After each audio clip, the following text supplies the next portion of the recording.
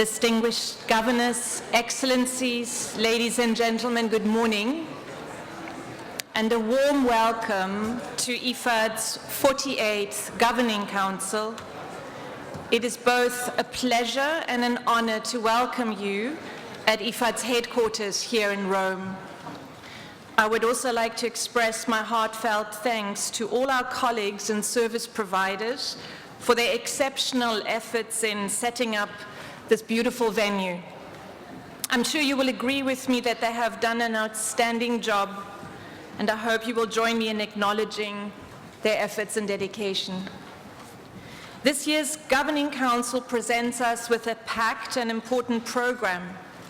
We will be addressing key items for your consideration, including the 2025 results-based program of work and budget, the report on the 13th replenishment of IFAD's resources, proposed amendments to IFAD's basic legal texts, and the collaboration between Rome-based agencies.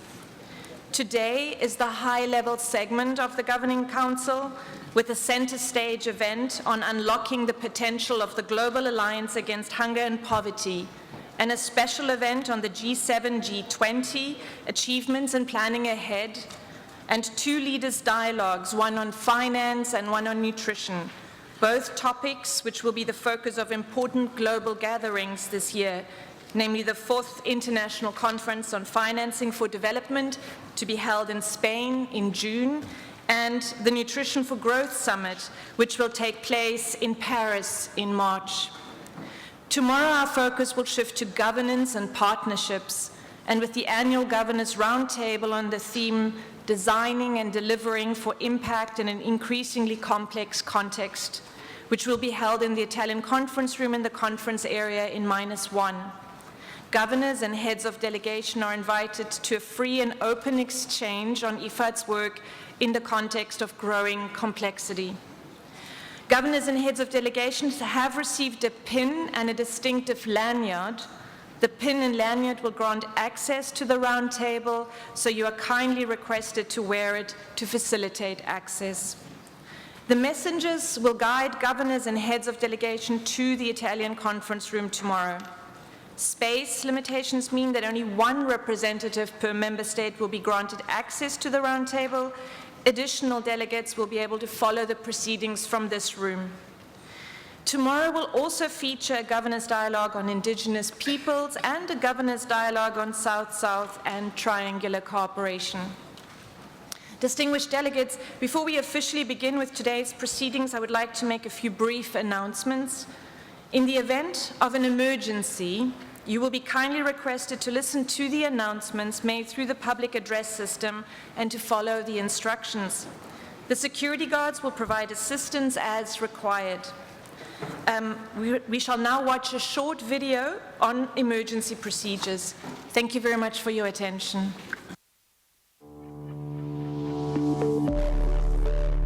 As part of our emergency response plan for this event at IFAD headquarters, IFAD Security has developed two main emergency procedures, namely evacuation and lockdown. This video will show you what to do in case one of these scenarios is indicated. There are different circumstances under which the evacuation of the meeting areas may be required, such as fire, bomb threat, or earthquake. Evacuation routes are located within the conference room as shown here. In the unlikely event that an evacuation is required, please follow these steps. Once the evacuation message has been initiated, please leave the area as quickly as possible and move in an orderly manner to the nearest exit, following the green evacuation signs. Do not take anything with you other than your personal belongings when leaving. Security staff will direct you from the emergency exits to the applicable assembly points. Once you reach the assembly point, remain there and wait for further instructions from security. Do not go back into the event area unless security personnel issues an all-clear signal and instructs you to do so. Unlike an evacuation, lockdown procedures are triggered when the conditions inside of the building are safer than outside. Once a lockdown message has been initiated, remain within the current structure where you are located, as security will enforce a safe perimeter around the meeting areas. Remain where you are, stay away from the doors, keep your mobile phone active but on silent mode, and wait. Follow the instruction of security, who will maintain strict access control. Once the all clear is given by security, evacuation may be initiated. If you have any questions or are uncertain of what to do in case of an emergency, inform someone from the IFAD security team directly or call our Security Operations Center on extension 0654592777.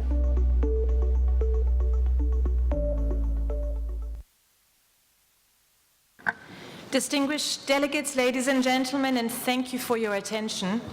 Allow me to briefly touch on health and safety measures in place for the Governing Council session.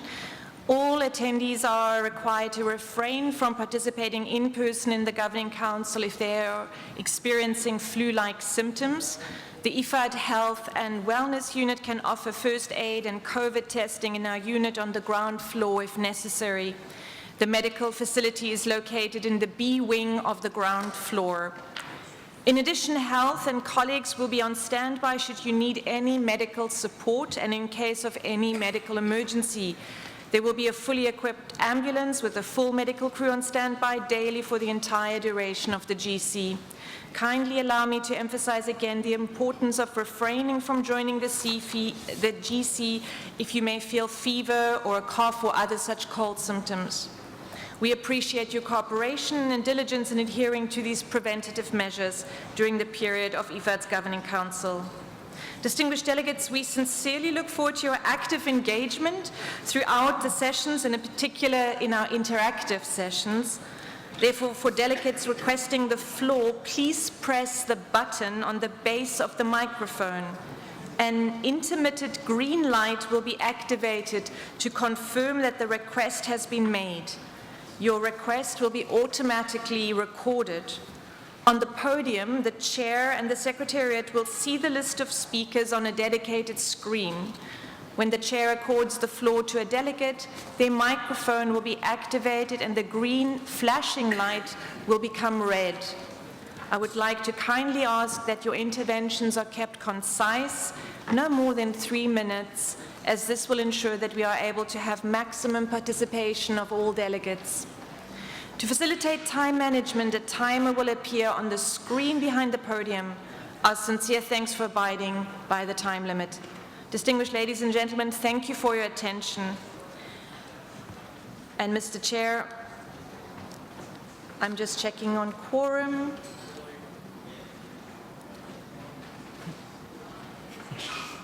We're doing the last check.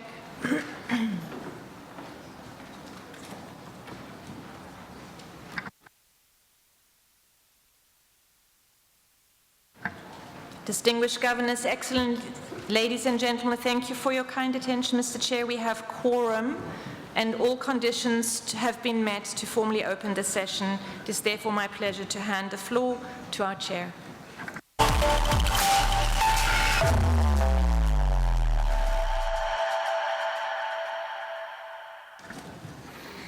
Merci beaucoup. Thank you very much, ladies and gentlemen, governors, delegates, and observers, ladies and gentlemen. I have the honor of welcoming you to this session of the IFAD. Inequalities today are more pronounced than ever, and we have multiple crises, conflicts, natural disasters, and economic instability. They're compounding already fragile situations. The adverse effects of this polycrisis are being further exacerbated by disruptive and destructive forces across the world, which are rocking the very foundations of human solidarity and international cooperation. These challenges pose a serious threat to our collective ambition of achieving the Sustainable Development Goals. The reality is clear. We're not just lagging behind, but we're at risk of reversing the progress that we have worked so hard for. Now, more than ever, we need transformative change. Incremental improvements will not suffice. We must embrace bold, innovative actions and urgent investments from the private sector, from governments, and from all key stakeholders. We can no longer just identify triggers for change. We must take real, tangible, and united action together on the ground in order to improve rural communities, strengthen resilience, and foster sustainable food systems.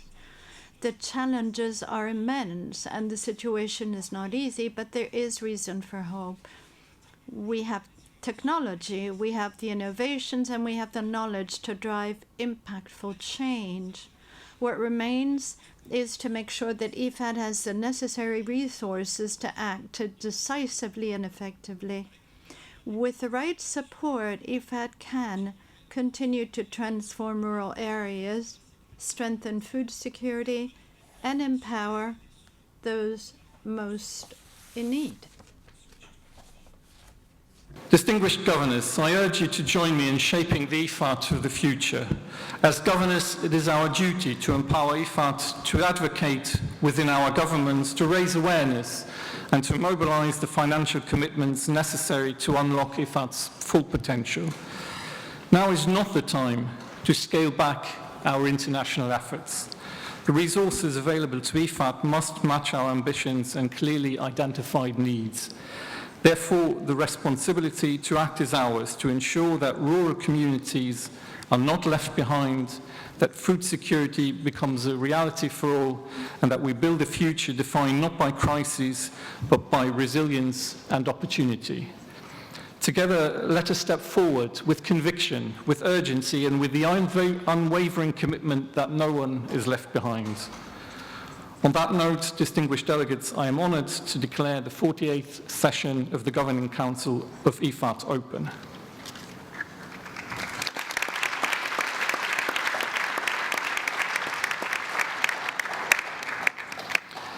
Let's now turn to the business of this session and adopt the agenda.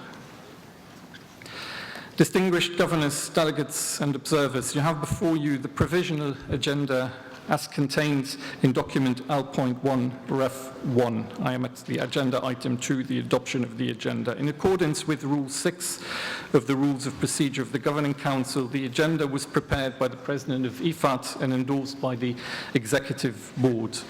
The revision pertains to inclusion of an item regarding the elections of 2 vice chairs to the Governing Council Bureau, given the departures of the former vice chairs from Algeria and Ecuador. The proposal is that they be replaced by the governors from Nigeria and Brazil, respectively. We will take up this item immediately after the adoption of the agenda. I would ask distinguished governors to also note the program for the session, which sets out the timing of leaders and governors' dialogues and the order of consideration of items over the next 2 days. Distinguished delegates, are there any comments or questions on the provisional agenda? I see no comments. I take it that the provisional agenda is approved. As I see no objections, so it is decided. Et on passe au point 3 de l'ordre. We can now move to item number 3, the election of vice chairpersons. Distinguished governors, delegates, and observers, at the 47th session of the Governing Council, the election of the Governing Council Bureau took place, so that was last year. Mr. Abdelkrim Touaria, the distinguished representative of Algeria, and Mr. Patricio Seban-Troya Suarez, the distinguished representative of Ecuador, were appointed as vice chairs of this council, representing List B and Letsie, respectively. Mr. Troya Suarez and Mr. Abdelkrim Touaria have moved on to different duties, thus leaving a vacancy for the 2 vice chairs from List B and C. Rule 12 of the Governing Council's Rules of Procedure, and in particular paragraph 2, therefore applies. The rule specifies that, and I quote, if an officer resigns or ceases to be a governor, he shall cease to hold his office and a special election shall be held at the next session, unless by decision without a meeting the vacancy is filled by the governor of the same member state. End of quote. Leslie has informed the Secretariat of the nomination of His Excellency Mr. Abubakar Kyari, Minister for Agriculture and Food Security of the Federal Republic of Nigeria, the Governor for Nigeria, to take up the role of Vice Chair. For List C, Her Excellency Tatiana Rosito, Ambassador and Deputy Minister for Finance for International Affairs of the Federative Republic of Brazil and Governor for Brazil, was nominated to take up the role of Vice Chair. As such, and in line with a rule that I already mentioned, we have included this item on the agenda. May I take it that there are no objections to these nominations? I see no objections. Once again, allow me to extend my sincere congratulations to my Bureau colleagues. I look forward to working together. We will now continue with the formal opening ceremony. We're honored to have a number of distinguished guests joining us for this ceremony. Let me ask my Bureau colleagues to join me as I now leave the plenary hall together with the President of IFAD and Vice President to greet our distinguished guests. With that, let me pass the floor to the Secretary. Ms. Tenhave, the floor is yours. Thank you very much. Distinguished delegates, I would like to kindly ask you to remain in your seats as we await the entrance of our special guests. We will be honored here today by the presence of a number of special guests who will be formally welcomed by the President of IFAD and His Excellency Giancarlo Giorgetti, Minister of Economy and Finance of the Italian Republic. The Council will hear from His Majesty King Letsie III of the Kingdom of Lesotho, His Excellency Julius Maada Wonie Bio, the President of the Republic of Sierra Leone, Her Excellency Noora Sulaiman Salem Al-Fassam, Minister for Finance and Minister for State of Economic Affairs and Investment of the State of Kuwait, who will be delivering a message on behalf of His Highness of the Emir of the State of Kuwait, Sheikh Meshal Al-Ahmad Al-Sabah Al-Sabah. Further, His Excellency Hussein Bashe, Minister of Agriculture for the United Republic of Tanzania, delivering a statement on behalf of Her Excellency Samia Suluhu Hassan, President of the United Republic of Tanzania. We will also hear a video message from His Excellency Muhammad Yunus, Chief Advisor of the Interim Government of the People's Republic of Bangladesh. And then we will be honored by the presence here today of His Excellency Mohammed Al-Yassa, President, Islamic Development Bank, and of Her Excellency Janja Lula da Silva, First Lady of the Federative Republic of Brazil.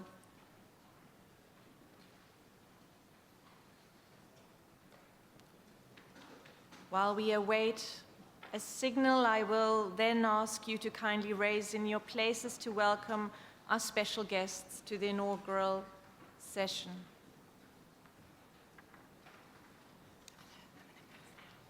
Okay.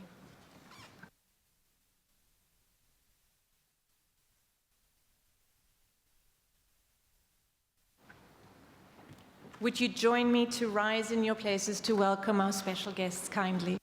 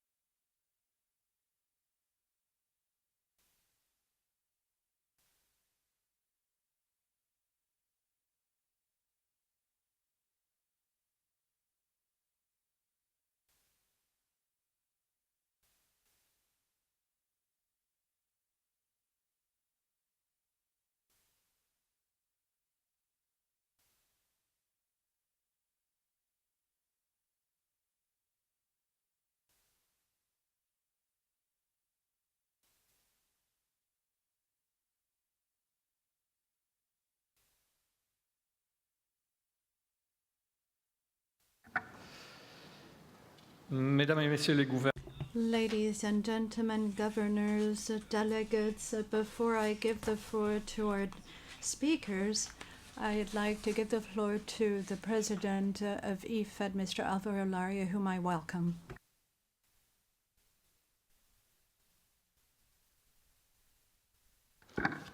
Good morning, Chairperson, Vice Chairs, Excellencies, distinguished governors, ladies and gentlemen. I have the honor to welcome you to the 48th session of the Governing Council. Let me introduce you some of our high-level guests and speakers. It is a pleasure for us today to have His Excellency Giancarlo Giorgetti, Minister of Economy and Finance of the Italian Republic, who will welcome fellow governors to the eternal city of Rome. Italy plays a key role in our mission and has always been a generous host to IFAD. I would also like to welcome our distinguished keynote speaker, His Majesty, King Letsie III of the Kingdom of Lesotho. His Majesty is both the African Union's Nutrition Champion and FAO Goodwill Ambassador on Nutrition, demonstrating dedication for advocating for the right to sufficient and nutritious food. His efforts have profoundly influenced the development of effective, concrete solutions to address nutrition challenges in the continent. It is also an honor to welcome His Excellency Julius Maada Wonie, President of the Republic of Sierra Leone, and Her Excellency Dr. Fatima Maada Bio, the First Lady of Sierra Leone. I would like to commend His Excellency's leadership and tireless efforts in addressing the pressing issue of rural poverty eradication and its far-reaching impact on food security. His Excellency's commitment has yielded significant results, including increased financial inclusion, job creation, and innovation. Together with the First Lady, their focus on empowering women and girls in Sierra Leone is commendable. I would also like to extend a warm welcome to Her Excellency Noora Sulaiman Salem Al-Fassam, Minister of Finance and Minister of State for Economic Affairs and Investment of the State of Kuwait, who will deliver a message from His Highness, the Emir of the State of Kuwait, Sheikh Meshal Al-Ahmad Al-Jaber Al-Sabah. As a founding member of IFAD, Kuwait's partnership with the fund has been instrumental in the fight against poverty. This partnership has played a crucial role in fostering sustainable agricultural growth and improving the livelihoods of vulnerable communities across the globe.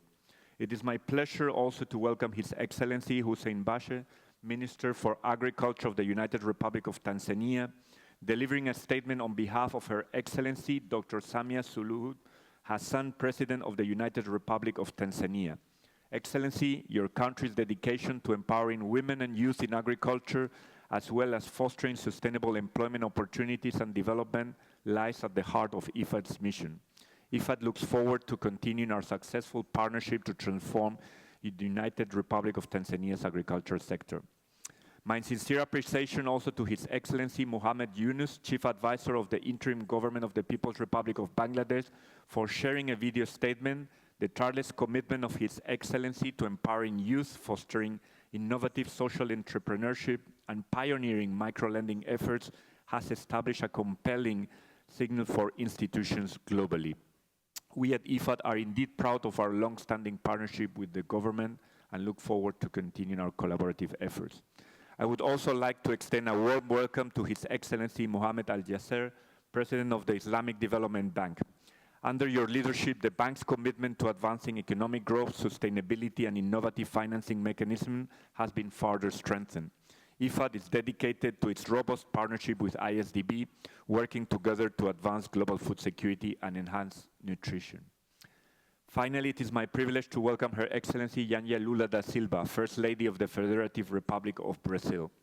Brazil's leadership in spearheading the Global Alliance Against Hunger and Poverty has inspired a renewed sense of political commitment and unity among nations, encouraging collective action that leads to tangible outcomes. This initiative not only aligns closely with IFAD's mission of empowering rural communities, but also plays a vital role in promoting inclusive development on a global scale. Your Majesty, Excellencies, on my own behalf and on behalf of the governors of this fund, I thank you for gracing us with your presence here today. Thank you very much.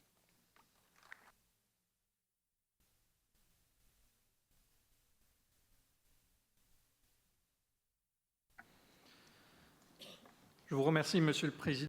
Thank you, President Lario. Allow me to join you in expressing our deep gratitude to our distinguished guests for accepting to share addresses with the Council. Now it's my honor to give the floor to His Excellency Giancarlo Giorgetti, Minister for Economy and Finance of the Italian Republic, to join in welcoming our fellow governors and esteemed guests.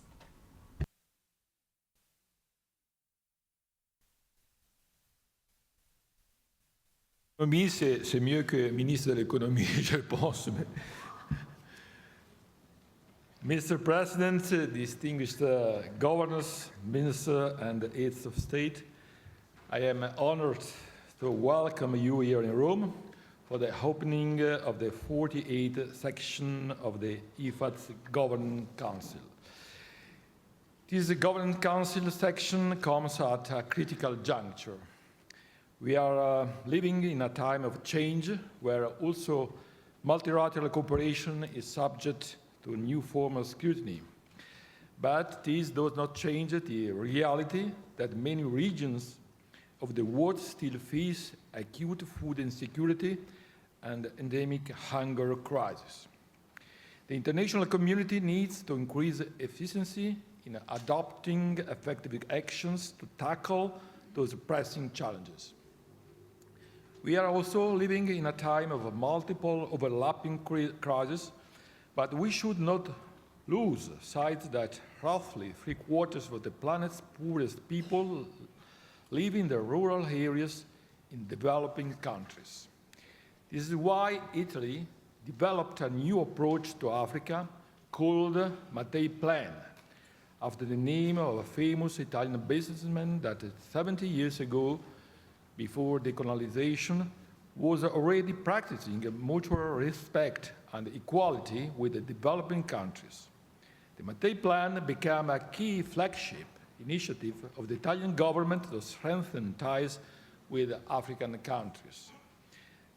Ties based on mutual benefits and shared interests.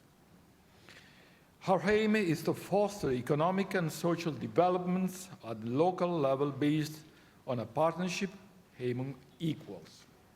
This is the background for our renewed strong support for IFAD as a solid and credible partner in this endeavor. We recognize its merit as a unique organization in the development landscape with its focus on the first mile, where a real difference can be made, and with its mission to invest in the most vulnerable rural communities. Let me then recall the importance of the recent IFAD replenishment, IFAD 13, with a cycle starts this year. The donors sent a strong signal committing to a replenishment of unprecedented ambition. This replenishment will allow IFAD's programs to become stronger in crucial areas such as fragility, climate change, and private sector empowerment, precisely at the time when other multilateral organizations are under scrutiny. As you know, despite the tight budget constraints imposed by the European Union, Italy made a strong effort, raising its contribution by 30% compared to the previous cycle, with a pledge of $119 million, confirming its ranking as the third donor overall. This proves our support to this institution, its priorities and values. As a proud host country, we see the fund as a key partner in addressing extreme poverty and food insecurity, in a spirit of cooperation with the other Rome-based UN agencies. Today, the Mattei Plan with Africa is a priority of our foreign policy. Initially launched with 9 pilot African countries, Algeria, Congo, Egypt, Ethiopia, Ivory Coast, Kenya, Morocco, Mozambique, and Tunisia, the plan has been recently extended to 5 more countries: Angola, Ghana, Mauritania, Tanzania, and Senegal. Our Mattei plan is being implemented and includes a cooperation with international financial institutions, including the World Bank, which just inaugurated an office in Rome precisely because of this. In that regard, let me remember the recent successful IDA 21 replenishment. Also, later this year, we will be participating in negotiations for an equally successful replenishment of the African Development Fund. Let me also recall the potential of the G20 Capital Adequacy Frameworks agenda launched by Italy in 2021 during our G20 presidency. We appreciate the preliminary reflection IFAD has started on how to integrate some CAF recommendations and innovations into its financial strategy to enhance its financial capacity. Let me stop here. I wish you very fruitful discussion today and tomorrow. Thanks.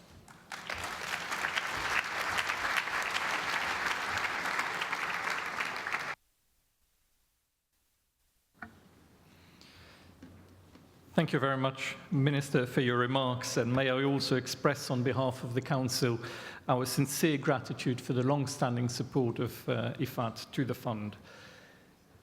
Ladies and gentlemen, now it is my pleasure and honour to invite His Majesty King Letsie III of the Kingdom of Lesotho to deliver his inaugural address. Your Majesty, the floor is yours.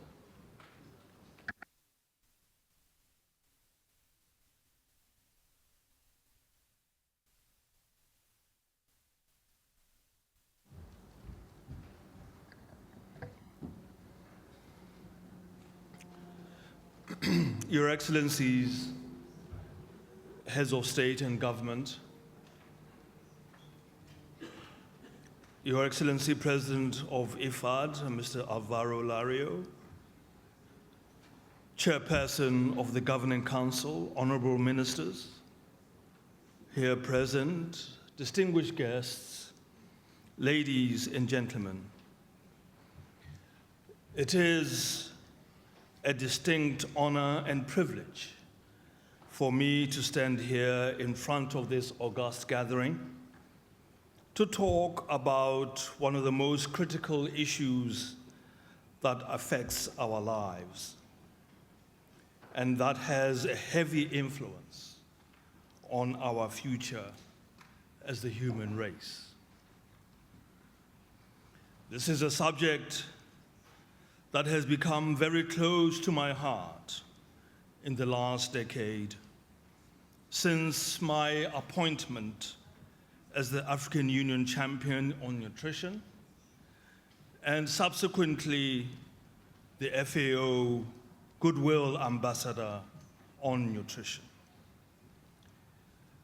I would therefore like to convey my sincerest gratitude to the Governing Council and the President of IFAD for extending me an invitation to participate in this important event and share my thoughts on how we can combat the existential threat of malnutrition, hunger, and poverty. Ladies and gentlemen, we are meeting at a time when the world is facing an alarming situation where about 22% of the world's children are stunted, and almost 30% of the world's population suffers from one or more micronutrient deficiencies as a result of the lack of access to foods that sustain healthy growth and development. Malnutrition levels across Africa remain unacceptably high, with 13.7% of infants having a low birth weight and 30.7% of children under 5 years of age suffering from stunting. As Africans, we know, and we have seen, and we are seeing, that our continent is disproportionately affected by the scourge of climate change. The impacts of climate change, such as droughts, floods, land degradation, and the loss of biodiversity, are deeply intertwined with the continent's agri-food systems and the multiple challenges around food and nutrition security. As the threat of climate change becomes more evident, it is imperative that African countries tackle climate and nutrition in interlinked ways, with a clear strategy to mitigate the impacts of climate change on healthy diets. Malnutrition in all forms imposes very high social and economic costs on our countries, developing or developed. It represents a long-term drain on socio-economic development, with African economies losing between 1.9% and 16.5% of their annual GDP to child undernutrition. Furthermore, malnutrition hinders healthy development of children due to stunted growth, wasting, micronutrient deficiencies, and sadly, it is one of the biggest contributors to global child mortality, accounting to about 45% of deaths among children under 5 years of age. Ladies and gentlemen, this situation cannot be allowed to continue. We need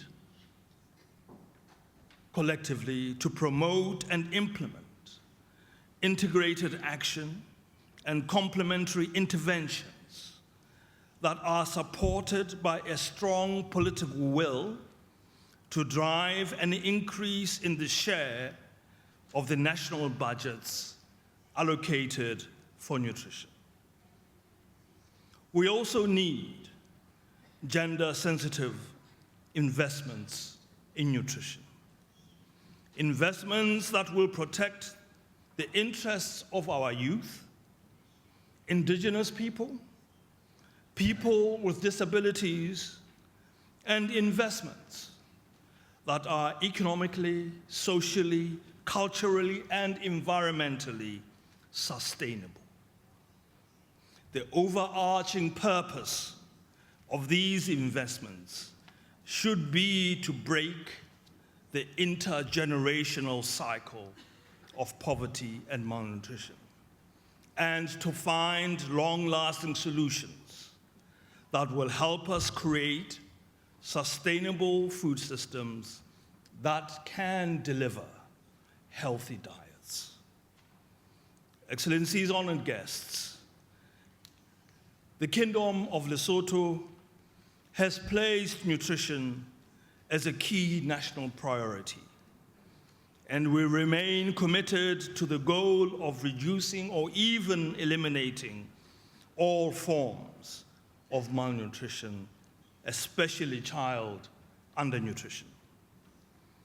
Even though our country has enjoyed some moderate economic growth in recent years, we are still struggling to address food insecurity, poverty, and malnutrition. Lesotho's economy relies heavily on agriculture, which is the main source of income for a majority of the rural population. The nation's agri-food systems are now heavily affected by climate change. Prolonged droughts, which are often accompanied by unusually high temperatures, and flash floods are compromising the availability, accessibility, affordability, and consumption of diverse and nutritious diets. In order to confront these challenges head-on, the government of Lesotho has pledged to accelerate efforts to address malnutrition, particularly child malnutrition, and in so doing, achieve the Sustainable Development Goal 2.2. In this regard, the government has undertaken key steps to build an enabling environment for better nutrition outcomes through strategic and multi-sectoral frameworks and programs that will allow different stakeholders to contribute and play a role in the increase of our food and nutrition security. The government of Lesotho, in tackling these challenges, including these challenges of climate change, has had the good fortune of working with committed development partners such as IFAD, the World Bank, FAO, and many others. The support we have received from these partnerships has enabled us to institute various climate adaptation and mitigation measures, such as restoring degraded lands and enhancing the protection of our biodiversity. I would like to believe that all these efforts are contributing to tangible improvements in livelihoods, food and nutrition security, and the general well-being of our rural communities. Ladies and gentlemen, I cannot emphasize enough the importance of promoting and implementing sustainable, nutrition-sensitive, climate-smart agri-food system policies, programs, and investment plans that can catalyze actions to prioritize nutrition across the entire agri-food system. I am convinced, and I have no doubt that you are also convinced, that a robust and resilient agri-food system can help improve the availability, accessibility, and affordability of safe and nutritious food, and foster healthy and sustainable diets. I am of the firm view, therefore, that nutrition should be an explicit part of our development policies and should be integrated in food and agriculture-related programs and investments. Excellencies, ladies and gentlemen, as the African Union champion on nutrition, I am deeply committed to advocating for food and nutrition security as a fundamental pillar of sustainable development. I will continue to call for the building of strong partnerships between all stakeholders, partnerships which will accelerate the transformation of our agri-food systems in sustainable, inclusive, and resilient ways, while ensuring the delivery of healthy and affordable diets for all. I thank you for your attention.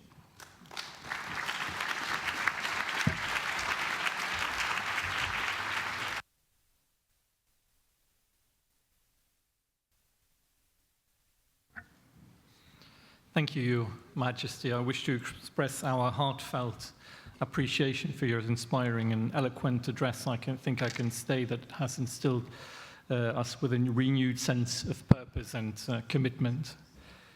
Ladies and gentlemen, now it is my pleasure and honor to invite His Excellency Julius Maada Wonie, President of the Republic of Sierra Leone, to deliver his inaugural address. Mr. President, the floor is yours.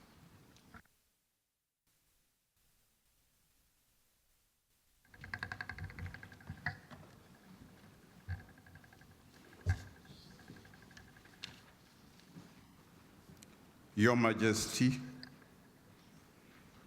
Excellencies,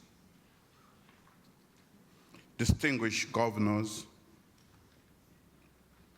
President of IFAD, honored delegates, distinguished ladies and gentlemen. It is a great honor to address this very distinguished gathering of leaders, experts, and stakeholders committed to transforming agriculture and rural development. I extend first my deepest gratitude to the International Fund for Agricultural Development, IFAD, for inviting me to participate in this important discussion on catalyzing investment at the first mile. This theme resonates deeply with Sierra Leone's journey towards sustainable development and shared prosperity. The first mile represents the heart of our rural economies. Smallholder farmers, fisher folks, and rural entrepreneurs. These individuals remain the bedrock of food systems and national economies despite limited resources and structural challenges. The theme also captures the essence of what we strive for, creating meaningful and lasting change at the very foundation of our food systems. For more than 40 years, IFAD's locally led development model has helped rural communities to take control of their futures. Your Majesty, Excellencies, ladies and gentlemen, our food systems are under immense pressure, facing unprecedented global challenges. Economic uncertainties, conflict, climate change, and entrenched inequalities continue to impact our rural communities disproportionately. These crises not only expose our long-standing systemic issues, but often aggravate them. Rural areas, often seen as the last mile, are in fact the starting point, the first mile for achieving global food security and sustainable development. Rural economies are the backbone of Sierra Leone's economy. Yet, they bear the brunt of climate change and are most affected by various shocks. Smallholder farmers make up more than 90% of the agricultural workforce, with women representing 70%. Their contribution is invaluable, yet they face significantly greater challenges than men in accessing finance, resources, and time, limiting their full potential. Recent crises have underscored the urgency of our situation and the need for immediate action. We cannot afford to continue on this path. As leaders, we can all agree that targeted investment have the power to transform livelihoods. It is our responsibility, therefore, to prioritize empowering rural communities, especially women and youth, to take the lead in driving this progress. With the right support, rural populations have the potential to sustain themselves and their economies and communities, significantly contributing to national food sovereignty, strengthening global and food security, and create opportunities in rural areas for the next generation. Your Majesty, Excellencies, ladies and gentlemen, in Sierra Leone, under my flagship Feed Salon initiative launched in 2023, my country has embarked on an ambitious journey to transform its food systems. We have embraced a private sector-led approach that positions agriculture as the engine of economic growth. We aim to completely overhaul our food systems to achieve food security and inclusive economic growth for current and future generations.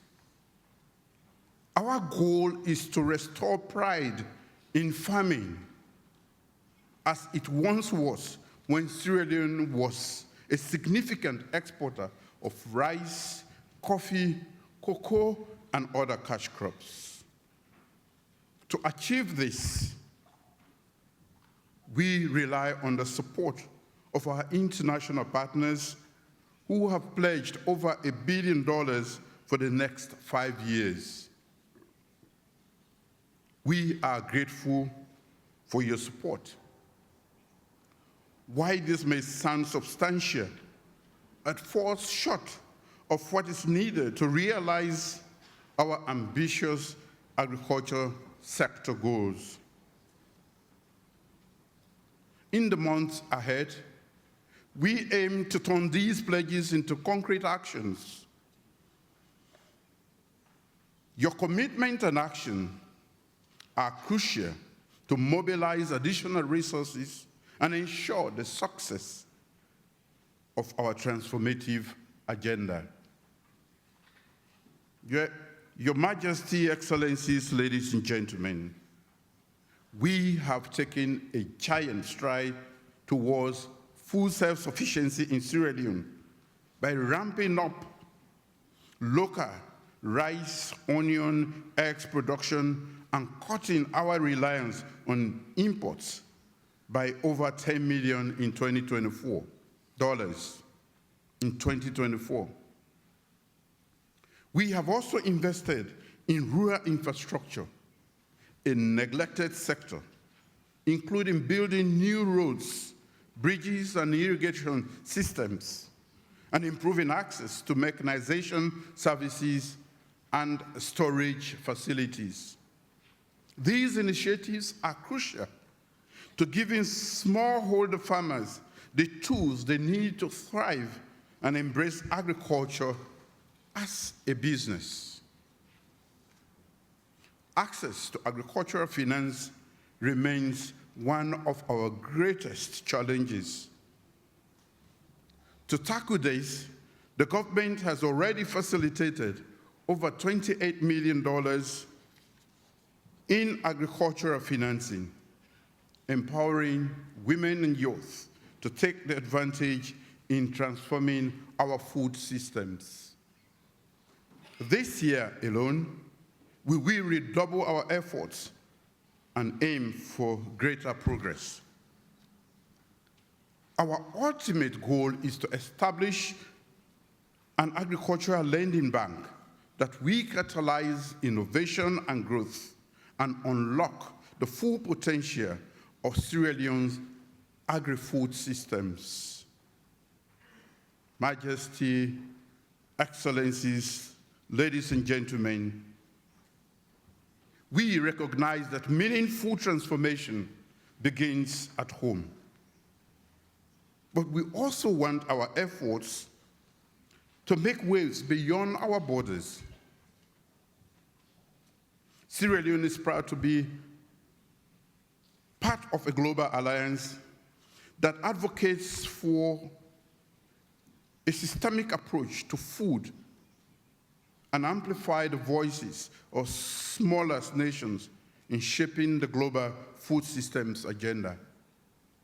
As co-chair of the Alliance of Champions for Food Systems Transformation, alongside Brazil and Rwanda, Sierra Leone is leveraging this platform to advocate for equitable and sustainable food systems.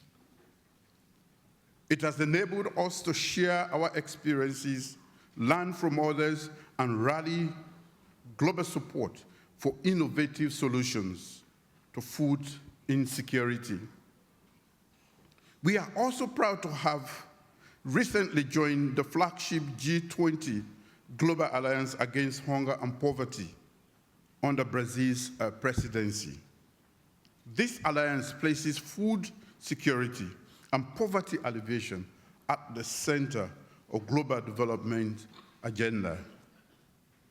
Through this alliance, we are committed to advancing key policy priorities, including scaling up our homegrown school feeding programs.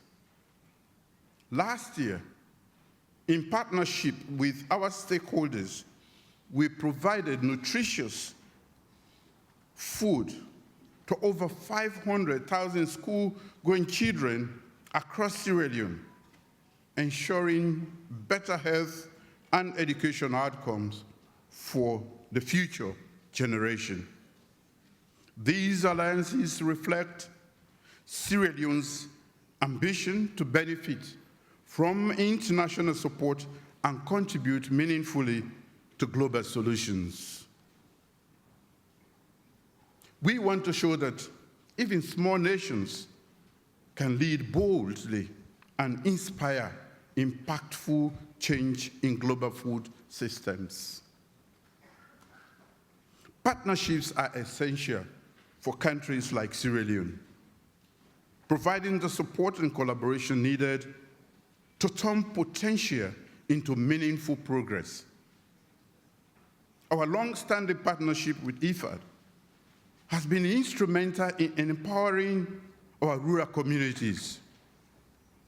Together, we have worked to lay a solid foundation for advancing food systems with IFAD, consistently proving to be a steadfast and committed ally on this journey. Collectively, we are driving transformative programs valued at over $270 million United States dollars. These include rural finance and community improvement programs, which has over $65 million United States dollars in funding and delivers vital financial and technical support to empower farmers to overcome challenges and succeed.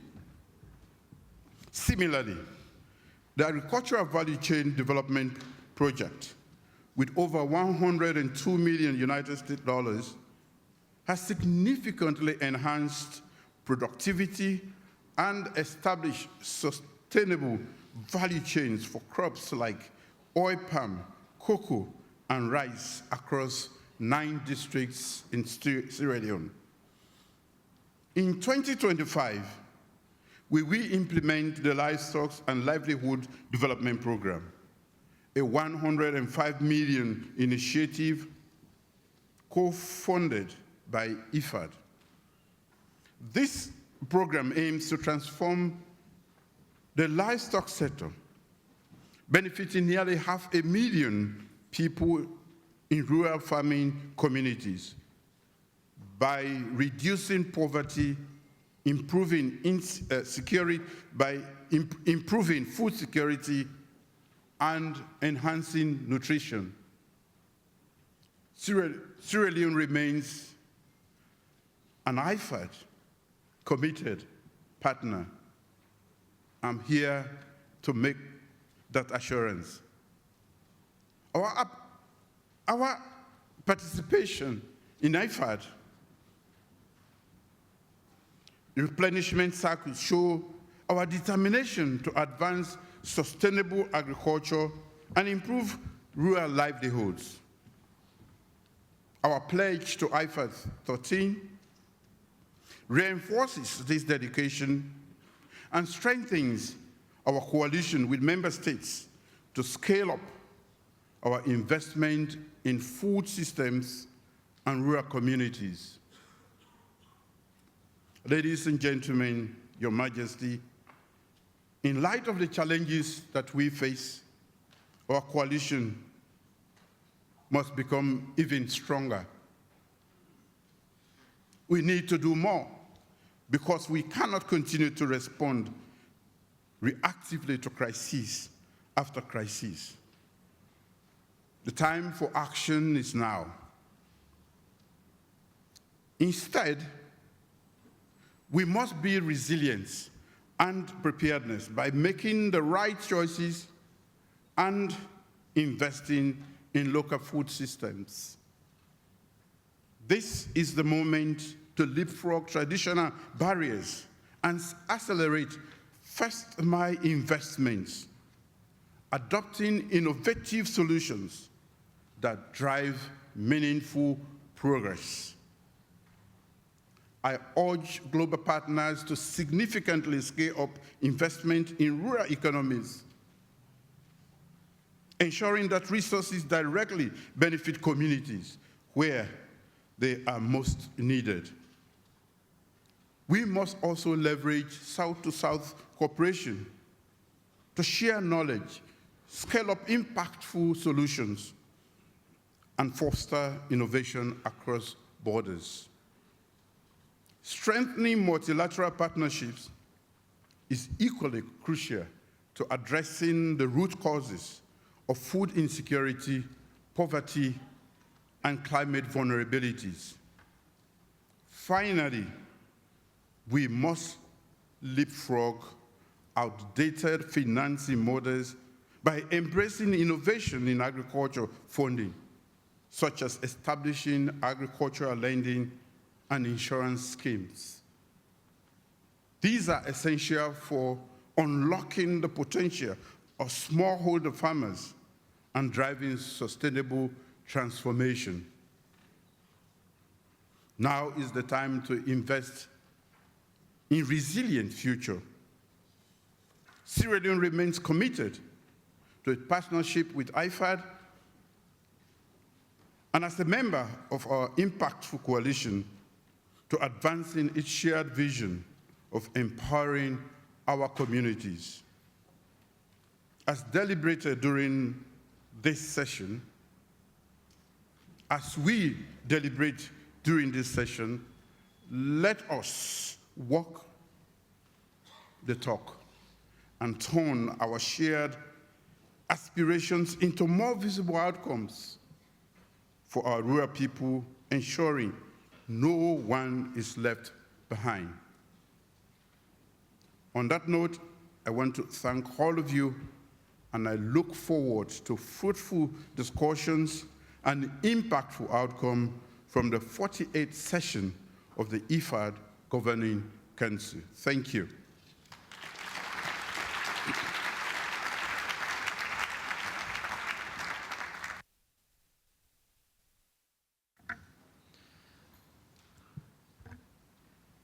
I sincerely thank you, Your Excellency, and the First Lady for joining us today. Your profound and thought-provoking address has not only deeply resonated with us, but also provided invaluable guidance. Ladies and gentlemen, it is now my pleasure and honor to invite Her Excellency Noora Sulaiman Salem Al-Fassam, Minister for Finance and Minister of State for Economic Affairs and Investments of the State of Kuwait, to deliver a message from His Highness, the Emir of the State of Kuwait, Sheikh Meshal Al-Ahmad Al-Jaber Al-Sabah. Excellency, the floor is yours.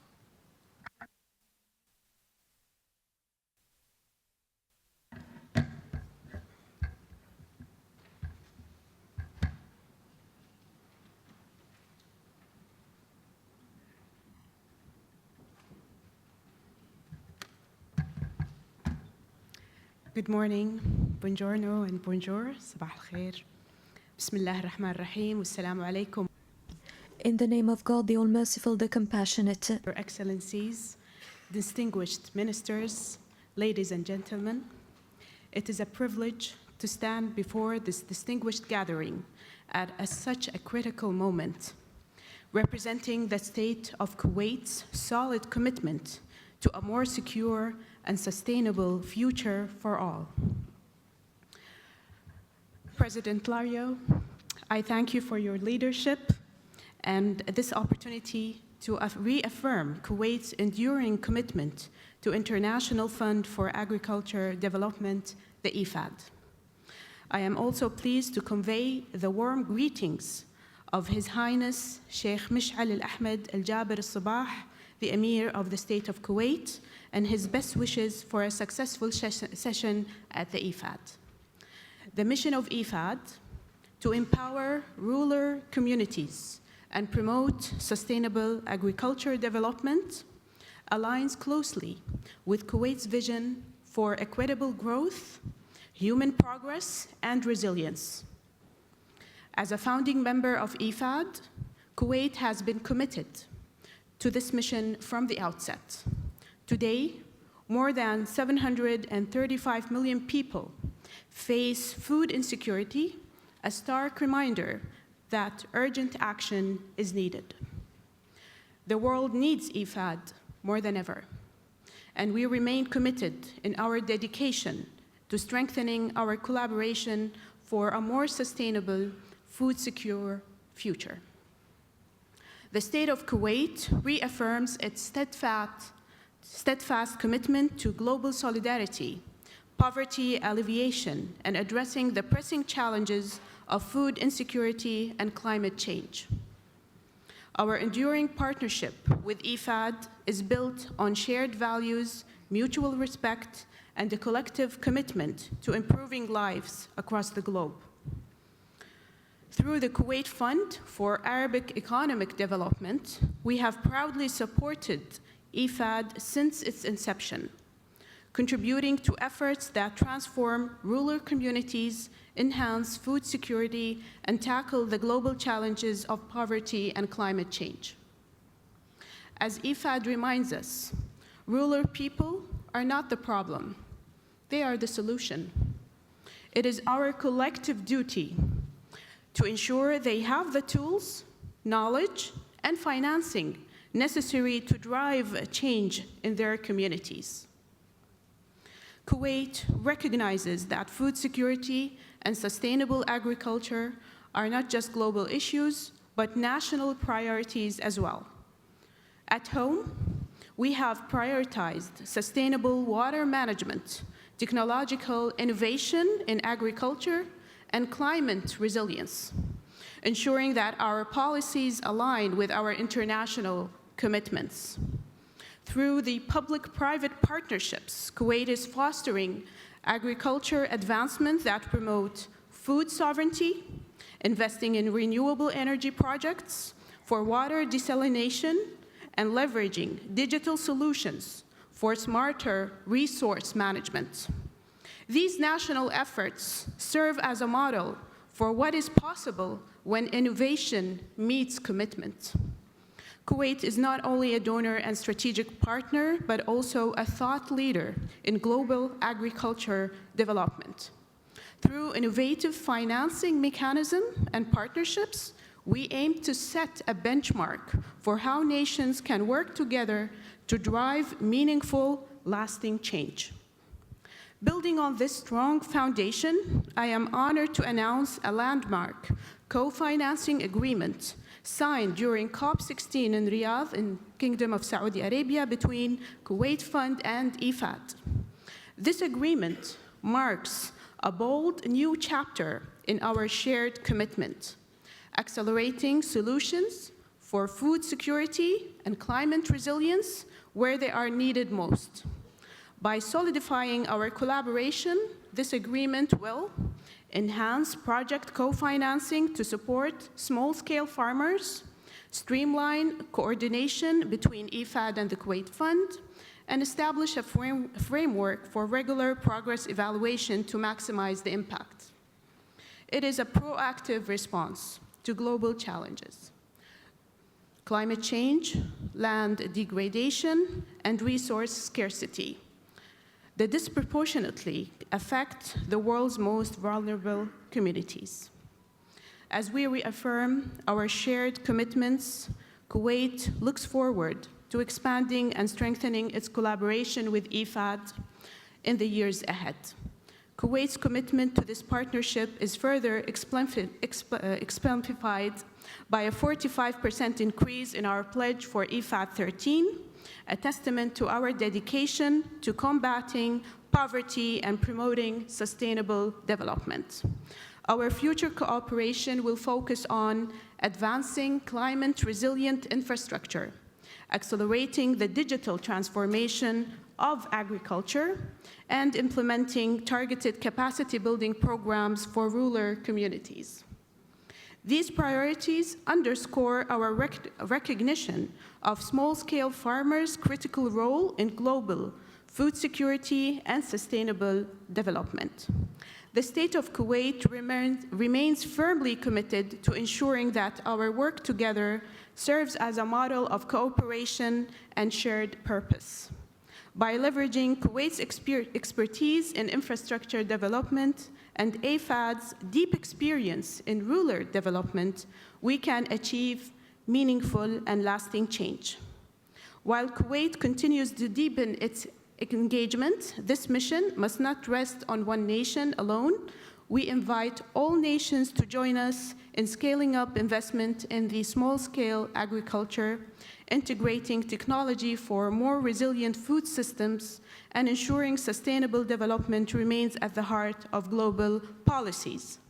Governments alone cannot solve these challenges. We urge private sector leaders, the international organizations, the multilateral institutions, and the civil society to collaborate with us in investing in sustainable agriculture, developing innovating financing models, and deploying the climate-smart technologies that would support rural communities.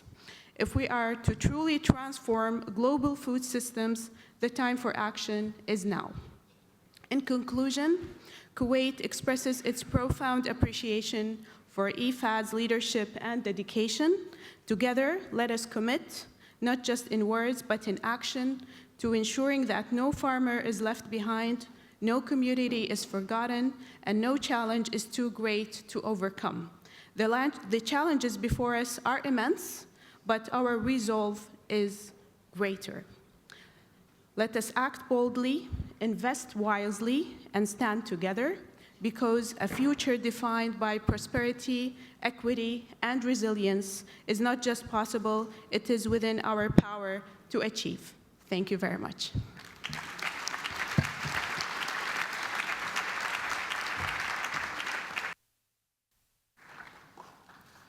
Thank you, Your Excellency. I wish to express our heartfelt appreciation to you and through you to His Highness the Emir for sharing this eloquent and inspiring address. We're truly honored and grateful for your presence here with us today. Ladies and gentlemen, now it is my pleasure and honor to invite His Excellency Hussein Bash, Minister for Agriculture of the United Republic of Tanzania, delivering a statement on behalf of Her Excellency Dr. Samia Suluhu Hassan, President of the United Republic of Tanzania. Excellency, the floor is yours.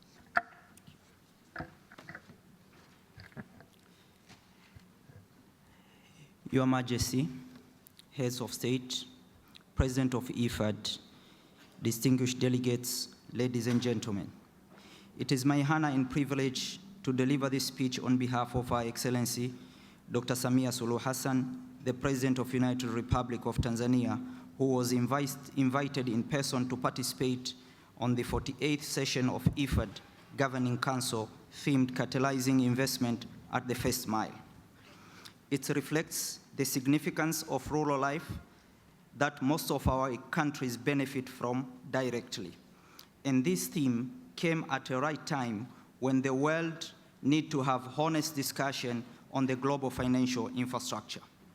Ladies and gentlemen, let me start by registering our heartfelt appreciation and greetings from the people of the United Republic of Tanzania to IFAD and other development partners for the supporting transformation of agriculture in Tanzania. The United Republic of Tanzania have a long-standing partnership with IFAD and is still committed to continue contributing to the inclusive development of our country, whereby around 70% of the population is dominated by the smallholder farmers. Also, according to Kampala Declaration 2025, smallholder farmers are defined as small and medium enterprise, playing the role of transforming rural realities into economic growth of the country. Therefore, investing to them is inevitable to create sustainable global growth. Sustainable global growth. The world needs to define and agree unanimously on investing at the first mile. For the last 4 decades, IFAD has established itself as a key partner in ensuring food security and sovereignty in line with our national priority, strategies, and plan. Ladies and gentlemen, our agenda in agriculture is food system approach and wealth creation. The United Republic of Tanzania vision is to feed ourselves and feed others commercially. In line to this agenda, Tanzania has adopted various initiatives and set of priorities, such as increasing production and productivity, irrigation infrastructure, job creation, digitalization, trade, and access to finance, geared at improving agricultural sector and enhance to contribution to the economic growth.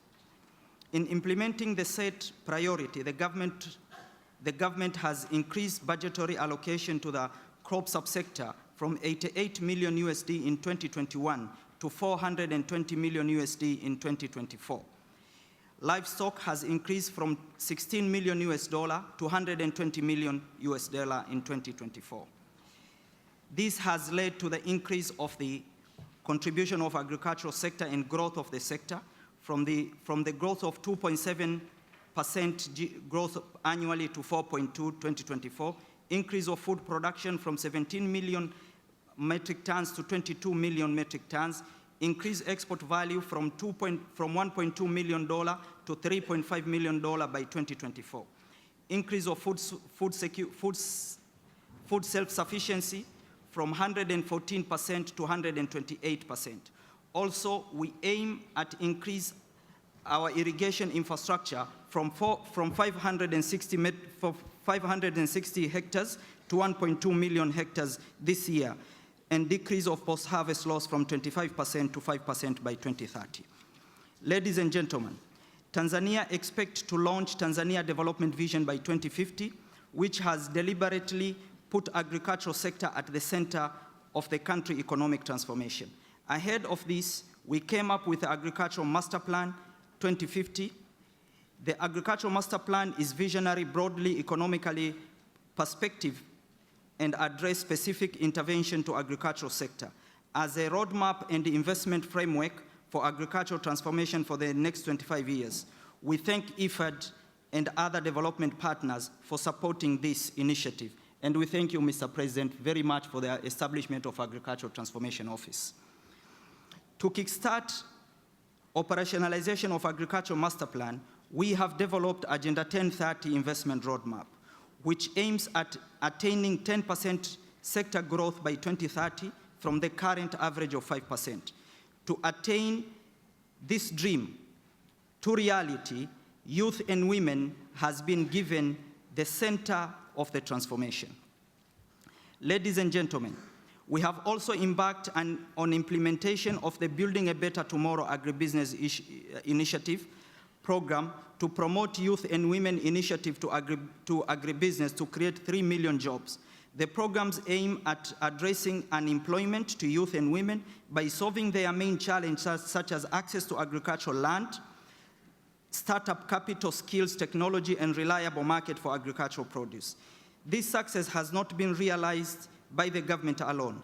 As we speak, we are implementing various programs and projects supported by IFAD, including Agriculture and Fisheries Development Program, Climate Smart Dairy Transformation Project, and Tanzania Food System Resilience Project. The value of this project is over $600 million. We thank African Development Bank to partner with the youth program by investing $100 million.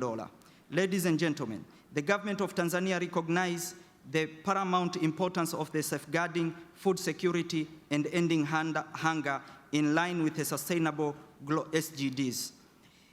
The vulnerability of food production system to the adverse impact of climate change, as well as the critical role of protecting, conceiving and restoring ecosystem in delivering climate adaptation benefits and co-benefit while ensuring social and environmental safeguarding.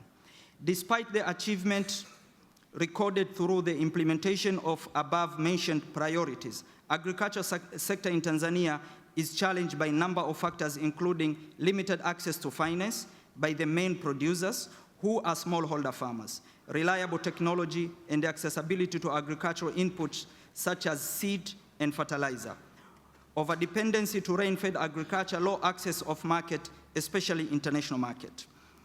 These challenges call for strategic and sustainable intervention through multilateral and bilateral collaboration, which can be realized by mutual partnership between your organization and the government of Tanzania. Multilateral and bilateral partnership are very important to this end because it is my belief the international economic order lack equality and equity on the distribution of financial resources, technology, and other important opportunities that jeopardize smallholder farmers to adopt sustainable agricultural practice, which is key to the economic growth.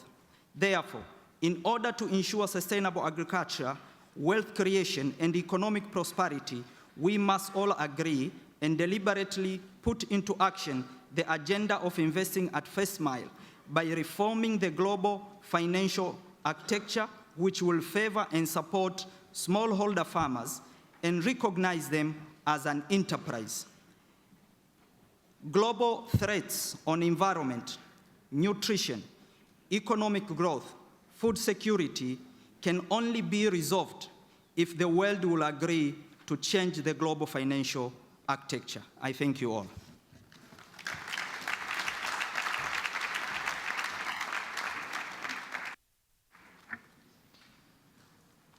Thank you, Excellency, for delivering this address and for your participation in this important meeting. And please extend our warmest regards and thanks to Her Excellency Dr. Samia Suluhu Hassan, President of the United Republic of Tanzania.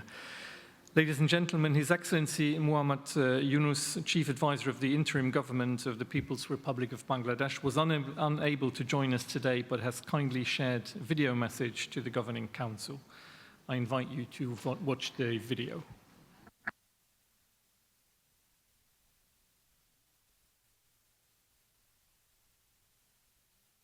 Mr. President, Excellencies, distinguished delegates, esteemed colleagues, let me congratulate IFAD for arranging this 48th Governing Council meeting, having the theme of catalyzing investment at the first mile. It is timely and befitting, considering the imperative to reducing poverty and inequality, ensuring stability, and feeding the world. Ladies and gentlemen, the uprising led by the students and the youth in Bangladesh was initially aimed at ending discrimination. Progressively, the movement evolved into a people's movement. The world eventually saw how people at large stood against autocracy, oppression, discrimination, injustice, and corruption, both on the streets and online. We believe the uprising that the world witnessed in Bangladesh in the span of few weeks may inspire many across communities and countries to stand for freedom and justice. I call upon the international community to engage with the new Bangladesh that aims to realize freedom and democracy for everyone. Over the years, IFAD's investments in Bangladesh have played an important role in enhancing agricultural productivity, improving livelihoods, and strengthening resilience to climate change. Yet, as we stand on the front lines of climate change, we must do more and continue to prioritize investments in climate-resilient agriculture, sustainable irrigation, and innovative technologies to safeguard these gains. Our aim of collaboration with IFAD began more than 4 decades ago. One of such projects, titled Grameen Bank Project, was supporting the Grameen Bank, a pioneer institution that demonstrated the power of microcredit in empowering the rural poor. IFAD's support for this initiative underscored a shared commitment to fostering financial inclusion and entrepreneurship among those excluded from traditional banking systems, especially women. I have been practicing and talking about social business, which has provided a new dimension to development and to solve social problems. Social business is a powerful tool that combines sustainability with social impact and address societal challenges by reinvesting profits to further their mission rather than distributing dividends to shareholders. It creates a virtuous cycle where businesses thrive by addressing the needs of the community, thereby fostering long-term development. IFAD's efforts in social inclusions are notable. In Bangladesh, IFAD supported projects empower rural women with tools, training, and resources to lead and drive economic challenges. This aligns with the vision of a 3-0 world: zero poverty through zero wealth concentration, zero unemployment, and zero net carbon emissions. With the tools like microfinance, inclusive policies, and sustainable technologies, all that remains is the collective will to implement cohesive strategies for a just, equitable, and sustainable future. And thus, we can ensure that no one is left behind. In the face of escalating climate challenges, IFAD's commitment to resilience building has become more critical than ever. Bangladesh, with its low-lying geography, faces the stark realities of rising sea levels, increased flooding, and soil salinity. By investing in climate resilience infrastructure, sustainable agricultural practices, and renewable energy solutions, IFAD ensures that rural communities can thrive in harmony with the environment. The development of salt-tolerant crops, efficient water management systems, and community-led climate adaptation measures are critical steps in this direction. Let us strive to seize opportunities for the most vulnerable and build a better world where no one is left behind.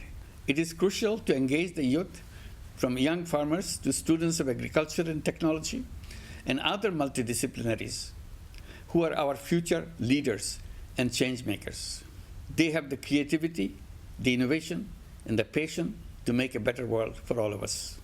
Thank you. Wishing you a great council meeting.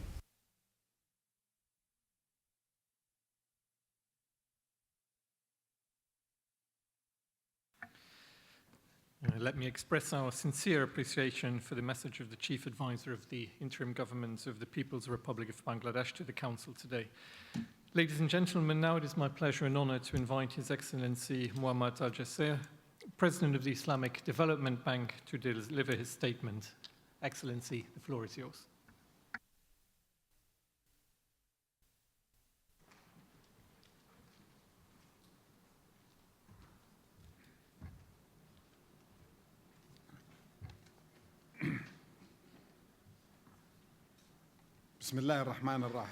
In the name of God, the merciful, the compassionate. Your Excellencies, my friend Lario, distinguished guests, it is indeed a profound honor for me to address the 48th IFAD Governing Council. On behalf of the Islamic Development Bank, I extend my deepest appreciation to IFAD for its commitment to eradicating poverty and hunger and promoting sustainable agricultural development. Congratulations to IFAD on nearly 5 decades of transformative impact, empowering millions of rural communities and shaping a more food-secure world. Yet, despite our collective efforts, hunger and poverty persist at alarming levels. In 2023, nearly 828 million people worldwide suffered from hunger. The United Nations SDG tracker expects that by 2030, over 600 million people will still face hunger. Climate change, conflicts, and geopolitical tensions continue to undermine progress towards SDG 1 and SDG 2, demanding urgent and coordinated action. This year's theme, Catalyzing Investment at the First Mile, resonates deeply within the ISDB's mission. We recognize that the first mile, where small-scale farmers and rural communities operate, is the foundation of sustainable development. Investing in this critical segment transforms lives, enhances food security, and drives economic resilience. A shining example is the Kano State Agro-Pastoral Development Project in Nigeria, financed by the Islamic Development Bank with $90 million. This initiative is already yielding results, boosting agricultural productivity, establishing agro-processing centers, and strengthening local value chains. However, to truly unlock the potential of the first mile, we must first shift the focus from agricultural production alone to developing robust, climate-smart agri-food systems. Second, integrate food security, climate resilience, and fragility into a holistic development approach. Third, leverage technology and digital transformation to enhance productivity and market access. And fourth, expand financial inclusion through innovative financing mechanisms tailored to smallholder farmers. And fifth, foster an enabling environment by strengthening legal and regulatory frameworks that support rural economies. Progress is being made. Multilateral development banks and development partners are stepping up efforts to support smallholder farmers. However, to scale impact, we must prioritize deeper collaboration, mobilizing concessional financing to de-risk rural investments and attract private sector participation. The Islamic Development Bank is committed to driving first-mile transformation through long-term investments. Our key interventions include, first, Food Security Response Program, which is a $10.5 billion financial package designed to help member countries weather the global food crisis. To date, we have approved 90% of the target, committing around $7.9 billion already. Second, climate-smart agriculture by supporting sustainable agricultural practices and enhanced food security and climate resilience, such as our regional cassava value chain program in Africa.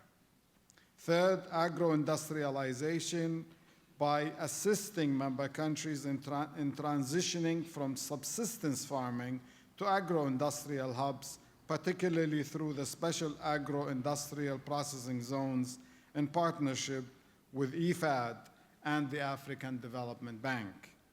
Fourth, capacity building which is systematically embedded in our programs and enhanced through the reverse linkage cooperation mechanism. Your Majesty, Your Excellencies, ladies and gentlemen, the time for action is now. We must redouble our efforts to invest in the first mile and build stronger partnerships for agricultural and rural transformation. Let us unite to leverage our collective resources, expertise, and commitment to forge a future where every farmer, every rural community, and every nation can thrive in a food-secure, resilient, and sustainable world. Together, we can turn this vision into reality. Thank you very much. Wassalamu alaikum wa rahmatullahi wa barakatuh.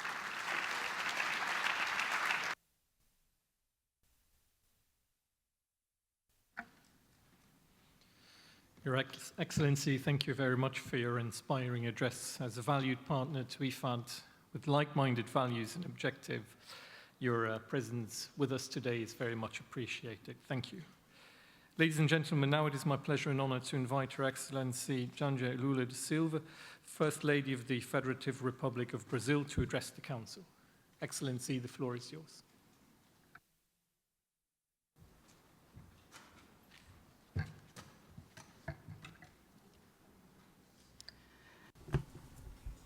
Good morning, everyone. I'd like to greet the authorities in attendance here and, of course, also greet all of the women here in attendance, all of the women who work to produce food throughout the world and who work towards food security and who fight against hunger. I'd like to immensely thank IFAD and my friend Alvaro for inviting me and the governors here for the support to the Global Alliance Against Hunger and Poverty and for having placed it at the center of the agenda of your meeting today at the Governing Council. We know that extreme poverty continues to be one of the main challenges in the world today, with almost 800 million people throughout the globe still suffering from hunger, and 60% of them are girls and women, and 2.3 million unfortunately live in food insecurity. And how is it possible in a world that produces enough food to nourish everyone, really? It is because of inequality. It's the only reason. When some lives matter more than others, so when the social and economic well-being of some is to the detriment of others. In the context of the polycrises that we're suffering from in the world, these inequalities are deeper and deeper, and they further affect populations and regions that are already vulnerable. With the exacerbation of climate change and armed conflict throughout many regions, access to food and the use of seed, water, and land is becoming more and more complex. Indeed, the journey of food from the field to our table goes through many stages that affect variety and quality, and they affect the availability of food within our countries, within regions, and in countries of the world. Rural populations, indigenous and traditional peoples, people who are refugees in peripheral areas, girls and women are suffering more from the impact of this, and they, of course, have a more difficult time in accessing sufficient nutritious food. The soaring prices of food over the past few years has indeed challenged the investments of governments in many countries. The broadening of access to employment and income should also privilege the access to high-quality food at the right price. But this, alas, is not a reality today. Our food systems perpetuate inequalities, and they are sensitive to climate change. When we're talking about the fight against hunger and poverty, we're talking about more sustainable, inclusive, and resilient food systems that can produce food that is healthy and economically viable. Decades ago, we met to discuss food security and nutrition, understanding how important this is for the world. But we need more than that, and we need more urgent measures. We need coordinated and concrete efforts with a multidisciplinary approach that will consider the diversity and complexity of these issues. With governments and IFIs and knowledge hubs and organizations of civil society, we need to work in partnership to multiply the impact of resources that dwindle every day. The Global Alliance Against Hunger and Poverty has a potential of contributing to stepping up results by combining actions to fight against hunger, food insecurity, poverty, and the construction of resilience and social protection. We can indeed put together knowledge, policies, and funding in order to implement policies that can truly change reality. This is the time to transform food systems by investing in lasting solutions that will not simply fulfill the right to food, but that will also manage an inclusive involvement of people with a sustainable use of land and natural resources, respecting the diversity of food. In Brazil, under the guidance of President Lula, we have been intensely working in social and production systems that not only strengthen nutrition and food security, but also try to tackle multidimensional poverty and promote the inclusion, both economic and social inclusion of our people. Measures like food stocks and the discouraging of ultra-processed foods and children's canteens, school feeding, and the strengthening of traditional and indigenous people's food guarantee measures that respect diversity, the diversity which is part of Brazil. The experience in Brazil supporting family farmers through credit and technical advice are essential for national food security and for our fight against extreme rural poverty. Programs like Sistemas Solidários, school feeding, the acquisition of food, urban and peri-urban agriculture, and food banks benefited 60 million or benefit 60 million people in Brazil every single day, and the fight against gender inequality. The program Bolsa Familia, which is a flagship program known throughout the world, has benefited 54 million people, 20 million households that drive the economy in small villages in Brazil.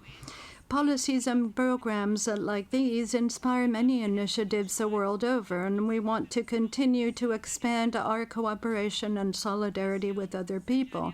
This year, we are going to be celebrating a meeting in Amazonia in Belém, during which time we're going to look at the links between hunger, poverty, and climate, and we're going to explore sustainable food systems and resilient ones for climate adaptation. And yesterday, I actually spoke with the President, Alvaro, in order for IFAD to be part of COP30 in the Amazon. Of course, the Global Alliance Against Hunger and Poverty is a call for us to try to intensify our efforts to achieve SDGs 1 and 2 by 2030 in order to transform the life of millions of families and communities the world over. And now I'd like to speak to the governors of IFAD and say that President Lula will be organizing in May a meeting of the ministers of Agriculture of Brazil and Africa in the month of May of this year. This is going to be the first event of the Global Alliance Against Hunger and Poverty. With the will and political responsibility, we can definitely build measures to provide for economic development and growth, leaving no one behind. There is no time to waste. Together, we can build a fair and better future that is more sustainable for present and future generations. Thank you.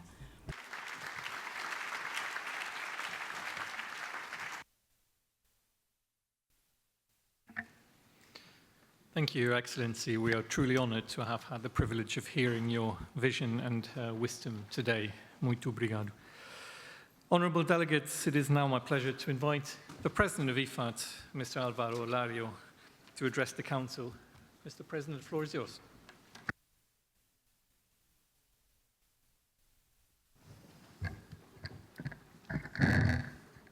Thank you very much.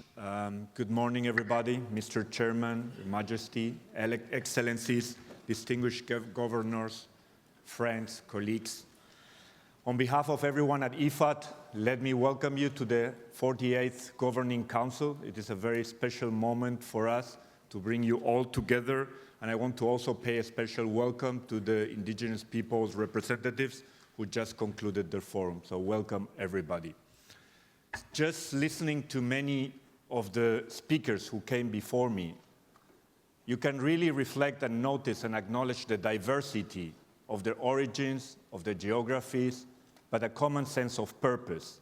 You can talk about Asia, the Middle East, Europe, Africa, Americas, but there's a big sense of common purpose. And I want to start with that. Actually, because this diversity, or I would say, being a universal house, having 180 member countries, being Ukraine the latest of one, is what makes us strong. And together, we are stronger. I know there's a lot of noise, a lot of shocks currently. We are in a critical moment in history, but let's not forget that together, we are stronger. And I think what we just listened today in the morning is a reflection of that. At the same time, all the vision, all the different investment plans we heard about, they all need to be underpinned by action. And this is what we are talking today, and this is what IFAD is about.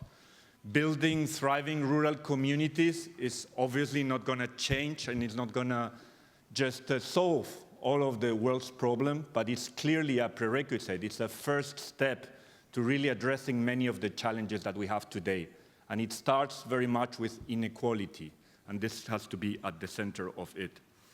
At the heart of this historical and critical moment is clearly uncertainty, but also instability.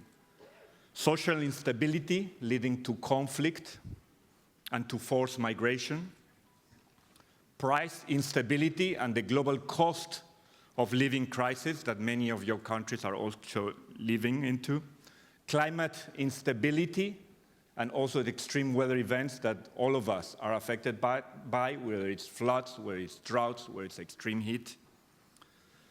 And I strongly believe that actually rural development can be an antidote to many of these challenges. And I hope that during the next 2 days we will continue discussing how this connects to many of the priorities in your countries, but also some of the challenges that we all have.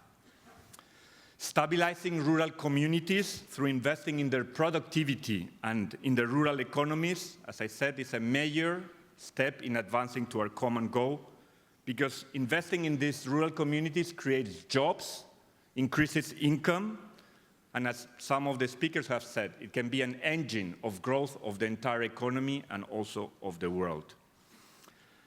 At the core of our business model is a recognition that no matter how small these farms are, it's important that we keep and think of them as business owners, and that they are part of a global and part of a local economy, as well as a core part of when we talk about private sector and value chains. They are at the center of many of these investments.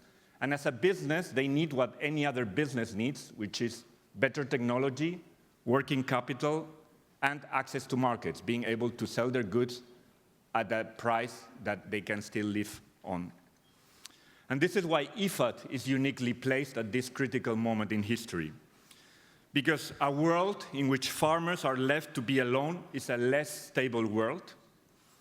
one that is more at risk of deepening hunger, of deepening poverty, and one that is less equipped to address some of the challenges I mentioned with respect to extreme weather events such as floods, droughts, or heat waves. And it is a world where we know that those that are closest to the land, the small-scale farmers, are the ones which are actually going hungry. And we all know that this is unacceptable. From our own research, we also know that there is a link between agricultural productivity and peace. In Ethiopia, we measured a 3% decrease in conflict for every 1% increase in land productivity. And in Mali, we found an 8% reduction in conflict where IFAD was investing. And the reason is very clear. The more we successfully invest in small farmers' ability to produce food, the less competition there is for resources, and the less they will be needing to forcefully migrate. And when shocks do happen, these farmers and the communities will also be better placed to withstand them. Our own impact assessments also show that for communities and farmers that were funded by the projects, they were 14% more likely to recover from these shocks than farmers that did not participate. I will now change to French for those that might need, and then to Spanish for those that might need some translation.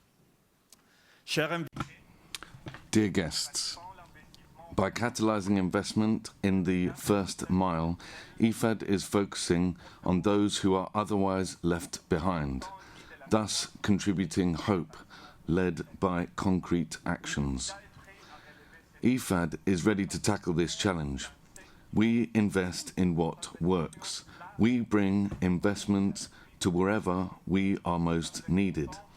We invest wherever we can generate the greatest impact. The new IFAD strategic framework will remain in place until 2031.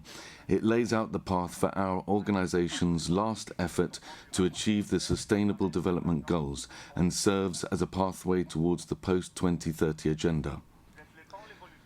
In reflecting the way in which investments have evolved to adapt to country needs, the framework seeks to increase economic opportunities for small-scale food producers, improve food security and nutrition for rural communities, strengthen environmental sustainability and the management of natural resources, and also to strengthen resilience. And now switching to Spanish. The strategy is clear, and we will implement it tirelessly in meaningful ways. Firstly, we have recalibrated our operations to place even more importance on implementation and the results of our projects. We want to be more effective with the dollars and the euros that countries contribute, as well as the money we receive from private investors. This involves doubling our efforts in working with the private sector at local level, working also with governments in catalyzing investments and ensuring that we have a constructive ecosystem so that investment can happen. We have set up a new private sector operations division, which is part of the operations department at country level, so that we can be very close to the teams working on the ground and closest to our clients. Our investment strategy will focus on our comparative advantage. We will focus on the financing gaps left by governments or which are left by banks or other institutions where finance is lacking, and we will strengthen collaboration with private sector actors. Secondly, we are renewing our commitment to innovation and adaptation. The digital revolution has left behind a large part of the rural population, which is why we must strive to ensure that this does not become another gap that defines their future. We have to be more agile as well. All of the countries are asking us to do this. We have to have less bureaucracy, less paperwork, and try to operate and ensure that our investments are as simple as possible. Thirdly, we are also ramping up our commitment to partner up with more allies, and we've seen a few of them here today, and cooperation with the other UN Rome-based agencies is essential. We have to focus on having a clear vision and clear complementarity, working with multilateral development banks and public development banks. We also have to work with important global platforms such as the one that the First Lady was telling us about, with over 150 members. This is the Global Alliance Against Hunger and Poverty, which we'll continue to discuss. It was led by President Lula launched by Lula last year in the G20, and we also have to work with renewed efforts in South-South and triangular cooperation through our offices in Brasilia and Beijing. As our mission tagline says, IFAD is in the business of investing in rural people. And we are committing that ensuring that this progress and our investments are sustainable, resilient, and inclusive, because we give a hand up, we don't give a hand out. And let me reiterate the inclusive side. IFAD's approach gives people a stake in designing and owning the solutions that work. Ownership and accountability is part also of hope. This is growth from below, and it is the most impactful way to create opportunities and to change lives. This is the first mile. IFAD was founded at another moment of global turmoil, high tension, hunger, and conflict in the 1970s. Our strength has always been and will remain that we invest in rural people and we can show our impact on the ground. Our investments raise productivity, raise incomes, and put the money in the pockets of the poorest. Our approach builds resilience and also prevents the need for further increased investments in humanitarian interventions. So that's why I believe our mandate is more relevant than ever, and we count on all of you to support us in achieving this mission. Together, as I started my speech, with the right investments, we can unlock food security and lock in carbon. We can scale up new technologies and reclaim traditional practices, and we can help secure global stability by improving conditions locally. Let us work together in leaving no one behind. Thank you very much.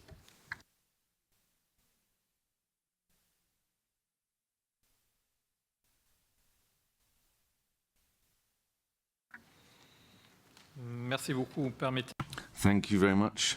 On behalf of the Council, allow me to express our sincere appreciation to President Lario for his statement, for his leadership and unwavering commitment to the mandate of the Fund. Ladies and gentlemen, we have now come to the end of our opening ceremony. Once again, I would like to thank each one of our esteemed guests for taking the time to share their insights with us. Let us bid farewell to the esteemed guests that are taking their leave of us and express our appreciation with a round of applause.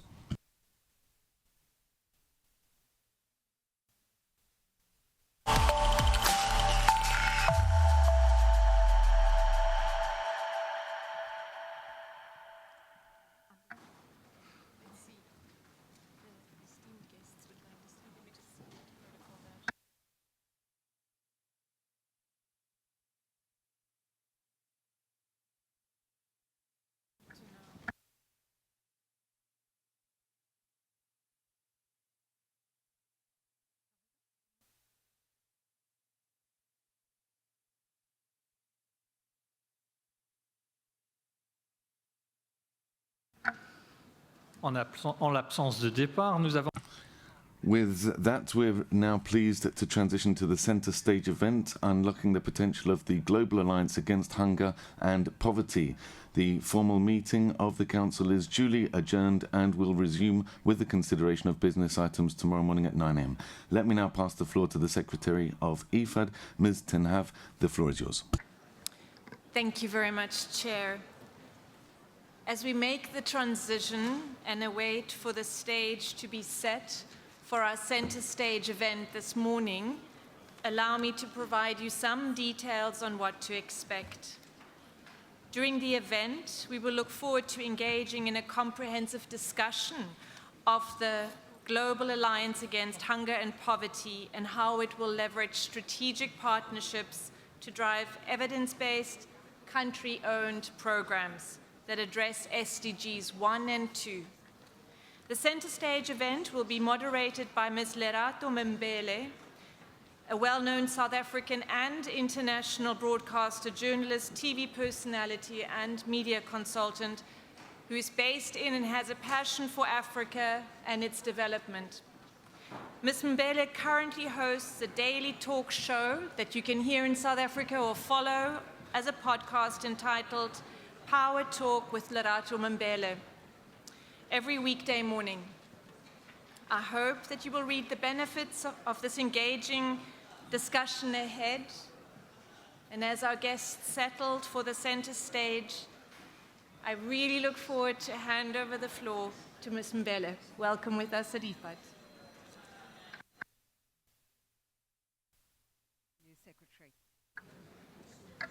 Thank you very much to you, Madam Secretary.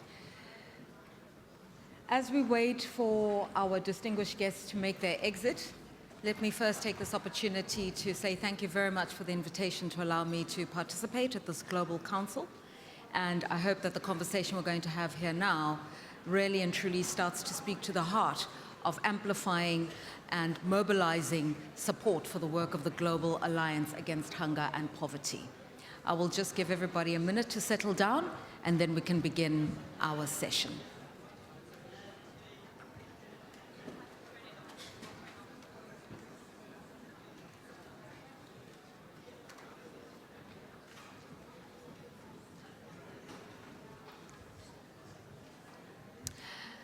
And so I think we are ready to begin. May I request your attention, please, ladies and gentlemen, and then we can begin our plenary discussion.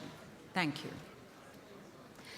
So let me begin by saying, Your Excellencies, honorable guests, members of the Governing Council, partners in development, the First Lady of Brazil, Directors General, and friends.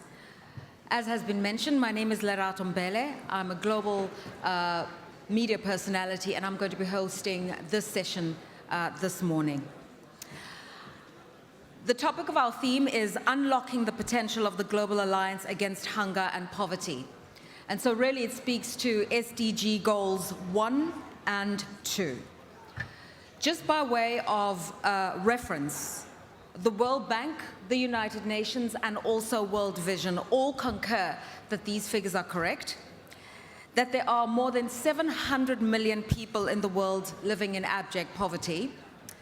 And abject poverty, as you know, is collectively defined as a person surviving on $2.15 a day.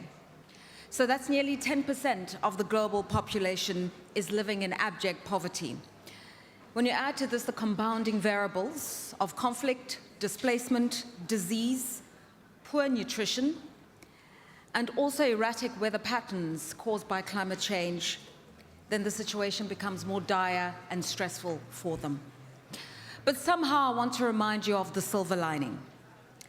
In 1990, the share of the global population living in abject poverty was 37%, almost 38%, 1/3 of the world's population. That was in 1990. Today, 35 years later, that percentage is just above 9%, or nearly 1/10 of the population. So I think that shows you that in a generation, the needle has moved, something has happened to change the course of history and the narratives around poverty, hunger, and vulnerability. But as we heard this morning from His Majesty and the presidents of Sierra Leone and the representatives as well from Tanzania and the First Lady of Brazil, the countdown has begun to 2030. The countdown has begun to meeting the targets of eradicating poverty and food insecurity in the world. And so it is really important that we double down our efforts. We really and truly make a concerted attempt as the global community to make sure that poverty and hunger is addressed. And it's within this context that President Lula da Silva of Brazil, as chair of the G20 last year in 2024, launched the Global Alliance Against Hunger and Poverty. And at the time, President Lula said a few things. He said the alliance's work should be aligned with SDG goals to eradicate poverty and malnutrition. He also said a lot of effort needs to be focused on the vulnerability that children face in particular, because the majority of food insecure people in the world are those below the age of 5, and it impacts their brain development, physicality, and education. President Lula also spoke to the fact that food waste is really also a problem. He said, in this world, we produce each year 6.6 billion tons of food, and yet there are 733 million people who are hungry and living in poverty. And so today we're talking about breaking those chains and also to foster a partnership and an alliance, to really look to decisive leadership and to see how we can galvanize the multilateral financial system, but also the triangulation of bringing together civil society, the youth, governments, to make a concerted change and effort that we can change, as I said, the course of history. And so with those few words, we are amplifying the important work of the Global Alliance Against Hunger and Poverty. We are building on these partnerships. We want to scale it up, and we look forward to hearing from you what commitments you could make to giving fresh life and impetus to this important work. Without further ado, please allow me to reintroduce to you the President of IFAD, Alvaro Lario, to share his sentiments on this global alliance.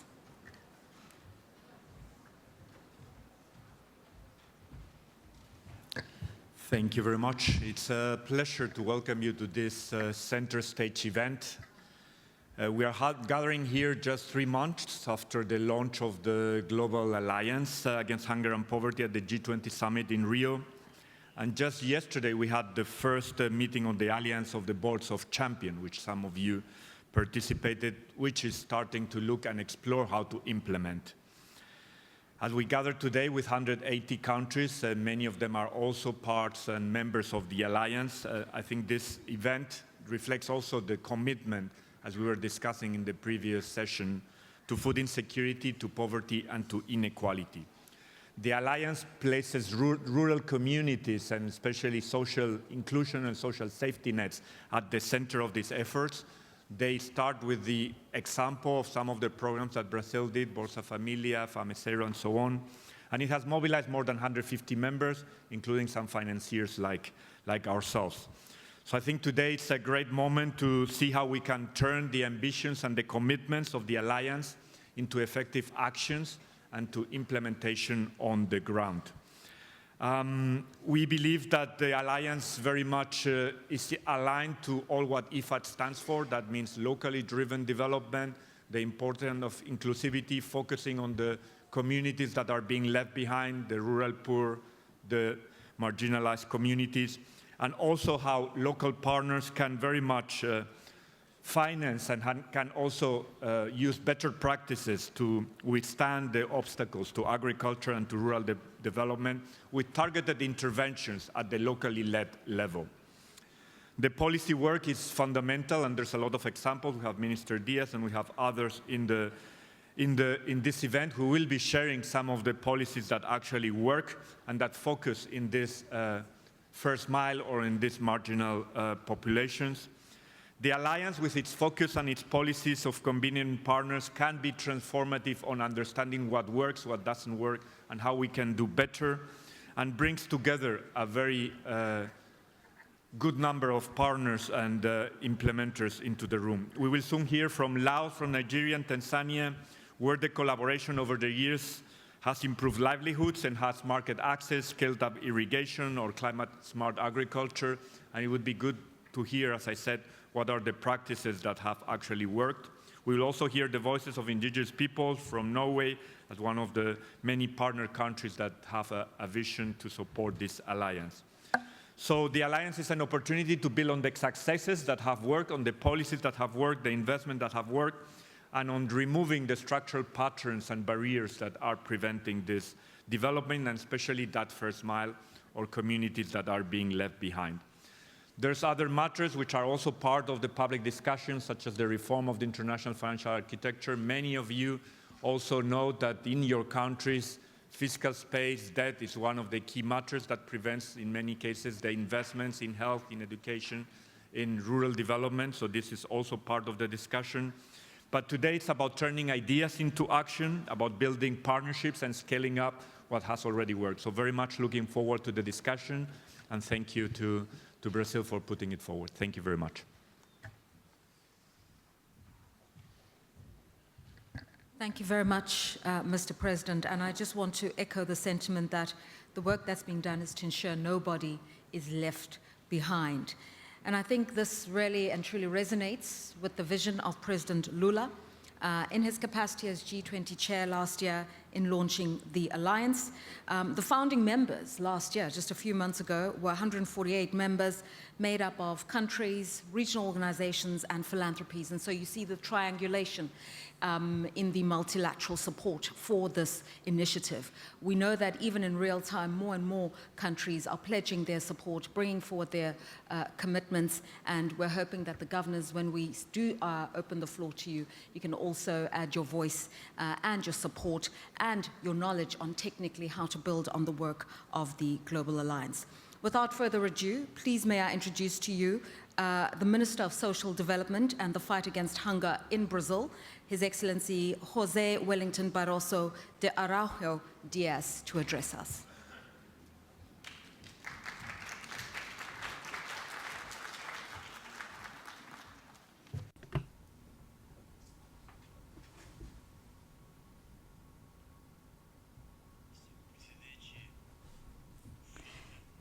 President of IFAD, dear Alvaro Lario, ladies and gentlemen, governors of the Governing Council gathered here together, heads of state and of government, ladies and gentlemen, and I do wish to recognize the First Lady of Brazil, Dona Janja da Lula, who plays a very important role. A Brazilian, José de Castro, many years ago warned us. He said that when one part of the population of the world does not sleep at night because there is no food, the other part of the population will not sleep because of the fear of the population that has no food. And in 2023, President Lula Inácio da Silva took over the presidency of the G20 from India, and it was at that time that he launched the proposal for the establishment of a global alliance against hunger and poverty, in order to step up the achievement of SDGs 1 and 2, which, of course, concern the eradication of hunger and zero hunger. The reason was quite evident. The plan was simply not doing enough, and the trend after years of consistent drop-off in the rates of poverty and hunger, after years, unfortunately, we were going through a time of stagnation and actually a reversal in that trend, meaning that there was a pickup, there was an increase in hunger and poverty. As FAO pointed out, we had more than 6 million people in food insecurity and hunger. In 2022, we got to 150 million, which is very good news. And in 2023, we were able to reduce that a little bit down to 730 million. The approach of the alliance is innovative. Indeed, rather than just another forum for a debate, it is a mechanism which is geared towards concrete action, and that fosters and designs support at a national level for large-scale implementation of a broad range of evidence-based national programs that have proven to be efficient. These are programs that have worked to fight against hunger and poverty. In 2024, with much support, and by the way, I do wish to take this opportunity to thank all the countries that were part of this endeavor, we were able to obtain not just the consensus of the G20 for the proposal of establishing the Global Alliance, but we also were able to marshal the support of dozens of countries and organizations that are not members of the G20. And today, 3 months down the line since the launch of the alliance, now the alliance has indeed 148 members. They are all part of the Global Alliance Against Hunger and Poverty. Above and beyond the simple support, we also experienced the measure of Sprints 2030, which was a test, if you will, of the Global Alliance Against Hunger and Poverty. And there were many statements of commitments that were made in various areas of the policy basket, and that was a very successful endeavor. We received commitments from 41 governments, national governments, and 32 international organizations, aiming to achieve a number of objectives, as, for example, reach out to over 500 million people with cash transfers and reaching out to over 200 million students with the expansion of school feeding programs, and also 150 million children and mothers with early childhood support programs, not to mention over 100 million people who were involved with socioeconomic inclusion programs. Indeed, we seek to collaborate with financial resources, funding, and knowledge in order to support other developing countries. So it was possible, for example, to receive $24 billion from the Inter-American Bank, as many others. Today, or rather yesterday, here at IFAD, we had the establishment of the Board of Champions of the Global Alliance, whose task it is to secure and to guarantee the operation of the Global Alliance. Brazil will be the chair, together with other vice chairs like Kenya, Mexico, Portugal, India, and other members. So we are all going to work together in respect of sovereignty and mutual experiences. Now, what I'm trying to say here is that just in a few months since we last met, the global context has changed rather very radically.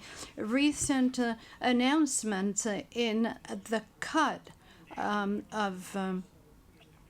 the cut to budget programs and aid and assistance budgets and to ODA, not just in the US, but also in different countries in Europe, have elicited great dismay in the international community. So the challenges are increasing, and the means to face those challenges seem to be diminishing.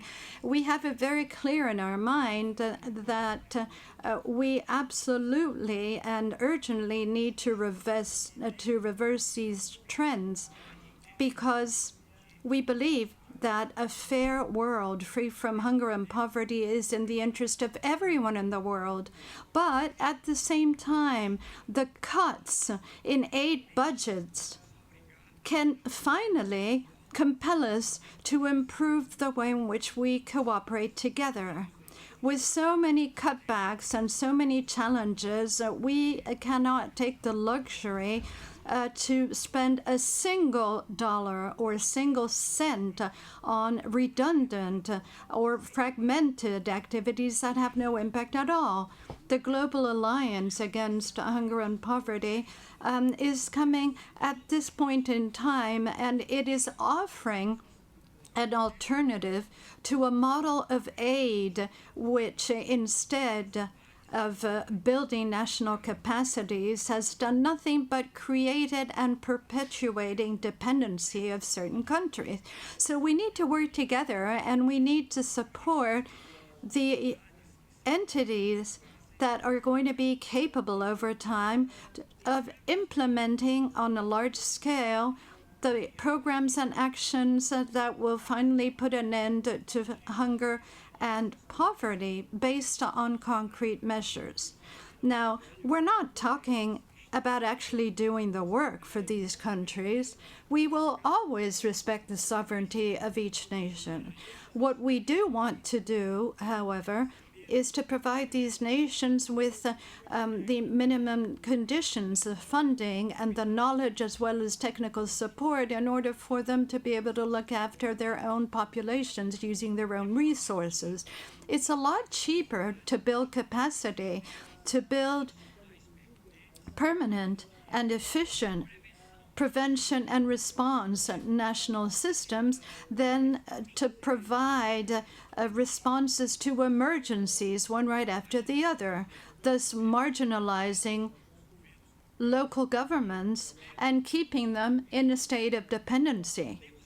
We can avoid this social and human catastrophe, and we can do that if we are brave enough to act in a different way, to do things differently. We're going to channel our aid, and we are going to move wherever our actions will have a greater impact. And IFAD has had a huge impact together with FAO and CFS and other entities already. And here, please be reassured of Brazil's support. You can count on us together with the Brazilian delegation. We will journey together because we want to be involved in all the efforts that are going to be made so that the Global Alliance Against Hunger and Poverty is indeed successful.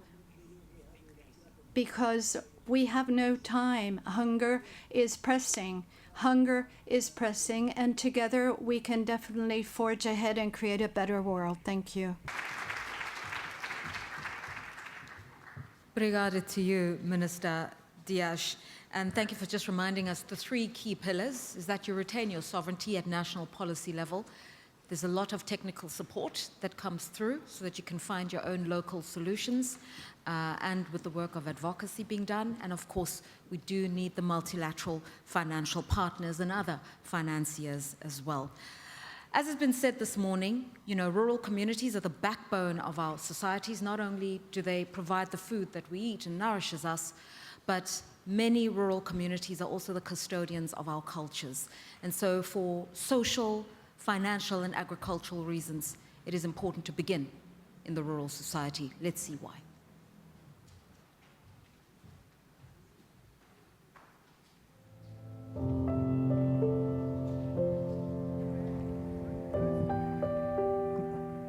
When we united behind the Sustainable Development Goals in 2015, we made bold promises to eradicate extreme poverty and achieve zero hunger by 2030. Today, we are falling back on these promises with over 580 million people projected to remain hungry by 2030. But this doesn't have to be our destiny. We know change is possible because we've seen it happen.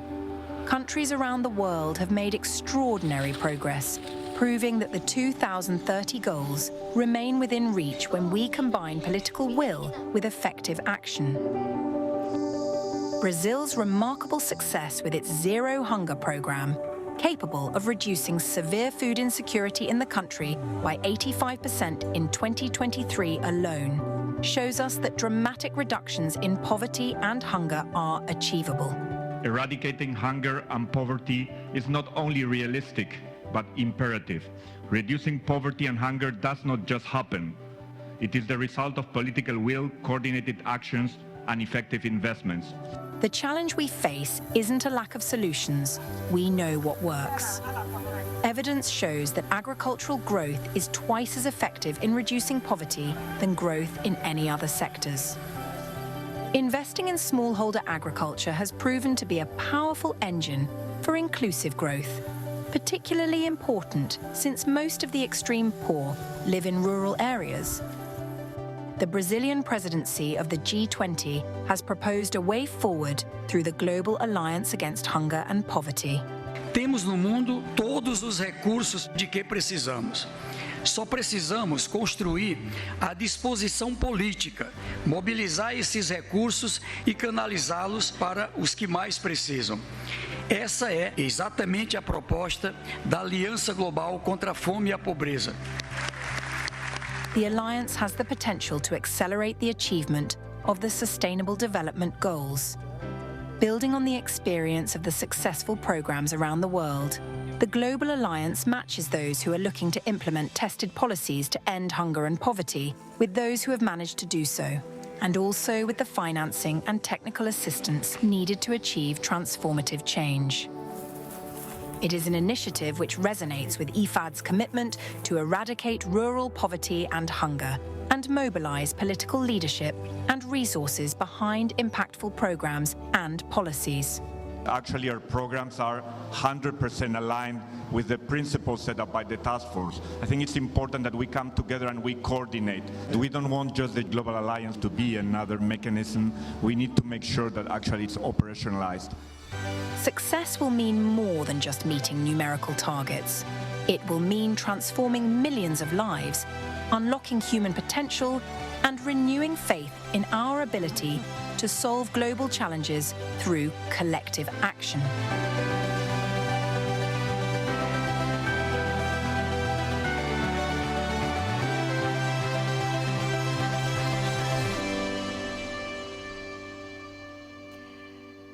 Just a brief history there and context, and again, we really do extend our heartfelt gratitude to President Lula for leading on this issue in this way.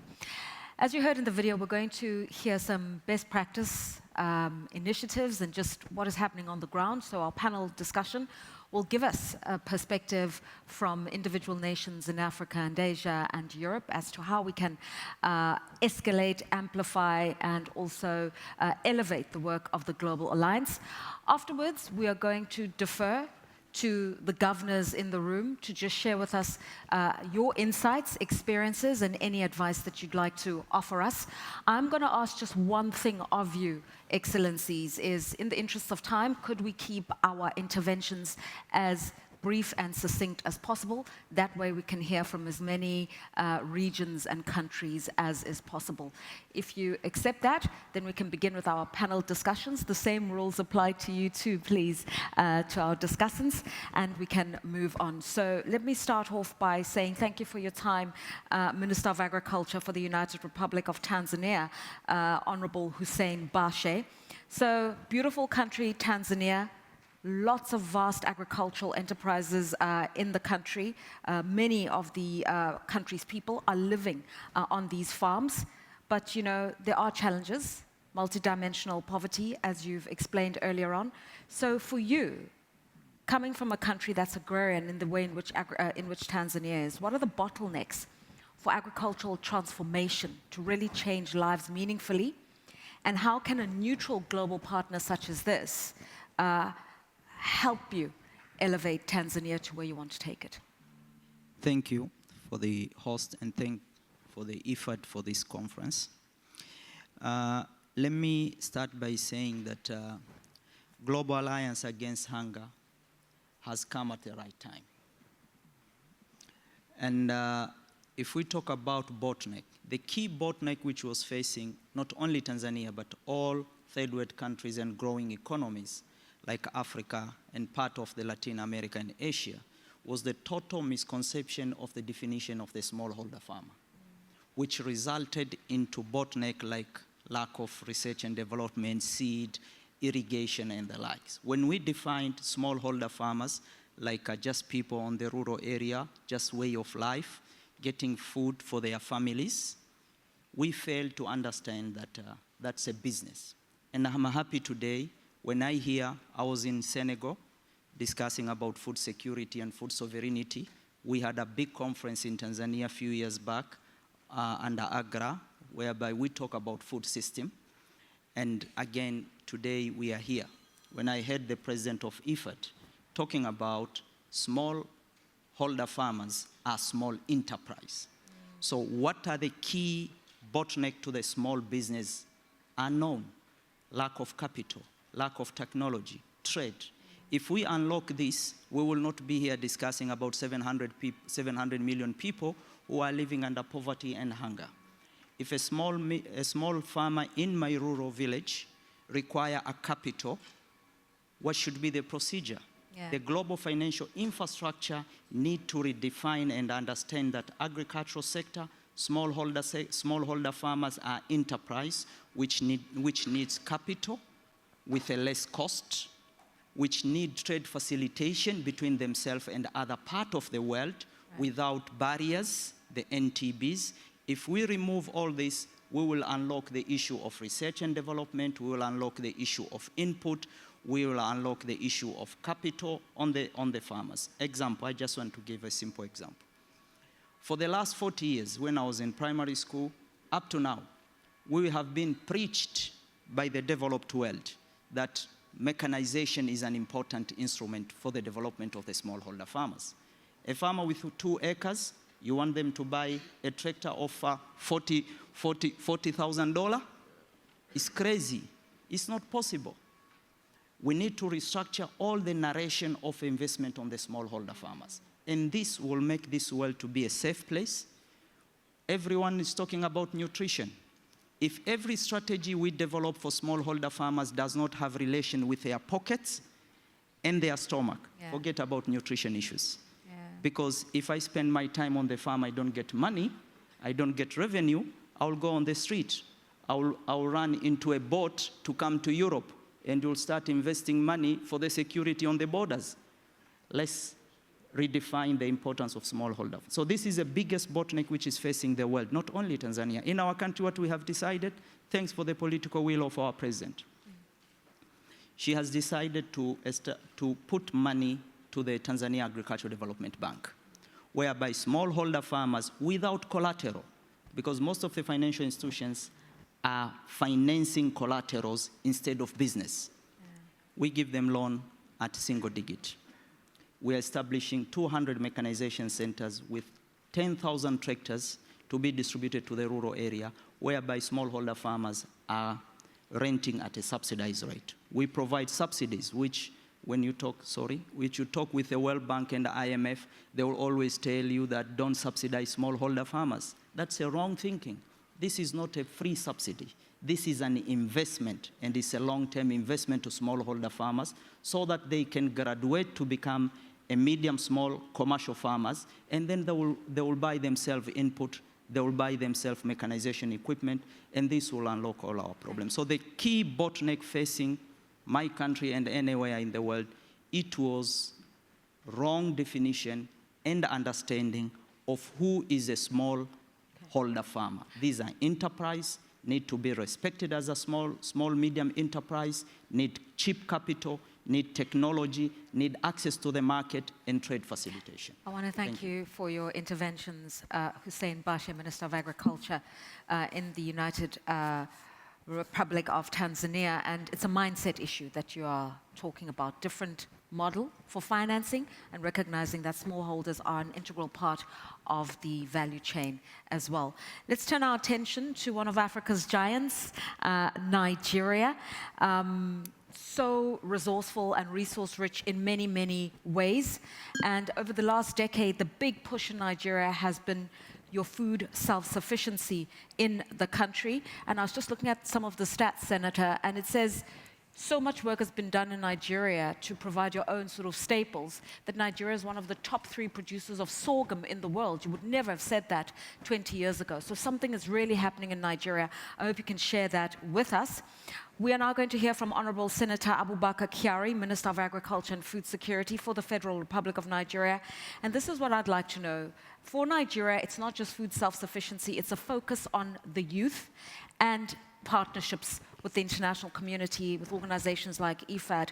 So when you focus on these two nodes, the multilateral and the youth, what's your vision for transformative impact being unlocked? Well, thank you very much, Mr. President and distinguished governors. First, I would like to express our pleasure and express our gratitude to IFAD for the long-lasting cooperation that we have had between Nigeria and IFAD.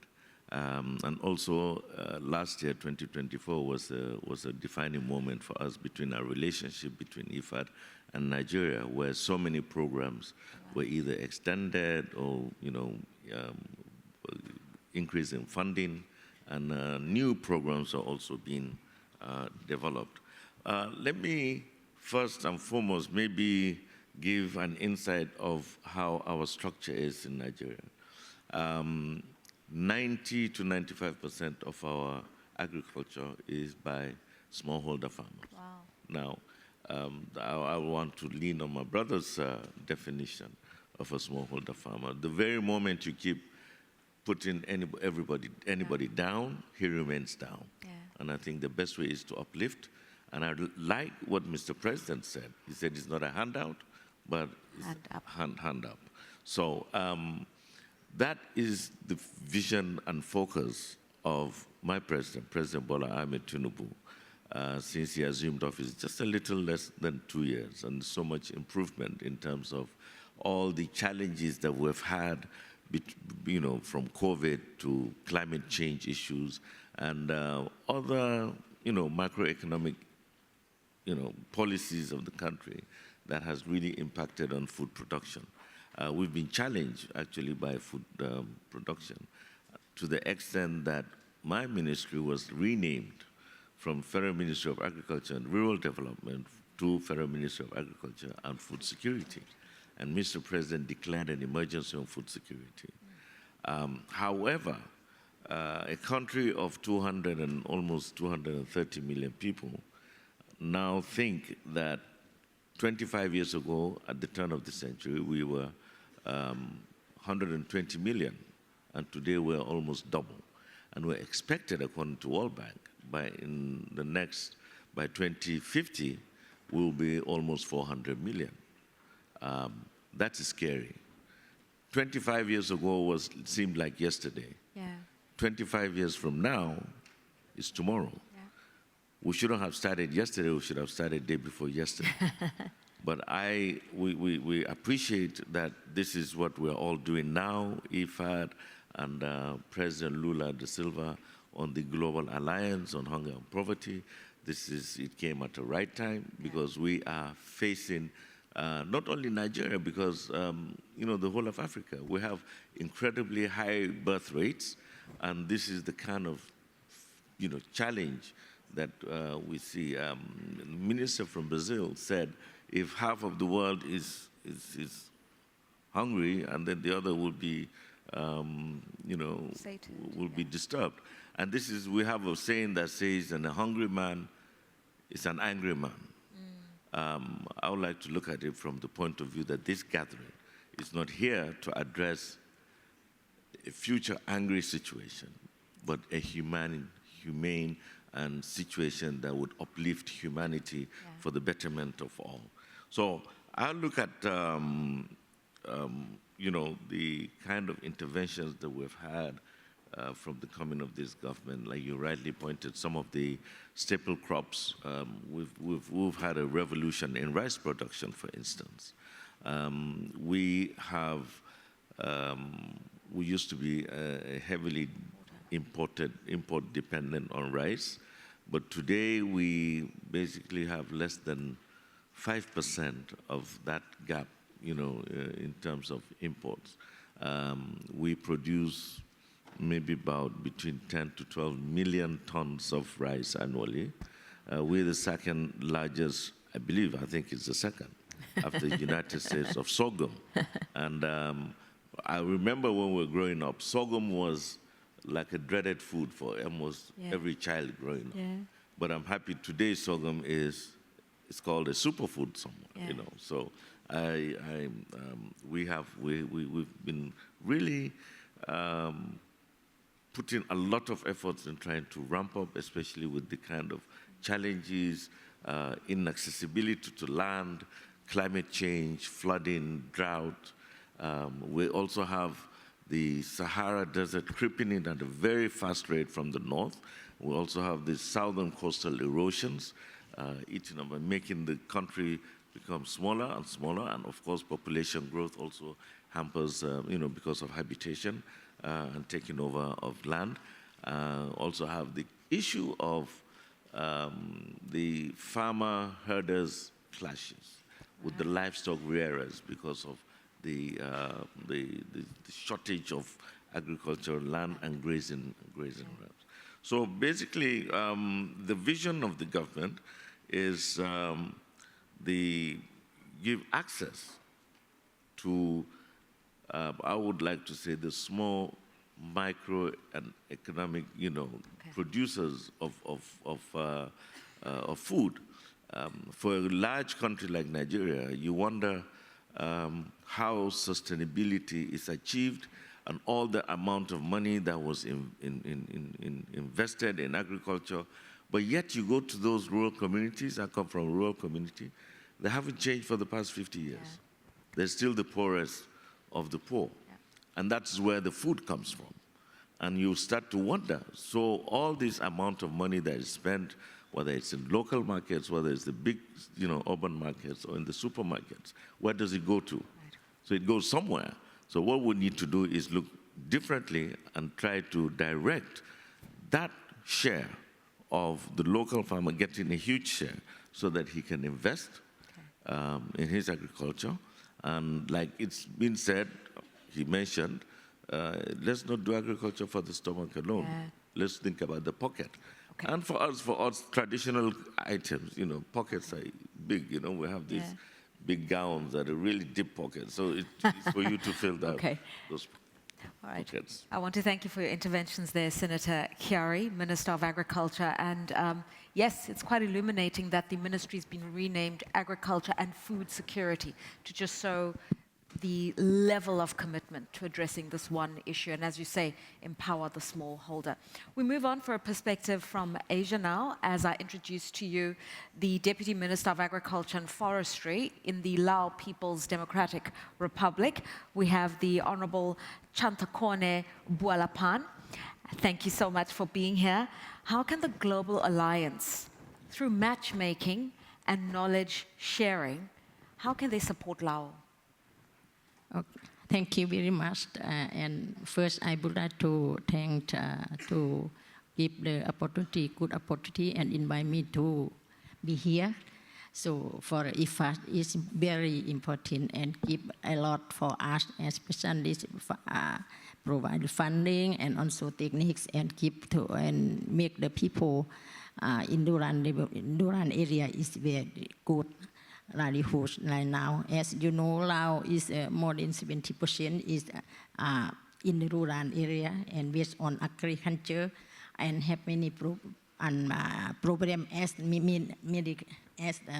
previous mentioned as climate change and also the in rural area is also the fragility is very not good, especially the transportation and cannot access, and also no net also access. So here I would like to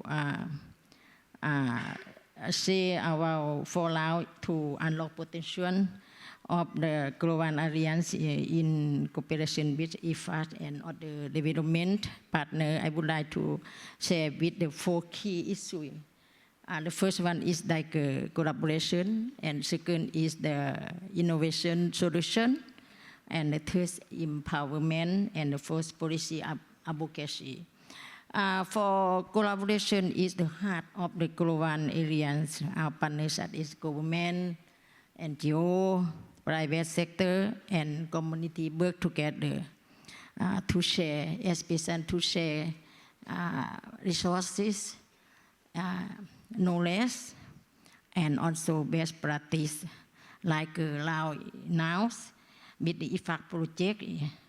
with our partner and focusing in the Noora area, and now it's better and make the people in Noora and like the life is very better now.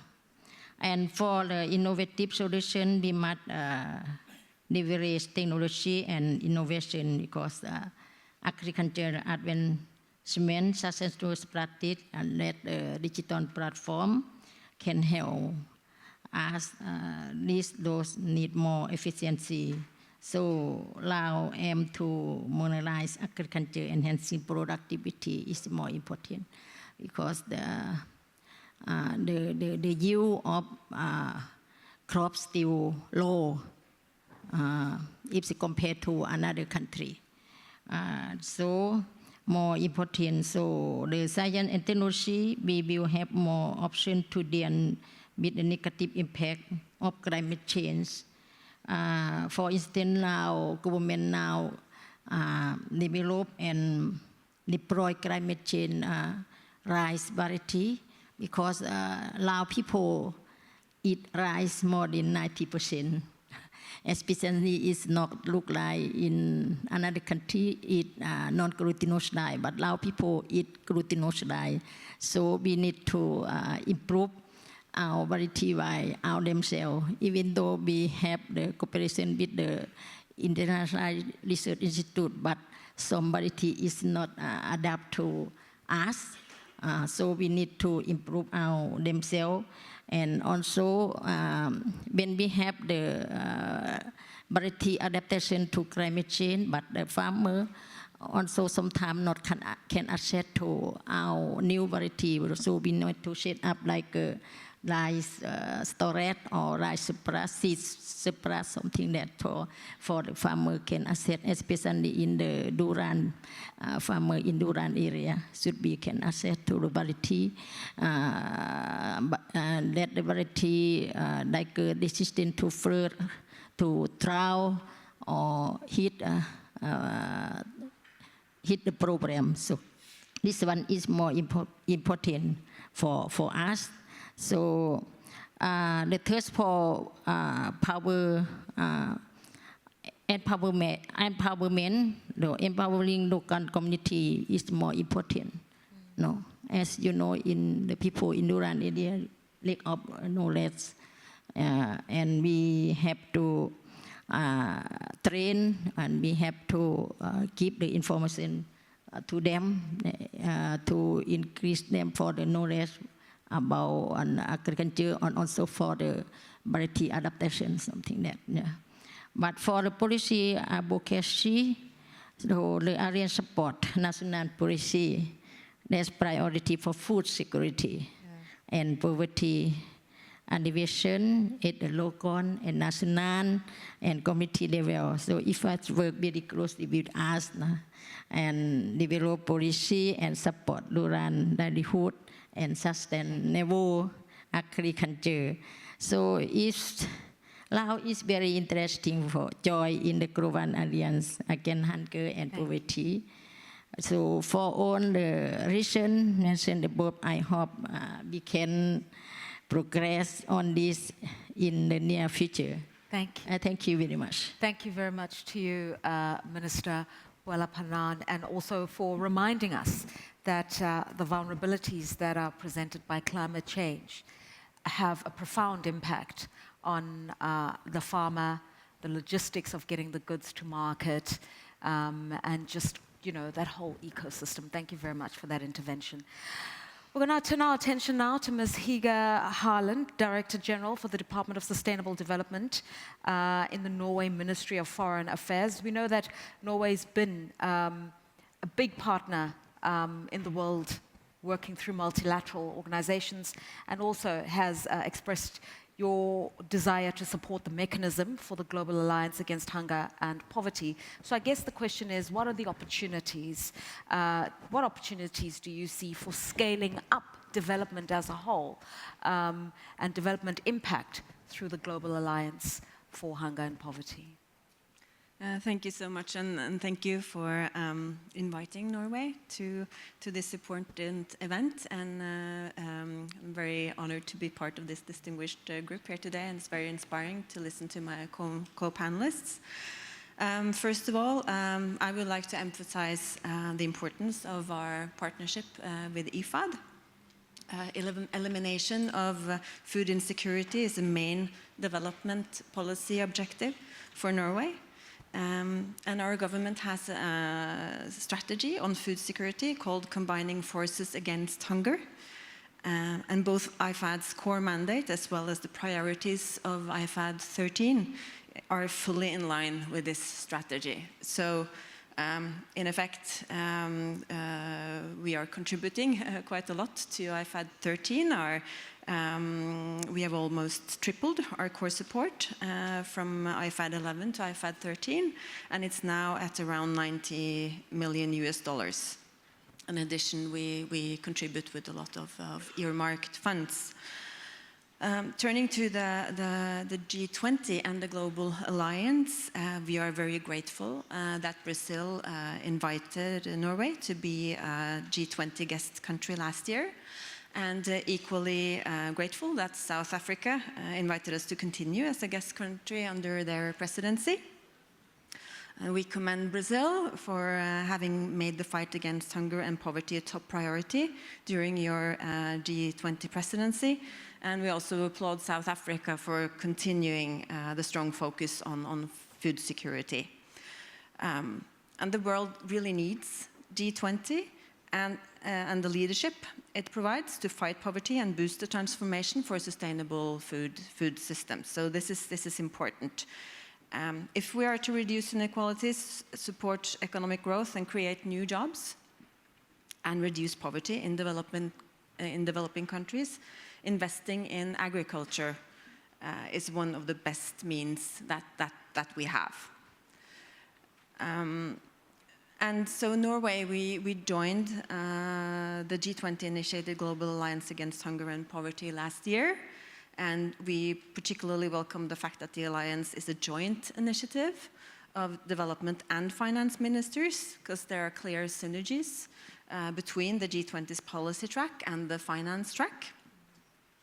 And you mentioned the concern we have to ensure aid effectiveness and avoiding duplication from the Norwegian side. And there are some very important features of the Global Alliance that we believe contribute to this, and that could lead to the scaling up of development impact, and I'll mention a few. So first, the alliance is demand-driven, and developing countries will develop their own policies, strategies and plans to reduce poverty and promote food security. This is very important. And then second, donors will contribute with knowledge and financial resources on the basis of developing countries' own needs. And here I would like to underline also that it is essential that national resource mobilization work alongside donor contributions. And third, the alliance will not establish own financial channels, but work for implementation through established international organizations, multilateral financial institutions, and donors. Right. And I could say a lot about the important role that IFAD has in the Global Alliance, but in the interest of time, because I would like to hear also from other governors, just to say that Norway has given financial support to the Global Alliance, the support mechanism. We've given approximately $1 million. And we stand, of course, ready to continue working with both the Global Alliance and IFAD to fight hunger and poverty. Thank you. Thank you. Thank you for those interventions from Norway. And again, just reiterating what Minister Diaz said, there needs to be sort of a sovereignty in terms of how policies are done by their respective countries, and then the technical know-how comes from global expertise. Thank you very much for that input. Okay, just before I introduce our next speaker, just by way of an intervention from the indigenous people's organizations, I want to say we're going to defer to the governors in the room for you to have your say. Again, may I just request that the interventions are short and succinct, and please remember to book your slot by pressing the button just below the microphone. That way you can book your opportunity to speak, and then we'll be notified when you're ready to make your submission. I'd like to invite Dario Meija Montalvo, who's a member of the UN Permanent Forum on Indigenous Issues, just to bring us that perspective. Please come to the podium, sir, and have your say briefly.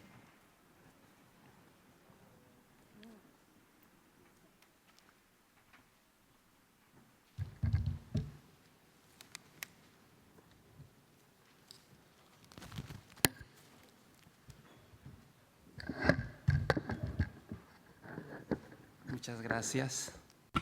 Thank you very much.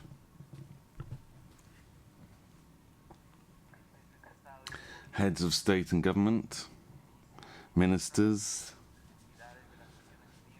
UN bodies, banks, distinguished delegations of the IFAD Governing Council, thank you very much for providing me with this opportunity. From what we have been listening to and from what we know, this alliance has a huge amount of justifications for its existence, and that's why we very much welcome it and we wish it the best of successes.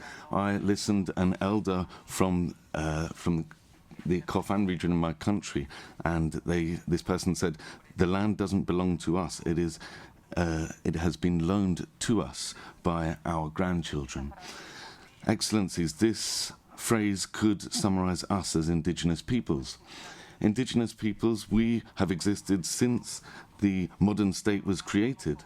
Therefore, we are not part of civil society. Civil society is a modern construction. We are not NGOs. We are not minorities. We are not interested stakeholders or local communities or any other category. We are indigenous peoples. According to international law, we have had the UN Declaration on the Rights of Indigenous Peoples adopted, which includes special recognition for the right to free, prior and informed consent and self-determination. We are 647 million people in countries that have recognized us on a legal level. We are the equivalent of 6.2% of the global population. Roughly 50% of indigenous peoples live in countries which have not officially recognized them as indigenous peoples. However, we do have incredible challenges such as eviction from our land, armed conflict, discrimination, criminalization, colonization, inequalities, social inequities, and the stealing of our resources. Climate change increases the threats to our livelihoods, our individualities, our cultures, our autonomies. Some measures agreed by governments to respond to climate change are also even increasing the risks that we face. In many places around the world, children, indigenous children, for a very long time have been convinced of the idea that their food is not nutritional, it's not the right thing for them to eat, it's something that should be it should not be appreciated. Despite this, we are trying to strengthen our food systems, and we're also adapting to environmental and economic challenges. Our people are profoundly attached to our land, territories and waters. We depend on circular practices which are adapted to specific systems, adapted to and at the same time we preserve our biodiversity. We protect roughly 80% of the remaining biodiversity on the planet. One of the indicators which should be considered by the Global Alliance Against Hunger and Poverty is the implementation of the UN Declaration on the Rights of Indigenous Peoples.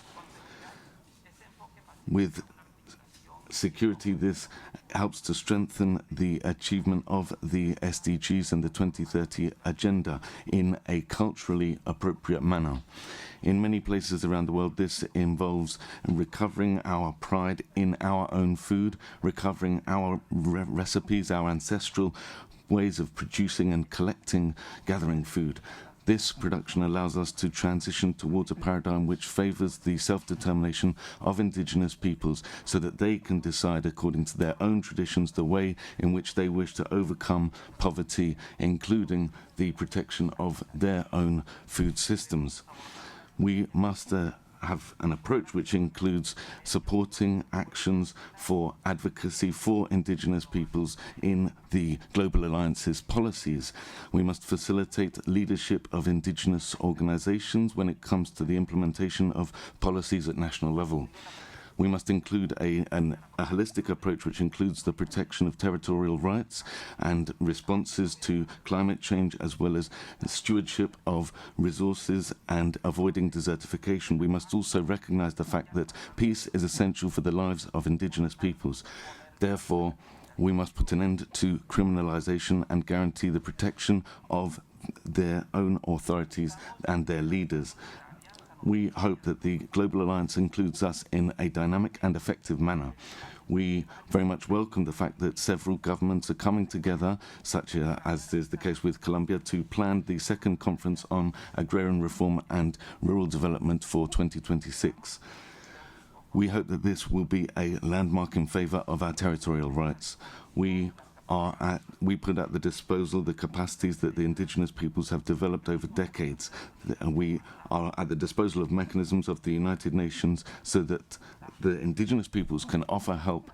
We also thank IFAD for its Indigenous Peoples Forum, and we would like to offer our gratitude, saying that we, as indigenous peoples, can offer valuable solutions. Thank you very much. All right. Thank you so much for that perspective, just giving us the human face to farming and agrarian communities, and again, the whole ecosystem of support, people, planet, shared prosperity, and the leadership that's in the room. Dario Meija Montalvo, member of the UN Permanent Forum on the Indigenous Issues. At this juncture, I'd like to yield the floor to you, our governors.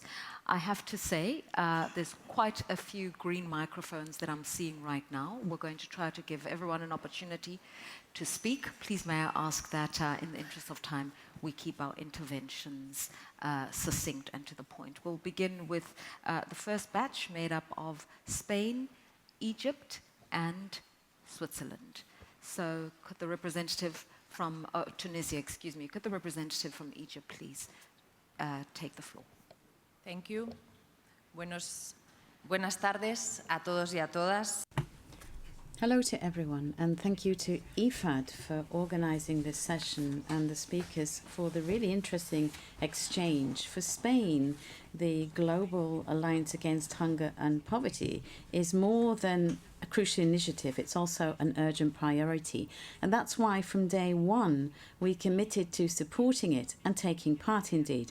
And last December, we made our first voluntary contribution to the support fund to the Alliance. And that shows Spain's commitment by setting up the mechanism which is going to drive it. Yesterday, there was the first meeting of the champions of the Alliance, and the core group and the board was set up. And I am delighted to co-chair that with my dear Brazilian colleague, Minister Wellington Dias. The innovative nature of the Alliance, which brings together strength through an integrated approach. It mobilizes financial and technical resources and ensures participation of all relevant stakeholders from governments to civil society, reflects the best way of addressing the challenge of hunger and poverty. From the board, Spain has committed to supporting the working lines and the short and medium-term targets. As Minister Dias has said, the alliance is already up and running. And besides our efforts in co-chairing, Spain is also going to be focusing on achieving a special alliance based on human rights, paying particular attention to gender equality. Spain offers support to achieve 4 objectives that I'm going to run through now. First and foremost, we want to strengthen the governance of the alliance. That's crucial. We need a flexible, high-impact form of governance, because its success hinges on ensuring that it is effective and it can mobilize the necessary resources. Secondly, we're going to support the implementation of innovative public policies. Spain is going to help finance the implementation of pilot programs tailored to the local context, focusing on social protection, food security, socioeconomic inclusion, and climate resilience. Thirdly, we also want to encourage the mobilization of financial resources on a large scale. Spain has promoted actively the use of innovatory financial instruments such as rechanneling special drawing rights, debt issues, and resilience clauses to best drum up substantial resources for those countries that most need it. So we've been supporting the creation of these mechanisms. And finally, we want also to encourage the involvement of civil society and local stakeholders, as well as indigenous peoples. Spain has been a strong defender of the inclusion of subnational players and civil society in the implementation of the SDGs. And we hope that our support for the Alliance will help to bring them into the Alliance itself, ensuring that their voices are heard and that they can play an active role. This is the only way in which we can see better local uptake. As such, and I'm moving towards my conclusion, we want all countries to work together to ensure the well-being of people, protection of the planet, and shared prosperity. Hunger is more than just a moral tragedy. It's also an unacceptable collective failure. In a world in which we have the resources and the technology to eradicate it, we cannot allow ourselves to fail. Last November, Pedro Sanchez said that we were committed and will continue to ensure that this alliance has a genuine impact, giving it all of our political and financial support, because there is nothing more important, more urgent than fighting to eradicate hunger and drastically reduce poverty and inequalities. So you can count on Spain as an enthusiastic partner in this alliance, through which we reaffirm our commitment to the 2030 agenda and multilateralism towards the future without hunger. Thank you. Thank you very much to you, the Honourable Eva Granada, the co-chair of the Alliance's Board of Champions for the Global Alliance. Thank you for that intervention from Spain. I'd like to yield the floor to Egypt, the Governor from Egypt.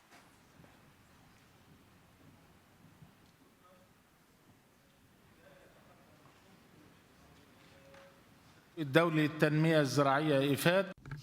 We would like to thank IFAD for holding this meeting, and we appreciate all your efforts in order to support the agricultural development and to improve the livelihoods of small-scale farmers in the member states. We also would like to thank the Brazilian presidency in establishing this alliance, and we also like to thank Brazil in chairing the G20 the last year.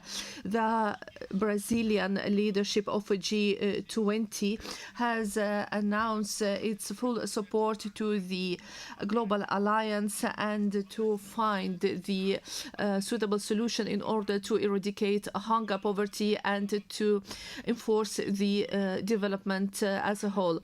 And the Republic of Egypt has joined this alliance since the moment of its establishment.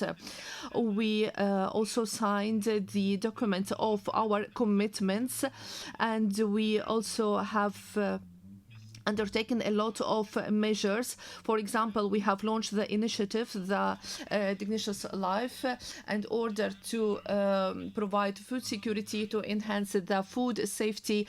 We launched programs to sustain the childhood and maternity, and also we have provided support to small-scale farmers, youth, and women.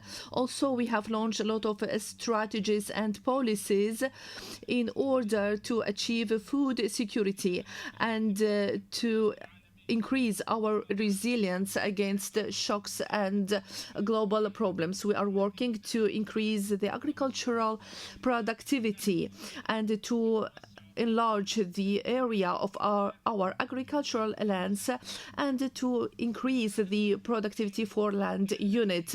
And here I would like to point out the importance of unifying the efforts of all organizations, the international organizations that are working on agricultural development, and in order to consolidate our efforts and to improve the livelihoods in rural areas.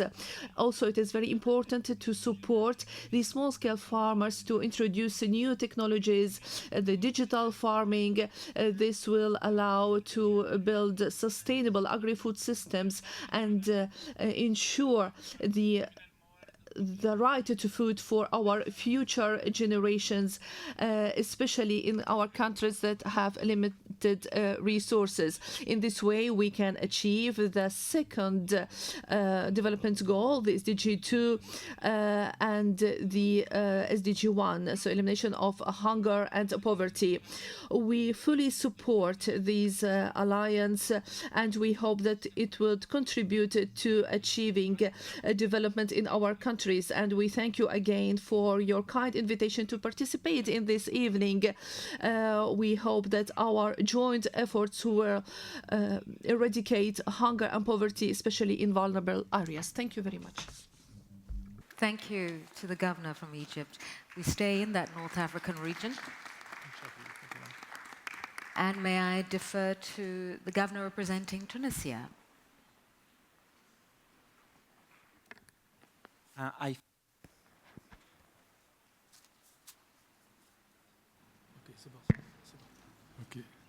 Bonjour tout le monde.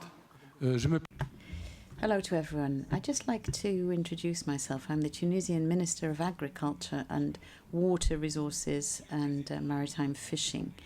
President, governors, it's a huge honor for me to speak before this distinguished assembly, which has come together during the 48th session of the IFAD Governing Council. I would like to start by thanking IFAD for its ongoing support for my country, Tunisia. Tunisia is deeply attached to the principles of combating hunger and poverty and has always seen IFAD as being a privileged partner. Our cooperation over several decades had allowed us to make significant headway in the agricultural sector, particularly in our rural areas. The theme of this Governors' Council, which is unlocking investment in the first kilometre, fits in with our own ambitions, because our country has always seen agriculture at the very heart of its development policies, aware of the fact that it's in the rural areas that our future hinges. Tunisia touches particular importance to the Global Alliance Against Hunger and Poverty and firmly supports it. We believe that in this context, the following issues should be a priority. Firstly, youth, which drives our development. Indeed, it's crucial that we invest in young generations, providing them with prospects for the future in our rural areas. Secondly, adapting to climate change. Tunisia, as many other countries around the world, is particularly vulnerable in the face of the effects of climate change. We need to build up the resilience of our agricultural systems by developing agricultural practices which are sustainable, by promoting agroecology and also by investing in water infrastructure. Thirdly, financial inclusion. We have to facilitate access for small-scale farmers to credit and other financial services. Fourthly, cooperation, a South-South cooperation. Tunisia is ready to share its experience and to build up its cooperation with other countries in the South.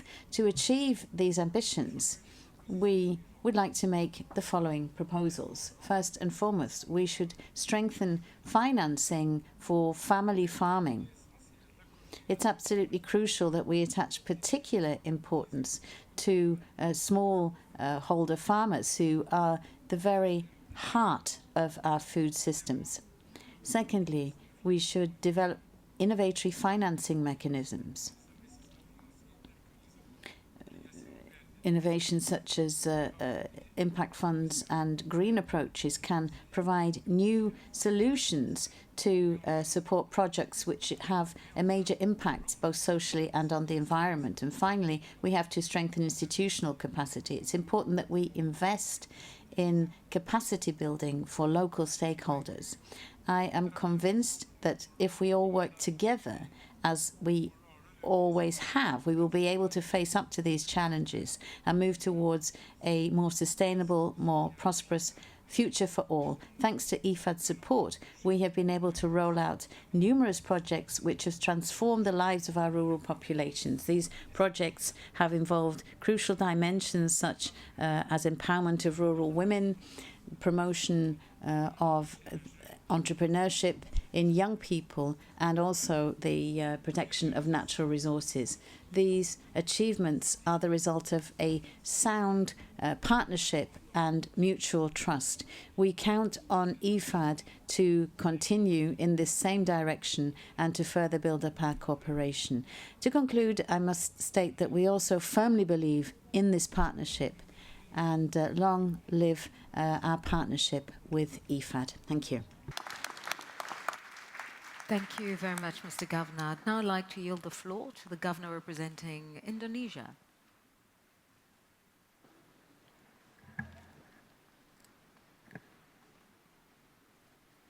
Thank you, Chair. At the outset, allow me to thank Brazil in its G20 presidency by putting forward poverty and hunger eradication as the main issue. As the fourth largest population in the world and member of G20, discussion on these critical issues under the alliance become very important to us, Indonesia, and is a matter of vital national interest.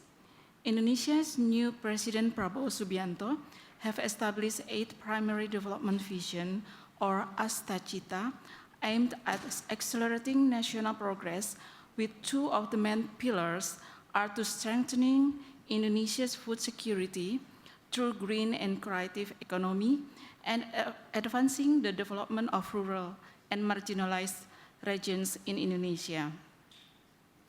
Under the Alliance, Indonesia has committed to implement, improve, or scale up the implementation of the following programs. First is by addressing inequalities. Indonesia has introduced initiatives such as Program Keluarga Harapan and Pahlawan Ekonomi Nusantara as one of the programs to achieve the goal. These 2 programs are designed to help households come out of poverty by fostering self-sufficiency and economic independence.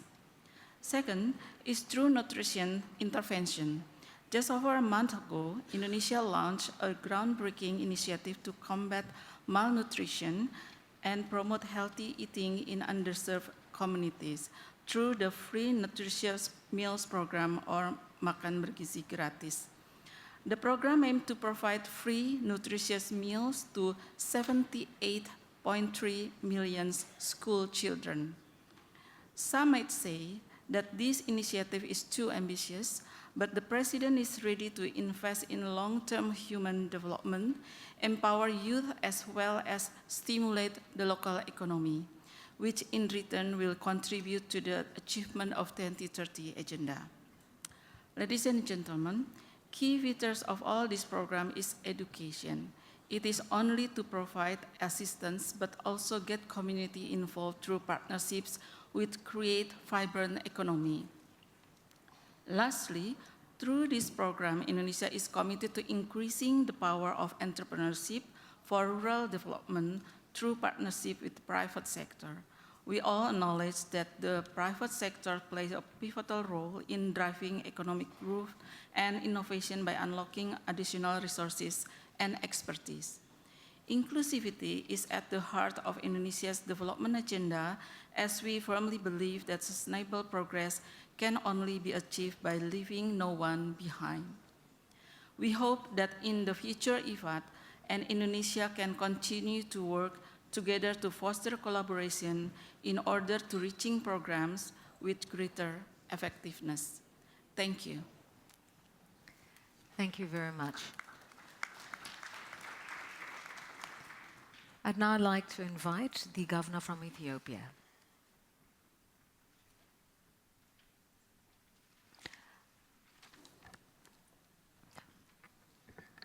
Excellencies, distinguished guests, ladies and gentlemen, it is an honor for me today as the Ethiopian delegate at the 47th session of the IFAD Governing Council to be here.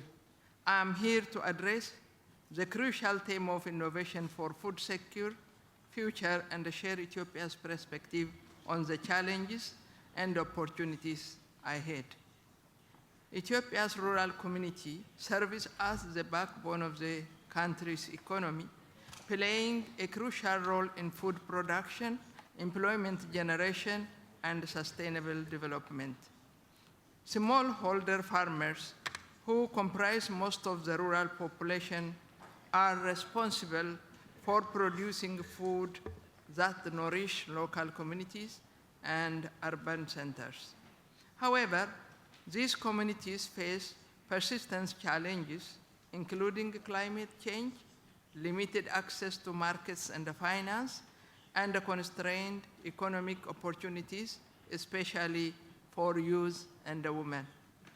The International Fund for the Agricultural Development recognizes that what is often termed that last mile is in fact the first mile, the foundational starting point for equitable, inclusive, and informative investment. IFAD's focused on catalyzing investment as the first mile aligns with Ethiopia's national development priorities, including enhancing agricultural productivity, strengthening climate resilience, and ensuring sustainable rural livelihoods. For Ethiopia, this Governing Council presents a unique opportunity to champion rural-centered investment approach that can unlock the full potential of smallholder farmers and rural enterprises. We can foster inclusive and sustainable development by shifting the paradigm from seeing rural areas as the final point of intervention to the first and the most crucial step in the agricultural value chain. Smallholder farmers are not just beneficiaries of aid or development programs, but key economic actors who can drive national growth when provided with the right support system. In Ethiopia, where agriculture accounts for over 35% of GDP and employs near 70% of the population, strategic investments as the first mile can generate substantial economic gains. Ethiopia can transform subsistence farming into a profitable resilience sector that contributes to poverty reduction and national food security by ensuring access finance, technology, and markets. One of the most pressing challenges for smallholder farmers is access to credit and financial services. Many farmers struggle to invest in provide seed, irrigation system, and modern farming equipment due to a lack of financial resources. IFAD's initiative in Ethiopia, including targeted credit programs, can play a crucial role in bridging this gap. Strengthening rural financial institutions and cooperatives can enable farmers to make productivity-enhancing investments that yield higher incomes and food security. Additionally, integrated smallholder farmers into large value chains through contract farming, cooperative models, and agro-processing investments can increase their bargaining power and ensure fair market prices. Expanding rural infrastructure such as roads, storage facilities, and digital platforms for market access will be essential in bridging the gap between small-scale producers and a more extensive domestic and international mechanism. Ethiopia is highly vulnerable to climate change with increasing drought, erratic rainfall patterns, and land degradation threatening agricultural productivity. Investments as the first mile must prioritize climate-smart agriculture to ensure long-term sustainability. IFAD has already been instrumental in supporting climate adaptation strategies, but further scaling up is needed to safeguard the rural livelihoods against environmental shocks. Solar-powered irrigation, improved watershed management, and the promotion of drought-resistant crop varieties are essential to enhance agricultural resilience. Ethiopia can ensure that its agricultural sector remains viable and productive despite changing climate conditions by integrating climate adaptation strategy into rural investment plans. Furthermore, empowering local communities with knowledgeable and skills in sustainable land management practice will be critical in protecting natural resources and ensuring food security for future generations. A significant production of Ethiopia's population comprises young people, many of whom struggle to find meaningful employment in rural areas. Limited access to land, finance, and skill development opportunities has led to high rates of youth migration from rural to urban areas and international migration in search of better economic prospects. Addressing this challenge requires international investment, intentional investment in youth-focused agricultural enterprises, vocational training programs, and digital solutions that connect young entrepreneurs with market opportunity. Women, who comprises nearly half of Ethiopia's agricultural labor force, face systematic barriers to accessing productive resource. Gender-sensitive policy and investment strategy ensure that women farmers receive equal access to land, credit, and agricultural inputs. IFAD commitment to inclusive development provides an essential framework for advancing gender equity and empowering rural women as key contributors to economic growth. The successful implementation of first-mile investments in Ethiopia requires a multi-stakeholder approach that includes government institutions, private sector actors, development partners, and the local communities. Public-private partnerships can drive innovation and efficiency in rural investment by leveraging private sector expertise and capital to implement public sector initiatives. Encouraging private sector investments in agribusiness, rural financial services, and infrastructure development will create jobs and enhance agricultural productivity and market linkages. Furthermore, fostering collaboration between research institutions and the farmers will ensure that scientific advancement in agriculture translate into practical solutions that improve rural livelihoods. In conclusion, investing in Ethiopia's first mile is investing in the future of food security, economic stability, and resilience. Therefore, it is crucial that IFAD increases its financial and technical support for rural development initiatives that align with Ethiopia's national priorities. By prioritizing smallholder farmers' climate resilience, youth employment, and gender inclusion, Ethiopia can unlock the transformative potential of its rural communities. IFAD commitment to catalyzing investment as the first mile provides a powerful platform for Ethiopia to mobilize resources, build partnerships, and drive sustainable agricultural growth.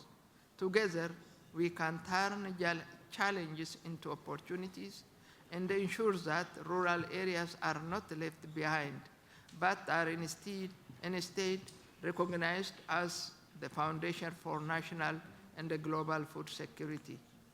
Investing in the first mile is not just an economic imperative, but a pathway to a more resilient, inclusive, and food security in Ethiopia. Thank you very much for your attention.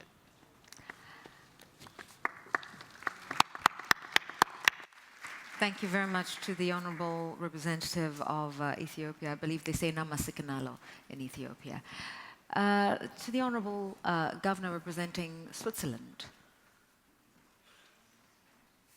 Excellence. Excellencies, ladies and gentlemen. We see that there's been a backslide in the achievement of the Sustainable Development Goals, and it's urgent that we act. Switzerland supports the Global Alliance Against Hunger and Poverty. We announced this at the last Economic Forum at Davos, and we actually organised a debate on this in the House of Switzerland at that time. The alliance was created to react to critical issues seeking to eradicate hunger and poverty. And these critical issues include the following. Firstly, support is very fragmented at the moment for governments. The current funding is under $1 million. The projects are too scattered and beyond governmental systems, with very distant reporting systems, in addition to cost for everybody. The targets are not reached. SDGs 1 and 2 are very clear. We need to strengthen social coverage and resilience of vulnerable populations. Funding is still far too low for these. The Global Alliance Against Hunger and Poverty has called for better coordination in large-scale policies, which must be implemented nationally. We also need to be more efficient in the lever effects and implementing existing good practices. Pilot projects are important, but what's even more important is that when we see that they work, we upscale them and institutionalize them. A good example of this is the FPP private-public partnerships, which we worked on in Vietnam. This is a system to ensure harvesting for smallholder farmers of rice who are affected by climate change. Using satellite technology, coaching from local companies with insurance coverage, and this project has gone from just a few provinces in Vietnam to national scale and even other countries. And we're currently looking at whether this could be done with Africa risk capacity, particularly in Western Africa, and how we can replicate that approach in that region. This example shows that the Global Alliance Against Hunger and Poverty must foster such approaches in the future. Decision-making based on the right data, thanks to innovative pilot projects and follow-up with national programs. Switzerland wishes to use its experience and knowledge and networks in the Global Alliance Against Hunger and Poverty. I welcome fruitful exchanges on this in the future. Thank you. Thank you for reminding us that good data, good information is key to making the right interventions. Thank you to the Honourable Governor of Switzerland. We have one more intervention from the Honourable Governor representing Gabon, and then we will start to wrap up the session. May I just urge you, obviously this question of how to amplify, scale up the work of the Global Alliance Against Hunger and Poverty is something of interest to so many of us here in the room today. So please use the next 2 days of deliberations here at the Governing Council to make your voice heard. But for this session, in the interest of time, Gabon, the floor is yours. Je vous remercie. Thank you. Excellencies, President of IFAD, Honourable Governors, distinguished guests, ladies and gentlemen. Before giving my country's point on this, the first item on the agenda, I would like to say that it is a huge honor and a great responsibility that I address you today as the new Minister for Agriculture of the Republic of Gabon. I just started this 3 weeks ago and am bringing to you the audacious, transformative vision that my country wishes to implement in our agricultural sector. The President of the Republic, Head of State, His Excellency General Brice Clotaire Oligui, firmly believes that Gabon can overcome current challenges in agriculture. I have the honor of sharing that conviction of the more bold and dynamic role that Gabon will play in transforming agriculture worldwide. For several years now, my personal engagement for women, young people and rural development has been at the heart of my political action, firstly as a local leader and then as a member of parliament. Today, I now take on this struggle to push forward a concrete, long-lasting change for food and nutritional security for our people. In a world where food security challenges are rising, where climate and geopolitical crises are shaking our food systems, and where there is a need for deep-seated transformation in agriculture, this is now crucial. Our meeting today takes on special importance. And that is why the strategic levers put on the agenda of this 48th session of the IFAD Governing Council deserve our attention in particular and our dedication collectively. With regard to the first item, Gabon welcomes the implementation of the Global Alliance Against Hunger and Poverty, which is a very worthy initiative. Ending hunger and poverty knows no borders and colors, and so this is an issue that concerns us all. For this reason, Gabon subscribes to cooperation and wishes to join in the concerted efforts of all countries to rid the world of this scourge. Gabon wishes to play a key role in financial and technical innovation to speed up the transformation of food systems in developing countries. And I would like to thank the IFAD for inviting us to join in this. Thank you very much. Thank you very much to the Honourable Governor representing Gabon, and from all the submissions here, this incredible support, Minister Diash, for the initiative of the Global Alliance Against Hunger and Poverty. I'd like us to please yield the floor to the Vice President of IFAD, Geraldine Mukeshimana, to just say a few words.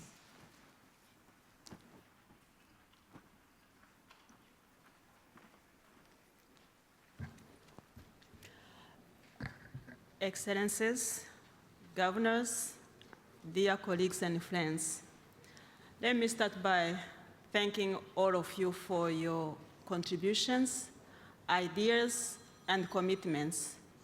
Already from the beginning, it was clear that the Alliance had an immense potential to tackle the most urgent issues of our generation: hunger, poverty, and inequality.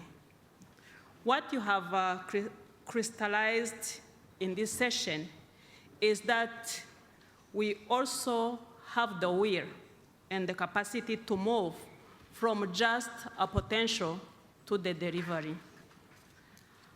From this session, my key takeaways are: we must ensure that all the solutions that are being proposed are context-specific. They have to be locally owned and they have to be scalable. We need to mobilize resources to rural communities, through governments and development partners, and we need to collaborate to de-risk private sector investments in small-scale producers and fisher folks. We must continue sharing evidence-based solutions and leverage the Alliance as a strong platform for matchmaking, partnerships, and policy dialogues. As we heard from the speakers at the opening and from the minister from Tanzania, it's important that we be also humble and that we be self-critical.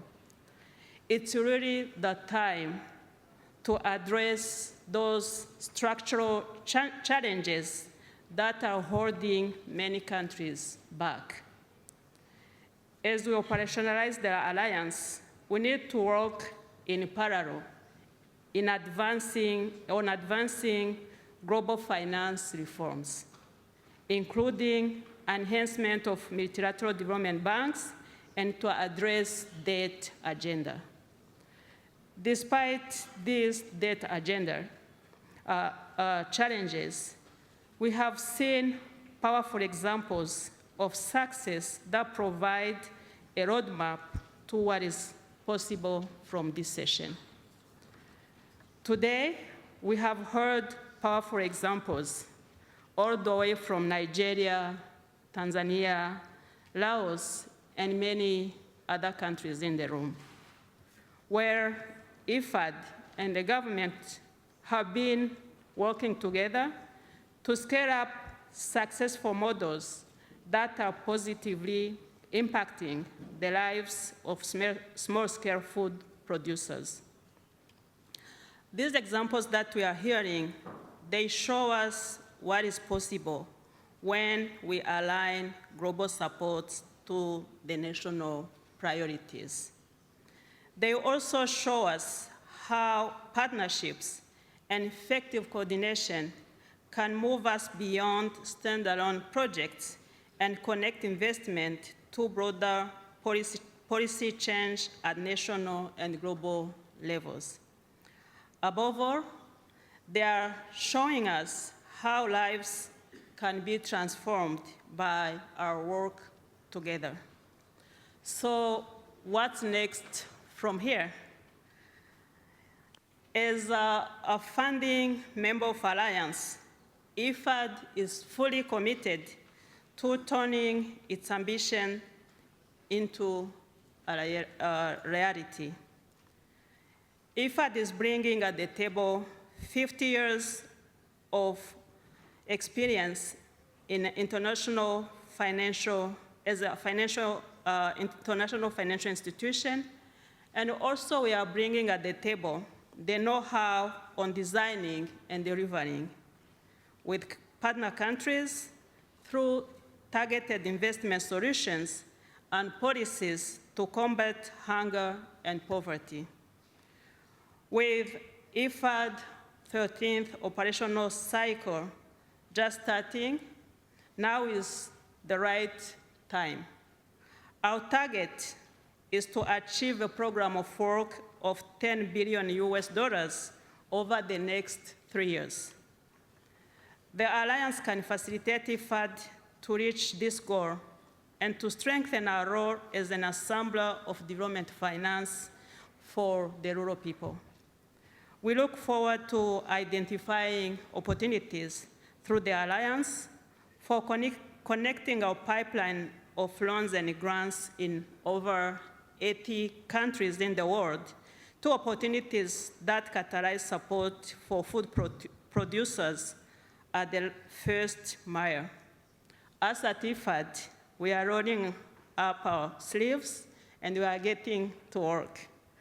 As we look ahead, the G20 South African presidency, the fourth conference on financing for development, and many other key global discussions that are coming this year are offering critical opportunities to sustain the momentum that we just built.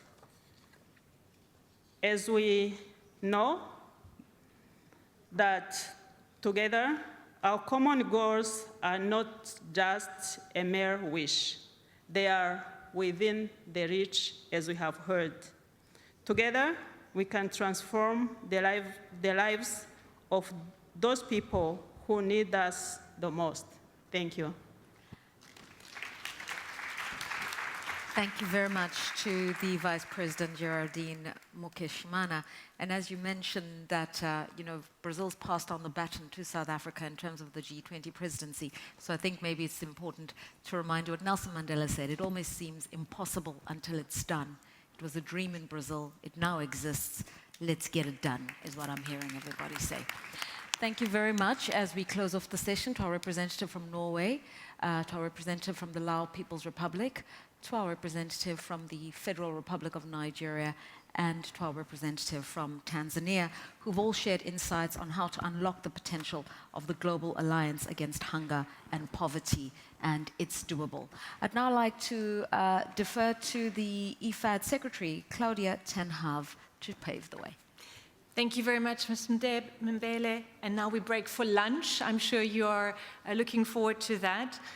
Just to inform you, a buffet lunch is available in the lounge just outside of our plenary. Please join us there. And may I also say that the same lunch is also served at a smaller scale on -1 in the conference area for those that have booked bilateral tables there. Otherwise, please join us in our beautiful lounge where there are a lot of other items for you to look at as well, including the 3D cameras for you to take trips to Brazil or to Mozambique or to Mauritius, to 3 of our projects out in the field.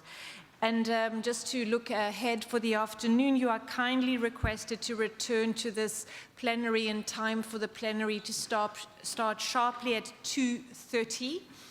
With a special event that continues from where we just laid off on the G7, G20 and IFAD in 2025, reforming the international financial architecture to build a food-secure future. See you back at 2:30, and we hope you have a pleasant lunch. Thank you very much.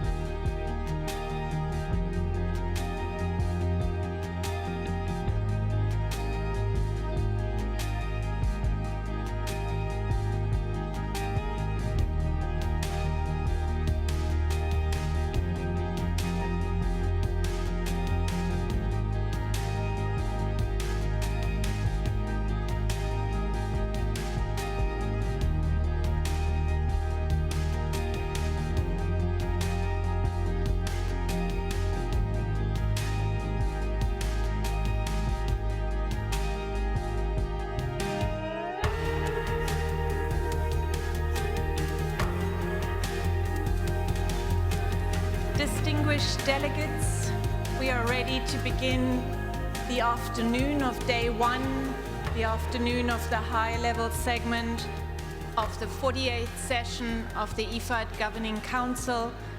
I invite you to settle in and get comfortable as we go on with the remainder of the program.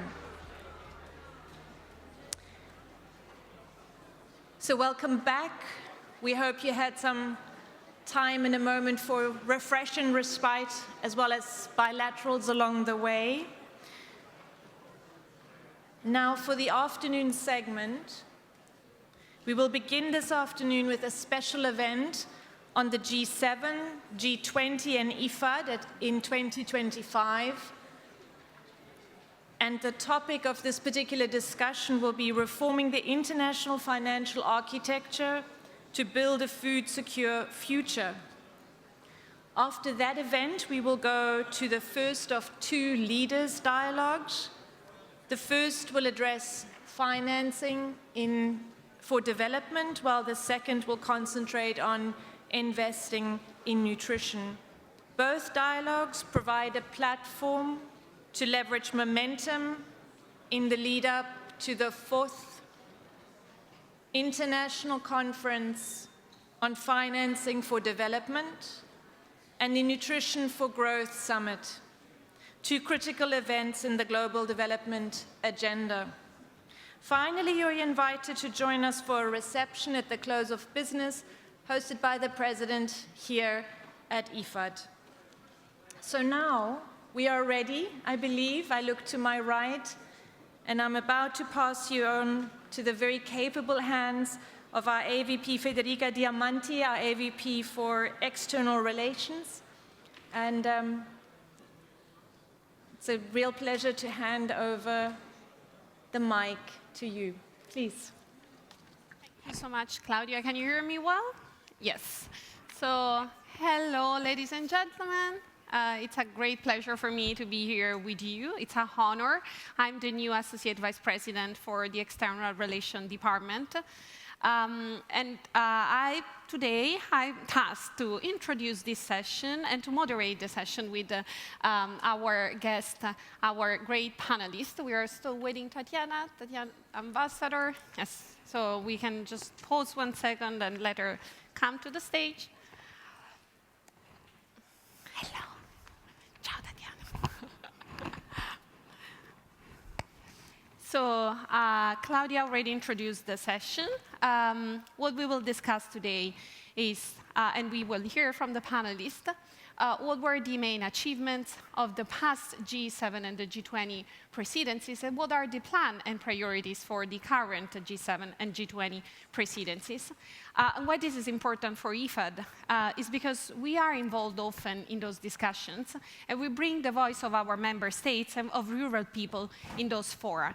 And those fora, as all of you know, they are quite influential, are among the most important fora in the world in shaping the development agenda. And the discussion last year and continuing this year on how to reshape the international financial architecture for better responding to global challenges and development challenges have been central in the international debate.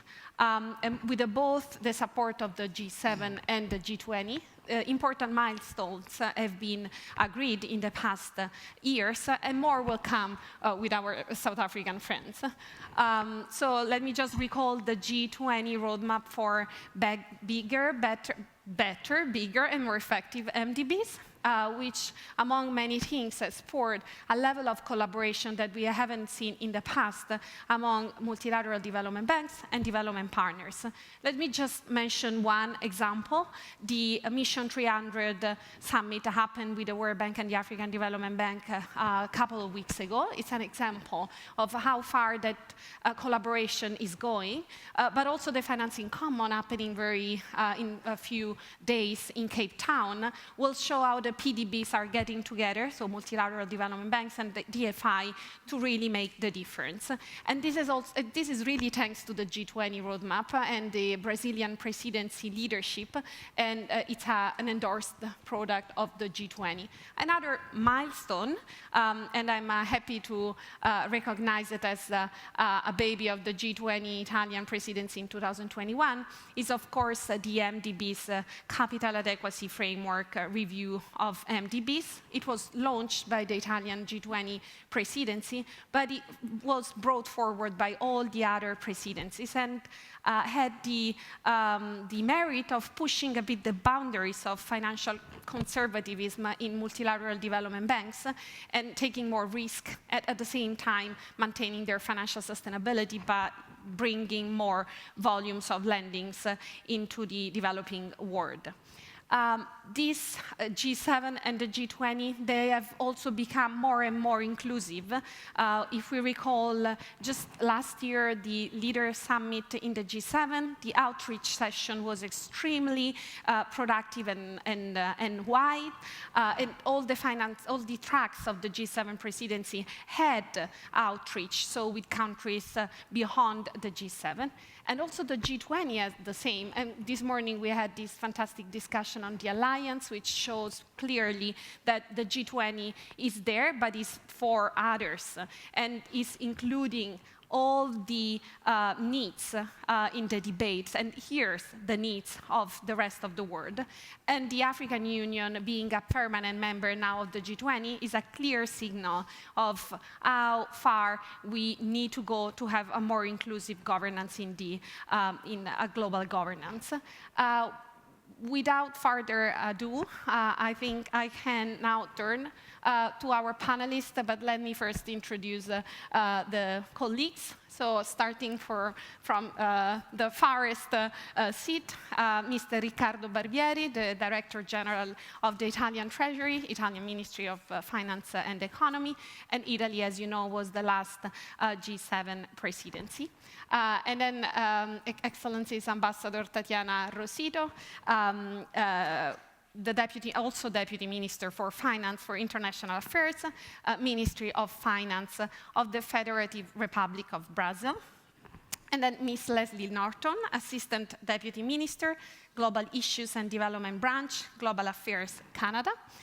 Current G7, I forgot, Ambassador Rosito, of course, the G20 Brazilian presidency in 2024. And my sister, Ambassador Nosipo Nauska-Gezil, sorry if I mispronounce your name, Ambassador and Permanent Representative of the Republic of South Africa to the Rome-based agencies, and a great friend and supporter of IFAD. And as you know, South Africa is the current G20 presidency. So let me start by posing a question to our panelists. If you allow me, I will call you with your names. So Riccardo, what are the main achievements of the G7 Italian presidency of last year in advancing the development agenda within the finance track? Oh, thank you. Thank you. It feels like a long time ago, but it was only less than 2 months ago that we finished our G7 presidency. As you know, the G7 is, first of all, a forum for discussion. So we debated on various occasions themes that have to do with development, and we also tried to make the conversation a concrete one, calling on fellow members to participate, for example, in the replenishment of concessional funds. Last year we had the IFAD 13 replenishment and also all the work leading to the completion of the IDA replenishment, which, as you know, is a very large concessional fund. Discussions on multilateral development banks featured prominently in our discussions, and continuing the work on CAF, the capital adequacy framework. There were also a number of efforts in the area of climate finance, but perhaps Tatiana will discuss them also with respect to the G20, the work of the G20. Africa was an important focus of our agenda, of our G7 agenda in the finance track, but I would say across all the different tracks, and as well as food systems, agriculture. Specifically, in our finance track, we discussed an initiative which was started under the Japanese presidency, which is called RISE, and aims to create sustainable value chains, in particular in Africa, but obviously also globally. And there have been advanced conversations, for example, on a project that will take place, will be carried out in Zambia. We have worked on the Alliance for Green Infrastructure, AGIA. We have also promoted the African Vaccine Manufacturing Accelerator called AVMA. So these various acronyms, but they all refer to important initiatives. We have raised the topic of supporting vulnerable countries. We have discussed the debt restructuring on various occasions. And in particular, we have pushed the topic of liquidity as an important aspect of supporting countries with debt issues. In terms of the other cross-cutting themes, we've also extensively discussed artificial intelligence, and we also raised the issue of the impact on inequality within countries, but also across countries, and the importance of using artificial intelligence effectively also in development context, where we think there is great opportunity, but at the same time, a need to consider all the social implications and the appropriate regulations to ensure that the effects of artificial intelligence are as positive as possible. So all these work now, we pass the baton to Canada, and the Canadian colleague will go over these, how Canada will approach the presidency. We've had an excellent dialogue with Canada, so we're very optimistic on, sanguine on continuing these important discussions over the course of 2025. Thank you. Thank you so much, Riccardo. So let me turn, you calls Canada, so let me turn to Leslie. Leslie, could you tell us about how Canada will build on Italy's work? Okay, so first of all, let me thank you for the opportunity to engage in this discussion, and I can confirm that the very large baton was passed on from Italy to Canada. And so it really is a privilege to be with you here today to talk about Canada's G7 presidency, and it'll be our 7th G7 presidency since this had started, since these summits were hosted. So G7 leaders are going to be returning to a former summit location, a place called Kananaskis in the Midwest part of Canada from June 15th to the 17th. So fundamentally, we see our presidency as a really important opportunity to strengthen G7 collaboration on a range of international issues, and we really are pleased to build on the leadership from Italy's presidency over the last year. So this year, we're going to be adopting a very focused approach with a number of streamlined priorities, a number of streamlined ministerial meetings as well as outreach guests at the summit, and this is really with a view to trying to achieve impact.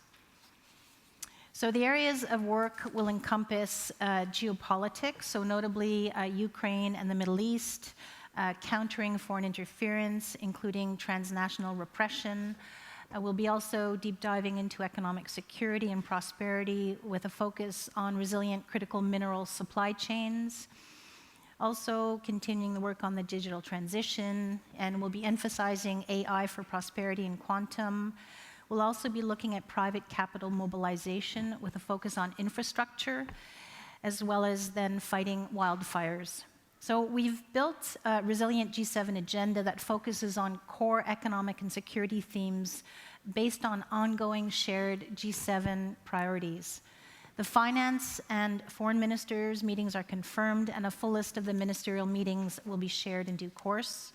We'll continue G7 collaboration at the officials level across all tracks, and there's a large number of these tracks, and that through working groups, regardless of which ministerial meetings we convene. And partnerships with emerging markets and developing countries, including with South Africa as the G20 presidency, will of course be a priority for us over the year. Canada will also convene the G7 Gender Equality Advisory Council, and in order to continue to promote gender equality across the G7 agenda. And then maybe lastly, we'll also support G7 engagement groups to ensure that civil society, industry, academia, women, youth, all have a voice in the process. I'll stop there. Thank you. Thank you, Leslie. Leslie, if you allow me to ask just an additional question on, could you outline the areas of work which you see Canada's partnership with IFAD as especially critical? Right, so maybe just to begin by saying that IFAD is a really important, long-standing multilateral partner of Canada. And we take a lot of pride in being a founding member of the fund as well as a top donor. So there are 3 areas of work in which we find Canada's partnership with IFAD especially critical. It's gender equality, climate change, and engagement with the private sector. So, as we all know, evidence shows that promoting gender equality, empowering women and girls is the most effective approach to achieving our shared goal of poverty alleviation. So we're really pleased that IFAD is a gender equality champion with a solid track record on gender transformative outcomes. And we actually heard that language this morning as well in the opening session. So we really do welcome the organization, the fund's commitment to strong outcomes related to gender equality for IFAD 13. As mentioned, the second area is climate change, and we all know that rural communities are, we heard it again and again, the evidence shows they're disproportionately affected by climate change with the extreme weather conditions and drought, and so we really appreciate how IFAD has gradually elevated its ambition on addressing climate change over recent replenishment cycles, and that's why we now consider IFAD an important partner for Canada to address climate resilience. In 2020 and 2021, we provided 2 climate loans totaling $340 million to strengthen environmental sustainability and climate resilience. And then the third and last critical area of work is IFAD's engagement with the private sector. So we all know that governments have limited resources relative to the resources needed to achieve the SDGs. So in this context, it's really essential that we increase our engagement with the private sector. And developing a really vibrant private sector ecosystem is really essential to make progress towards the SDGs and transform rural communities. So IFAD's work in this area, especially through the private sector financing program, presents a really promising way to assemble public-private partnerships and to mobilize more resources. And that's why we were really pleased to provide $100 million to the private sector financing program in 2024. And so we look forward to more results and lessons as IFAD deepens and broadens its partnership with the private sector over this period. So I hope that's helpful. So gender equality, climate change, and private sector development. Thank you. Extremely clear, and is of course in the IFAD 13 offer, so it's like fully aligned, and there is a strong commitment. Thank you so much, Leslie. Let me turn once again to Ricardo before to move to the G20 word. What role has IFAD played, and how do you see continuing to contribute to the initiatives you have told us about? Well, we think the role of IFAD is quite important in supporting rural development, small farmers, sustainable agriculture. We support the goals of the 13th replenishment of IFAD, so building resilience in fragile contexts, prioritizing climate resilience, resilient agriculture and biodiversity, and engaging the private sector to empower small-scale farmers. Now, as you might have heard from our minister, as I mentioned earlier, There is a special focus on Africa in Italy's foreign and development policy. So we welcome the fact that IFAD is by more than 50% oriented towards African countries. We think it's important that we support sustainable agriculture, climate resilient, and also sustainable ways in promoting reforestation is quite important from our point of view. The so-called Mattei plan that the Italian government has launched a couple of years ago is an evolving concept, an evolving plan. It involved initially a group of countries, but now that group has been broadened.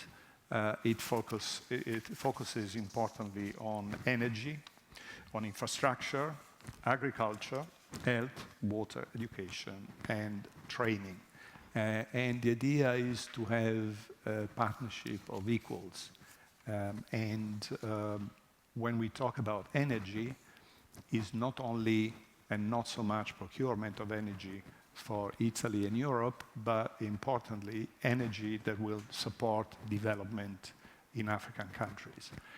So the work has only started. It focuses what we were already doing, but also adds additional resources in this partnership with Africa. That's it. Thank you so much, Riccardo, and thank to both of you. And IFAD is committed to continue to work with, of course, Canada and Italy, both within and outside the G7. Let me turn to Tatiana. Tatiana, under the G20 Brazilian presidency, the G20, as I said before, agreed on an ambitious roadmap for better, bigger, and more effective MDBs. Could you just elaborate on this and how you see IFAD's role in this? Sure, thank you. Good afternoon to all. It's a pleasure to, just after maybe 2 months of, like Riccardo mentioned, it seems a long time ago, but we are always glad to come back and discuss it, especially also together with South Africa and our partners from the G7. So let me first put in context the MDB roadmap.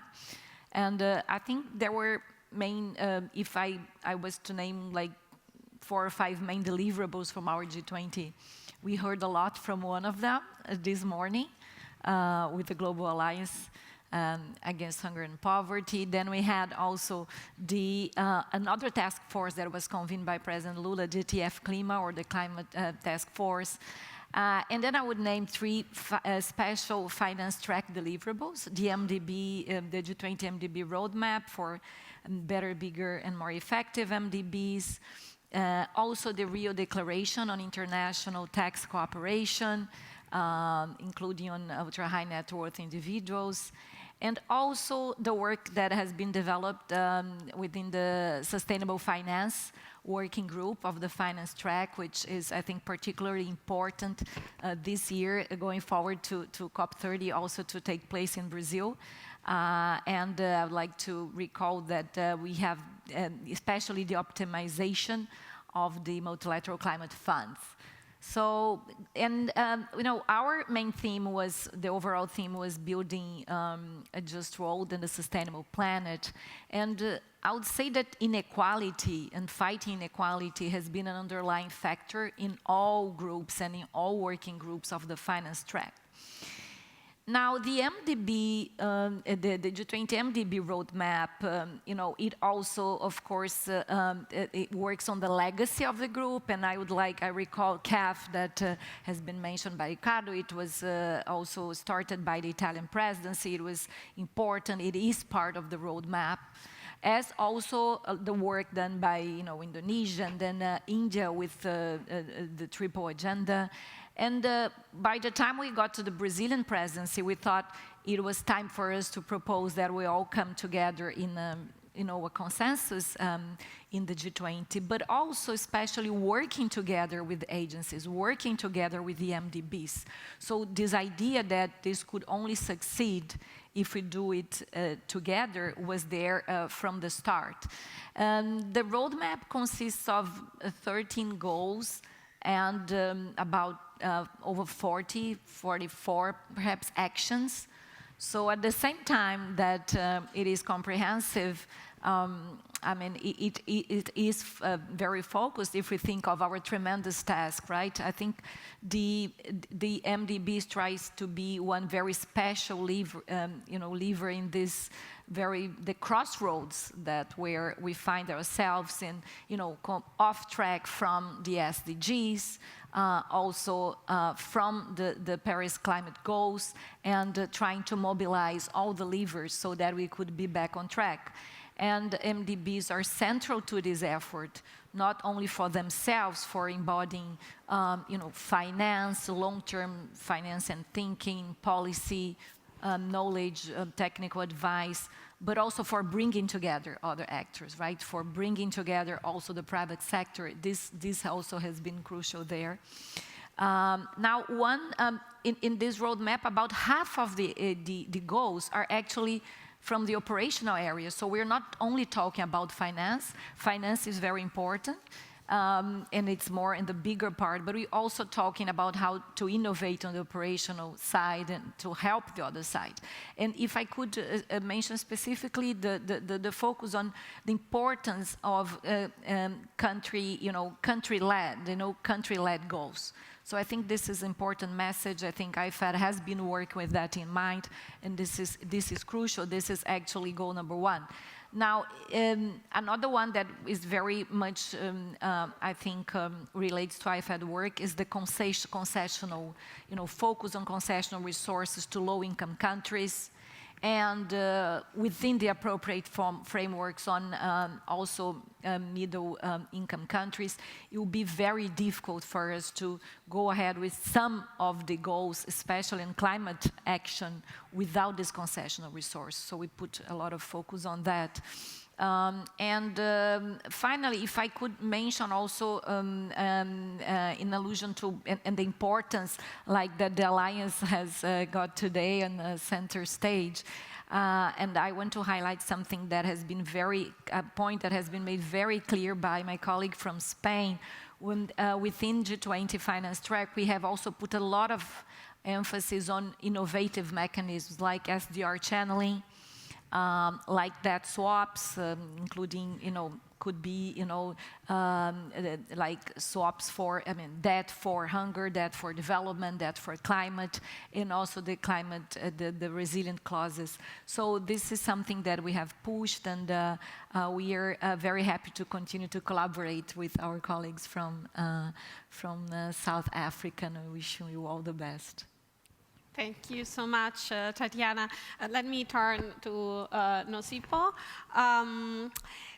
So how do you intend? So first of all, let me say that South Africa is the first African country to ever hold G20 presidency, and this is a wonderful moment for the continent, and you can really bring the voice of the continent at the loudest voice possible. But how do you intend to keep the momentum going from Brazil work, in particular with respect to ensuring the global financial system meets the needs of developing countries and particularly African nations? Well, good afternoon. Thank you again for having me. And I do have my colleagues from the head office here who decided to put me on a frying pan, but I hope I will survive.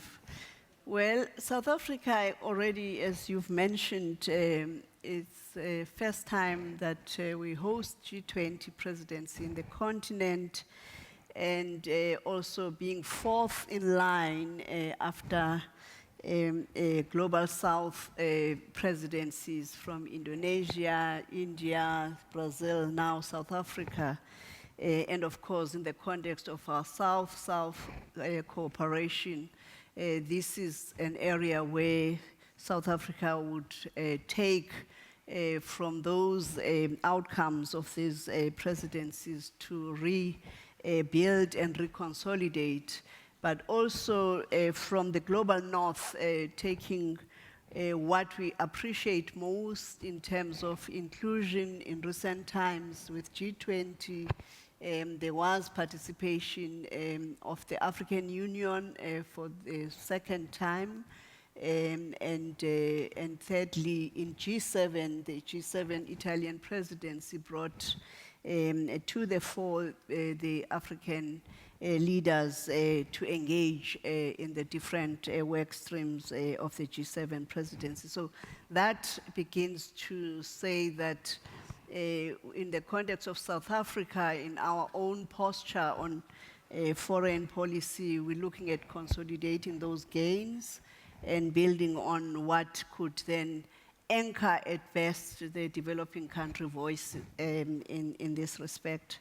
So we in South Africa, in the continent of Africa, we are guided by the African Union 2063 agenda, as well as, of course, in the context of food and agriculture and agri-food systems, the recent CADA plan, which is a post-Malabo dispensation, as it was already concluded at the extraordinary summit that took place recently in January in Uganda, Kampala.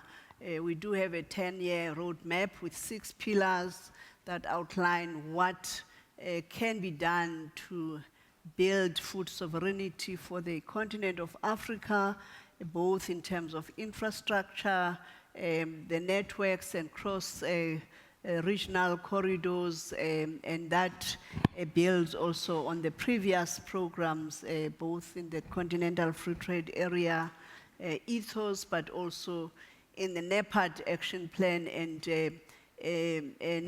Canada particularly is one of those countries of the North that understood how to work in the context of supporting the programs of infrastructure development led by NEPAD. And that's our institutional forms in the continent that we look to strengthen, and therefore in the context of what has been outlined in the area of financing for development for the continent, we would like to see that South Africa is aiming to center the focus on how best do we then catalyze the scale for implementation in respect of innovative financing, which brings IFAD as an IFI on board, and how best do we then look at building resilience in the continent, both in terms of food systems transformation, and of course, starting with ending hunger in the continent will help to build the building blocks for development, and that's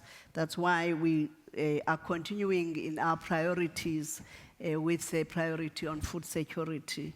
So the theme of the South African G20 presidency is solidarity, equality, and sustainability. And this is not by surprise because, again, South Africa, when we hosted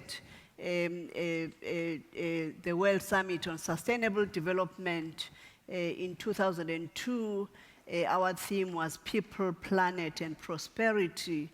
Again, bearing in mind that South Africa and the continent of Africa, we are well endowed with natural resources of different proportions, and the key is to make those resources work for the continent. And that is what we are looking at when we focus on those thematic areas. So building on our solidarity, our former state president, Nelson Mandela, was quoted earlier on saying that it may seem impossible until it's done. And yes, we have big challenges in the world today than 10 years ago, than 20 years ago, but we have to do the right thing to make sure that we create a world of prosperity where we are able to live based on principles of equality and shared prosperity, and therefore we seek to advance the world of possibilities as a country that is hosting G20. So in a nutshell, we have 3 priority areas under those work streams or the key agenda of G20, which is standard, which is the Sherpa track and the finance track, but we also further have priorities on inclusive economic growth, industrialization, employment, and reducing inequalities. And this is not a surprise for South Africa, because we are still a country ourselves that is facing challenges of inequality, and therefore this is a priority that is shared in the continent of Africa. The second priority being the priority on food security. I've already alluded to that, and it is building on the work of Brazil, and we acknowledge the leadership of Brazil, both in shaping up the political discourse to get heads of state to have a discussion about food and food security, and therefore we are seeking to build on that, but not to duplicate, and we hope that, again, in terms of the focus on regional aspects as well as global aspects that link to the national implementation of what is anticipated in the Global Alliance Against Hunger and Poverty, we'll be able to untangle a few necessary instruments and principles, in particular in the area of stability and price stability. And these can be seen as controversial issues, but South Africa thinks that we do need to have conversations, and both from the evidence in 2022, when we look at the statistics that is normally provided by the FAO working with UNCTAD or even WTO on financial stability, the historical evidence and data on trends on food price index in 2022 reached high record levels, even though there was no significant shortfall of global food supplies. And this is something that is devastating for developing countries, particularly hiking prices on food and causing the inflation to shoot up, and therefore food inflation did not only affect in 2022, actually the developing countries, even developed countries were spiked, saw a spike also in the implications in respect of global hunger. So these are the key issues of both. I think the ministers of foreign affairs are meeting on the 20th, and there's a schedule that's already available, but there is going to be both the political discussions in the context of global policy frameworks, but also to advance the SDGs. Thank you very much. Thank you so much, Ambassador. We are running out of time. I should have asked one more question, just like if you have few words on the IFAD partnership that you want to highlight, Tatiana and Nosipo. I think this is the occasion. Very short, otherwise I will hear a voice in the headphone telling me that I have to cut you. Very brief. Yes, very briefly, thank you. In concluding the last question, actually, you know, the G20 roadmap for better, bigger, and more effective MDBs, it had also as a central concept MDBs as a system, right? And as we try to actually work on or to unlock the nexus between agriculture, climate, poverty, and hunger, I think it's clear that IFAD has a central, has a central role there.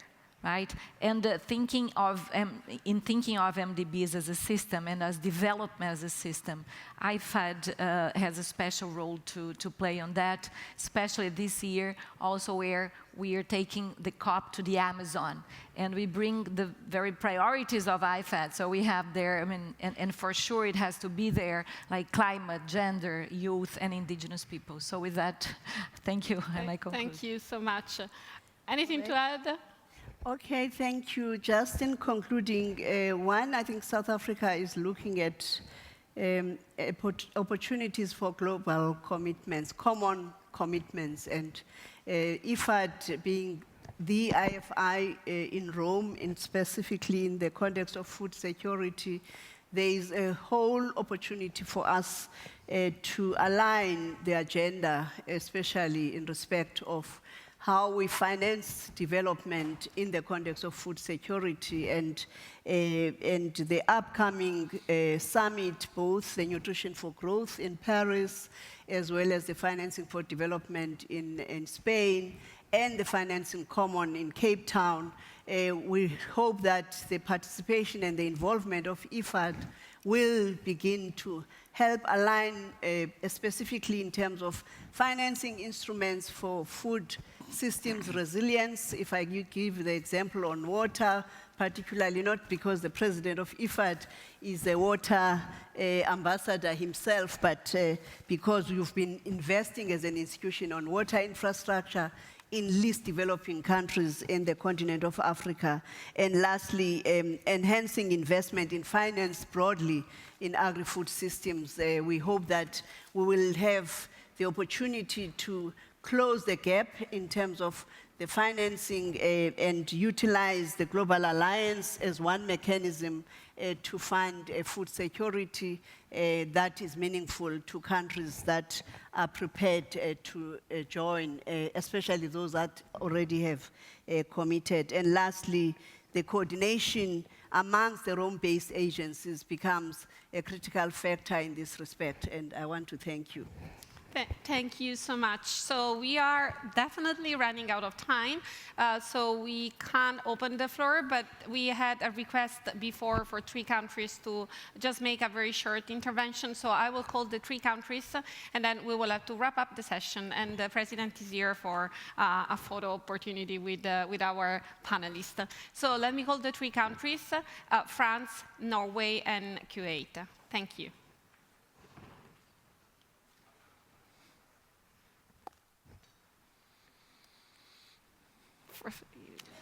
Merci beaucoup. Thank you. That was an extremely interesting panel. And I think it really shows the importance of continuity in multilateral forums like G20, G7, and other fora. The example of food security and combating hunger and malnutrition is one example where we've been able to see that continuity with the general aspects that have been set up to support structuring through the Italian G20, and the focus also under the Brazilian presidency with the Global Alliance Against Hunger and Poverty and other initiatives. I think all of this really can feed into many other events beyond the G20 fora and others. We've heard of the Nutrition Summit in Paris in a few weeks, which should also be a time where we can really bring together many ideas and tools. The South African priority for G20 and the stress on stepping up agricultural product markets and agri-food markets and strengthening the private sector really ties in to initiatives in 2022 and the consequences of the impact, the economic impact of the war on Ukraine.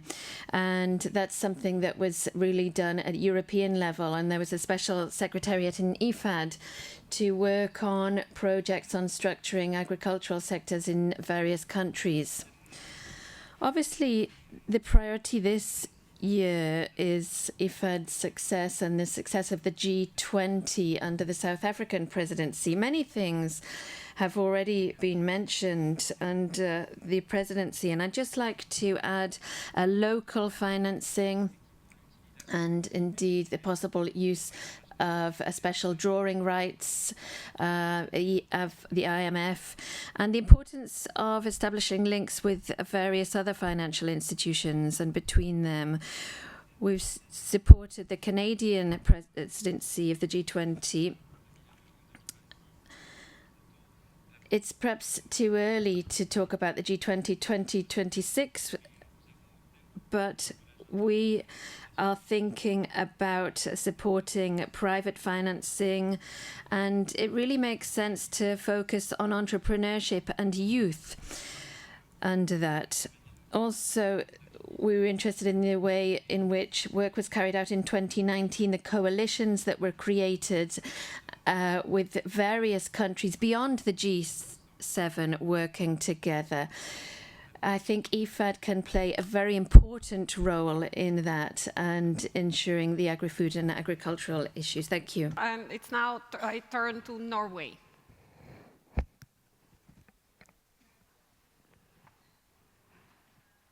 We also, from the Norwegian side, strongly welcome the leadership of G20, IFAD, and G7 to fight hunger and poverty. We need better and more efficient financial support to reach SDG 1 and SDG 2.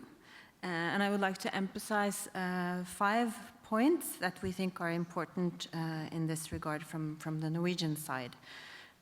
First, it's fundamental that the aid and investments have a main focus on the poorest rural areas in low and lower middle income countries, where around 3/4 of the people in extreme poverty live. Second, the neglect of smallholder farmers and rural populations must change. The share of climate finance reaching small-scale agri-food must increase. Third, developing countries need finance and much higher volumes. The only institutions that can really deliver the volume required are the multilateral finance institutions, giving their ability to leverage capital. And here IFAD is one of the organizations where there is room for it to revise its financial strategy to deliver even more. And fourth, national ownership is key for strengthening domestic resource mobilization. Improved governance, fair and progressive taxation, and social service for all are basic pillars in the necessary efforts to reach our goals. And fifth, private sector investments must be incentivized through an enabling framework stimulating local food sector value chains and markets. So this is the input from the Norwegian side that we hope can be an inspiration for the new presidencies for G7 and G20. Thank you. Thank you so much, Norway. So I think we can now close the session, and I wish to ask you to join me in a round of applause for our panelists. Thank you so much. It was an intense and rich discussion, and IFAD is committed to work with the G7 and the G20 and continuing on this path, as I said, within and beyond. So let me just invite the President to join us on the stage for a photo opportunity, and then we will move to the next session. Thank you. Thank you.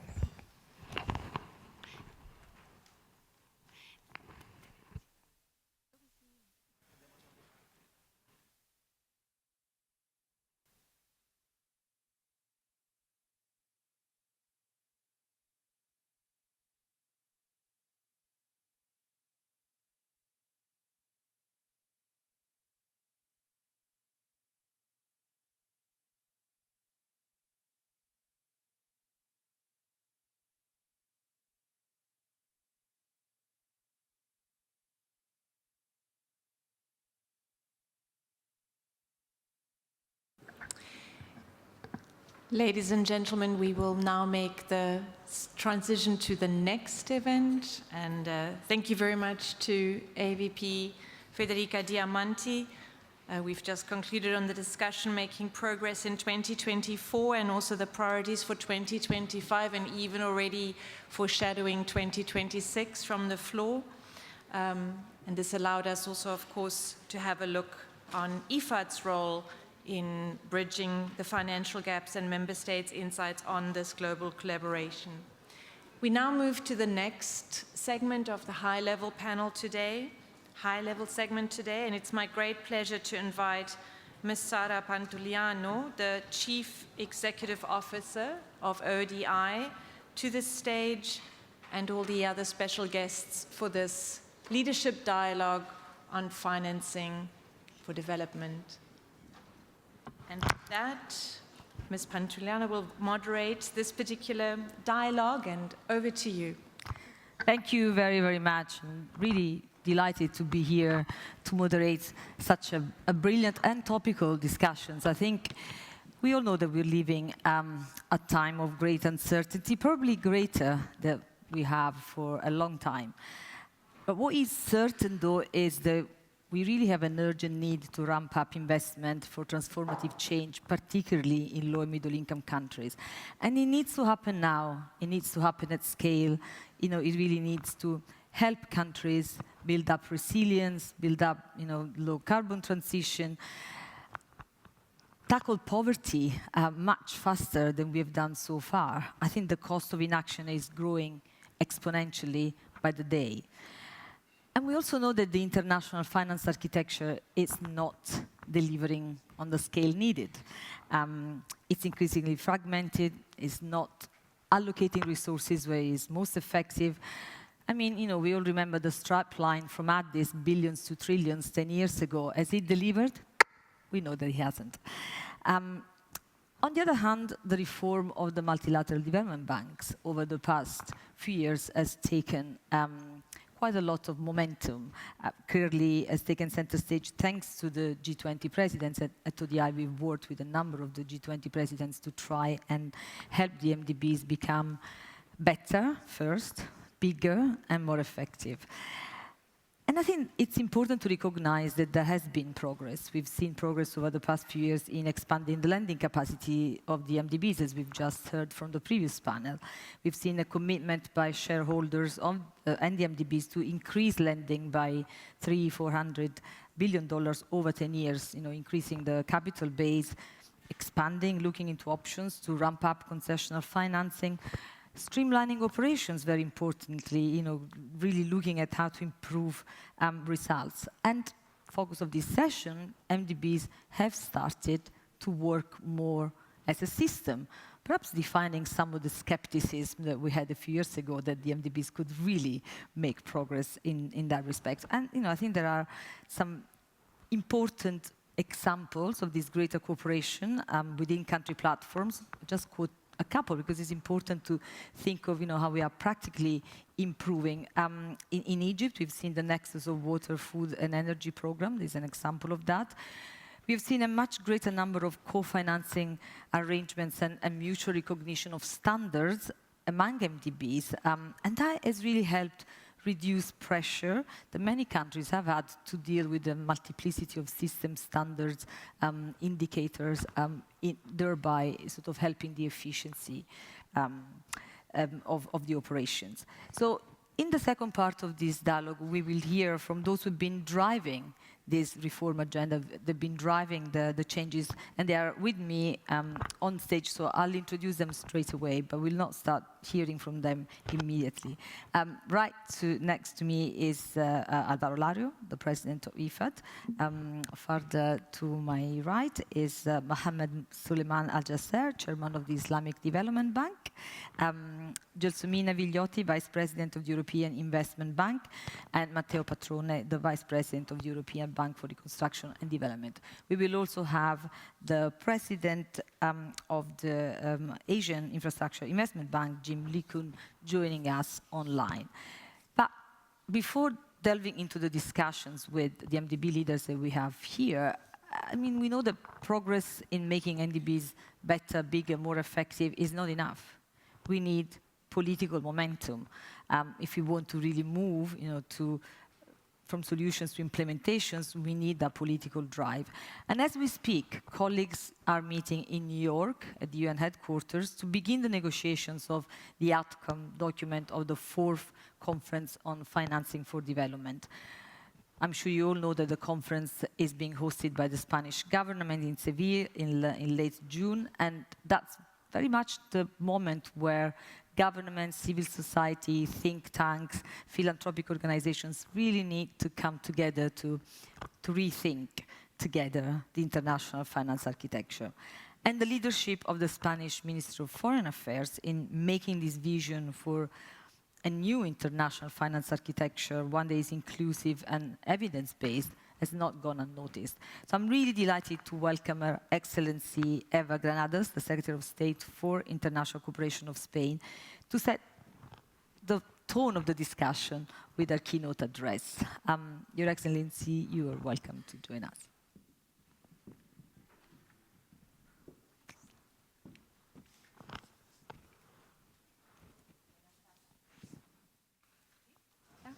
No. Sí. Buenas tardes, Excelencia. Good afternoon, Excellencies, Ministers, Governors, dear Alvaro. It is a pleasure for me to be here today and to be able to talk about something as crucial as investing in the rural population and preventing hunger and poverty. We cannot forget that around 43% of the world's population lives in rural areas, and the numbers remind us that 9% of the population still faces hunger every day. An additional 10% live in food insecurity. It's also true that the development that we aspire to today goes much further than that. It has health, justice, energy, but putting an end to hunger and poverty remain fundamental pillars at the base of our pyramid. And today we were hearing about the need to feed the world, and that is really what is so crucial. That is why the theme of this year's conference is Catalysing Investment in the First Mile, linked to the topic that representatives of the multilateral development banks will discuss next, working as a system to achieve more and a better impact. All of this represents an optimal framework for my intervention, focused on the 4th International Conference on Financing for Development, as the moderator was telling us. This conference, which will take place in Seville in Spain, will take place in a very different world to that of 2015, when the previous one was held in Ethiopia. We are facing new challenges, and we have heard this already so much today, linked to security, the climate, and we have faced financial crises and pandemics that have set many countries back several steps. We are all very much aware here as well that the needs are growing, and more countries, important countries, are withdrawing and distancing themselves from global affairs, forgetting that an unequal and unstable world has a negative impact on the lives of millions of people. We must not forget that the prosperity of all countries is a source of peace and stability for the whole world. For this reason, and Spain has the honor of hosting the 4th International Conference on Financing for Development. This is a United Nations conference which aims precisely to mobilize more and better resources, especially for those who need them most. At the 3rd conference, held in Addis Ababa 10 years ago, there was a slogan that resonated very successfully, as the moderator said. It was "From billions to trillions," referring to the need to leverage more private funding to achieve the $4 trillion a year that we need to close the funding gap for the Sustainable Development Goals. The premise was given by the fact that official development assistance seems to have stagnated at this moment in time at around $220 billion a year, and the awareness that public funding will never be enough to achieve the SDGs is very much among us. We have just a few countries that are at the official development aid commitments, and we know that we need to close that gap, and we of course need to speak about private sector funding for that. So in Seville, and 10 years later, we will have the opportunity of a decade to amend the reasons why that catalytic process was not successful, as well as agreeing advances in other chapters of the financing agenda, because it's much more than just ODA, it's more than official development assistance. It covers an entire ecosystem: trade, taxation, science, technology, reform of financial institutions, which will be discussed later on, the issue of debt. So all sectors have to really be well oiled for the machine to function properly. But as the United Nations has reminded us, the challenges linked to financing are very much at the heart of the current sustainable development crisis. And this goes far beyond donations, including, for example, taxes or investments. The fourth conference and the process leading up to it, the road to Seville, as we call it, must also be a catalyst for change. We not only need more resources, the world needs more sources of funding, but we also need to ensure that they are better aligned with the Sustainable Development Goals, and loans should not be so costly for developing countries. In this area, the role of multilateral development banks, which we will discuss later on, is fundamental. We need that official development aid contributions received by banks need to have a demonstration effect. They need to show the need to leverage private resources and dilute risks, which often have a subjective component. Then also multilateral banks need to adapt the instruments to the needs of developing countries by offering longer term loans with grace periods or maybe pause periods if necessary, or maybe the loans need to be provided in local currency. Really what it's about is including impact and sustainability, not only environmental but also social sustainability in the equation that determines where banks invest and where they do not. This equation cannot solely be based on return on investment, especially if we are working within a development framework. I believe that IFAD has fully understood the challenges that we face, and in just a few years IFAD has gone from being a specialized United Nations agency to becoming a financial institution. So congratulations, that's excellent work, Alvaro. And this IFAD has managed to leverage capital from the markets, which has convinced actors to invest, thanks to the expertise in the sector. In Spain, we're also working on leveraging more investments. This is a responsibility of all of us. Our new law on development cooperation establishes the new Spanish Sustainable Development Fund, FEDES, which will allow us more flexibility to increase impact investment. FEDES, this fund, will be able to invest in middle-income countries, will provide guarantees, offer technical assistance and mixed financing, blended financing, achieving a higher degree of concessionality and covering the first losses of impact investment funds. In the sector we are dealing with today, Spain has already designed a few innovative instruments, and I would like to share a few with them today. We have the Uruma fund, which we put together with the European Union and Gava Capital. This is a fund that has achieved more than 90 million of investment from Spanish investors, and it's benefiting more than 90,000 farmers around the world. This is a great success, which we hope to repeat with the Wallet Fund with the same partners, and we hope that this reaches out to a large number of farmers as well. The Wali Fund will help us to invest in Latin America to be able to offer financing products which will lead to lowering the carbon footprint of agriculture and companies, whilst also helping small-scale farmers to adapt to climate change. The fund will also invest in innovative companies for climate technology in India, who will offer solutions to mitigate the impact of global warming and also offering solutions to lower the carbon footprint of agriculture. The size of this fund is 250 million, with contributions from the European Union and also from Spanish cooperation. So I just wanted to highlight these examples to highlight a few of the elements that I believe are important. Now, firstly, something that we need is the combination of private resources and public resources, and we also need to highlight the importance of technical assistance in order to accelerate the process and strengthen partnerships with beneficiaries. We also must stress the importance of having investors who accept covering first losses and reducing interest, so that this does not discourage other investors and lower returns. Also, these two funds that I have spoken to you about include South-South cooperation between India and Latin America.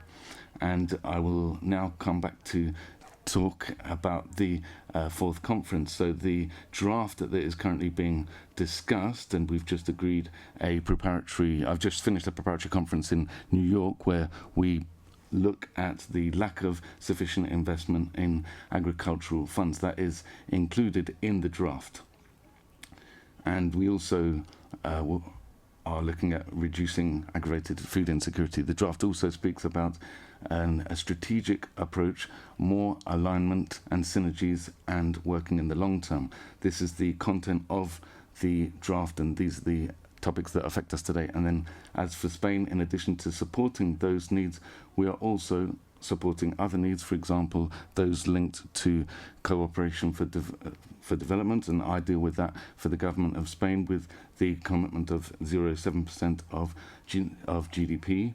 And we also want to achieve metrics that go beyond GDP and focus on a multidimensional approach for investment and reducing and increasing impact. And all of this is included in the Spanish law, but we also believe that it's very important that these should be addressed at global level, because we are really looking at reinforced and renewed cooperation. There are also other issues in the draft which we also believe are very important from Spain. So there's the vision, the perspective of gender being included right across the whole of the financing for development. And then there's also a reinforced follow-up mechanism in Addis Ababa in 2015. This was not achieved, and we were telling you that there is a path to Seville, the road to Seville. And so we believe that Seville doesn't end in Seville. It's really starting something new. So we need a follow-up mechanism so as to ensure that the commitments undertaken by countries, well, there should be accountability on that. There should be follow-up on those agreements, and that will be positive for all those involved. So the aspiration is achieving a final agreement that can contribute to financing SDGs effectively, and also achieving a paradigm shift in financing with concrete actions that have political support, the political support necessary to ensure that we can go from commitments to action. So mobilizing the financing necessary in an integrated way is one of the main obstacles between us and eradicating poverty and hunger, as well as the other SDGs. So we must accelerate, we must speed up efforts, we must give the full political will and drive to achieving a fair ecological transition in food systems. That must be at the top of the global and national agenda. And for that reason, we welcome the Global Alliance Against Hunger and Poverty. And there's also the Paris process and other processes underway which all accumulate. So I'll wrap up now. We have a historic opportunity to reform the current framework of financing for development and to better address the needs of countries and individuals without forgetting the planet. So let's try and make the most of this opportunity, and we have the political will of Spain is very much with you, and we're also counting on you. Thank you. Thank you very much, Secretary of State Granados. I think it's very clear that FFD4 presents a unique opportunity to put forward solutions that can unlock and hopefully align greater investment from both public and private sources, as you've stressed.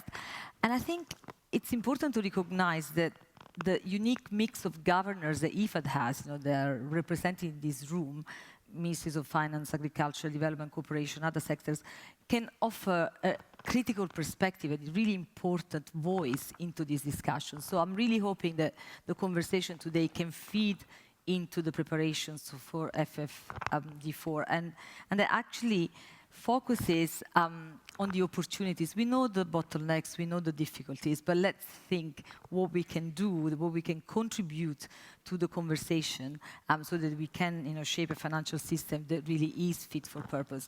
I think, in my view, FFD4 is probably the last opportunity we have to feed to deliver on the promises of the 2030 agenda, with so close and with so far away. But let's hear from the experts, and let me take the opportunity to greet President Jean has just joined us online. Welcome, President Jean. It's wonderful to see you again.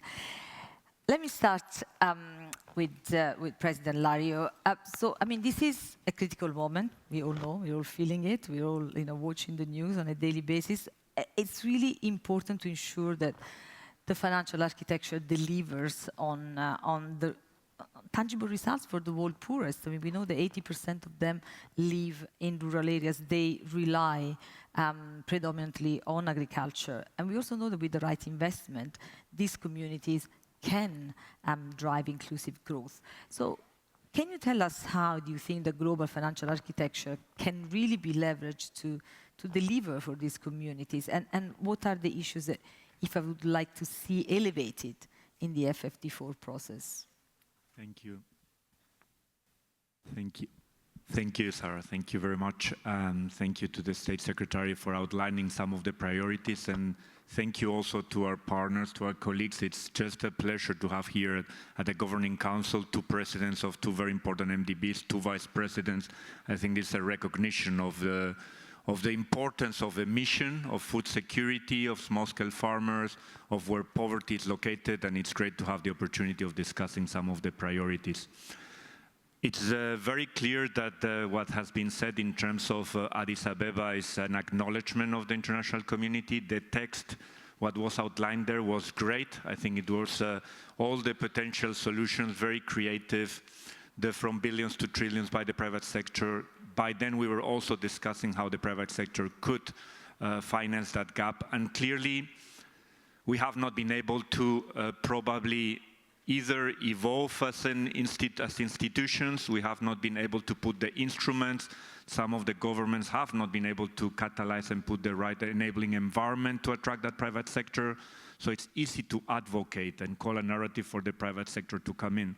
The private sector is very good at scaling up the provision of goods and services at a certain speed upon a certain demand. So we cannot expect them also to be tackling necessarily hunger and poverty among their priorities. So it's very important that with whatever instruments, whatever investments, we are also tackling that first mile. We are very happy to be partnering with some of the MDBs here, even if it's from in the case of AIB, from the very big infrastructure, how we can also, and there's an interest on seeing how it can be also changing the lives of the rural people, of the rural poor people, how it can trickle down. And one of the issues is that probably there's enough financing in the case of climate to mitigate. There's technologies, there's private sector. There's not enough in climate adaptation. We know it from the private sector. The same goes vis-a-vis the type of investments. There's probably enough investments in terms of financing the big trading commodity companies, in financing the exports, but there's not enough financing at this first mile. And I think that's the challenging content, that's the challenge that we are trying to address from IFAD and with many of our partners. So for the conference itself, I would say, and this is probably what there's a certain acknowledgement or recognition or convergence, is that we need to be very pragmatic. I mean, once more coming to the big headlines, to the big ideas, it's not going to be enough. We don't have the credibility to do so. Also, the recognition that MDBs as such an ODA is very small. It's 225 million, 250 billion. It needs to also think about how we can do something different to what we have been doing, or we'll get the same results. And it's something different needs to be how we can be more of catalyzers rather than just plugging the funding gaps. And that's not enough. In the case of what we're seeing in the current world, it's obviously a world where many countries are already highly indebted, where they have to finance themselves even in an energy or food transition at a very high cost. So they cannot do so. They don't have the fiscal space. They're paying a lot for their debt, many of the least developed countries. So that clearly is also not going to work. So it's very clear still that the only way to really be able to get to the gap, as well as the type of investments that will create those jobs, which are created by these smaller SMEs, by the medium enterprises, is to put the right, probably, policies in place, the right enabling environment, the right, I would say, financing was by the public development banks, which disperse 10% of the global GDP, even much more than the MDBs. What are the local institutions, the local financial sector that we can support? And the President of Sierra Leone mentioned de-risking, blending. We know what needs to be happen, but we need to make it happen through the actual instruments. So the local private sector is the key, and it's the one that we need to stimulate. And a very big component that we would like to see in financing for development, think the State Secretary mentioned, is actually the measuring and the tracking. We have in Africa one tool, CADEP, which has worked very well in terms of seeing what are the gaps, where the government has been or not up to the task that they said they would be in terms of the financing. The exact bottlenecks, I think it's important that we track and we measure what's missing. We're working with the World Bank, with other partners in measuring the flows that are happening in food systems. That's a first step, but clearly we need to do it on a regular basis to know where are the gaps. There's enough investment platforms, enough, I would say, analysis. We need to make sure that the instruments are fit for purpose. And let me finalize by saying that IFAD obviously has been in a journey over the last years, and we continue. We're trying to develop instruments, where it's partial credit guarantees, where it's loan syndications, what can really support the countries, whether it's policy-based lending, whatever instrument as a financial institution we can have to enable the governments to put the right incentives and the right policies in place. Thank you. Thank you so very much. I think you raise a lot of really fundamental points, particularly the fact that the MDBs really can be catalyst for this transformation, because you have the ability to de-risk differently. There's been a lot of discussion around first loss, currency loss, pricing the risk properly, and I think those are some of the areas where we really need to make progress. Chairman Al-Jasser, the financing for development agenda aligns really closely with the strategy of the Islamic Development Bank, your mission to drive economic growth, sustainability, poverty eradication. The Riyadh 50 declaration has reaffirmed the ISDB's commitment to advancing economic and social development and really leveraging innovative approaches, technologies, as President Lario was saying as well, to create lasting impact. Can you tell us more about the strategy for investing in agriculture and rural development in particular? And also, what do you think are the specific challenges that you see when it comes to unlocking, financing from all sources to invest in rural transformation?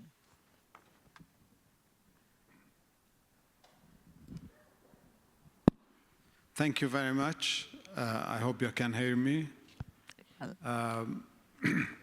Thank you for the invitation. Thank you for the participation in this panel. The Islamic Development Bank has, since its inception, been paying attention to agriculture and to food production. We have believed all along that that is the most important underlying element of development. Most economies that have developed, that are now industrial or post-industrial, started out with agriculture. They kept the people on the land. They produced food, so they were eating, and they didn't have to go and cross the desert and cross the Mediterranean to reach places where they have food or they have livelihood. So we have, from the outset, been paying a lot of attention to this. And actually, we have, only in agriculture, we have financed about 1,700 projects at the cost of financing of about $24 billion. And we have now a portfolio of more than $4 billion only in agriculture. With the Arab Coordination Group 2 years ago, we pledged $24 billion for climate-friendly projects, which is basically connected to agriculture, because climate change and agriculture have been very intertwined. So we have put a lot of emphasis on that. Out of the 24 billion, 13 billion are coming from the Islamic Development Bank alone. Also, with the food shortage challenges that happened a few years ago, we have pledged $10.5 billion also for to help finance our member countries procure the food they need, and finance agricultural projects that will bring about improvement in the situation in these countries. Out of those 10.5 billion, already more than 90% has been dispersed. So what that shows is that we believe that agriculture, probably on the global scale, has been neglected a bit. And that's why we have all this exacerbated starvation, shortage of food, and all of that. We in the world have put a lot of emphasis on industrialization before we have achieved enough on agricultural development and feeding our people.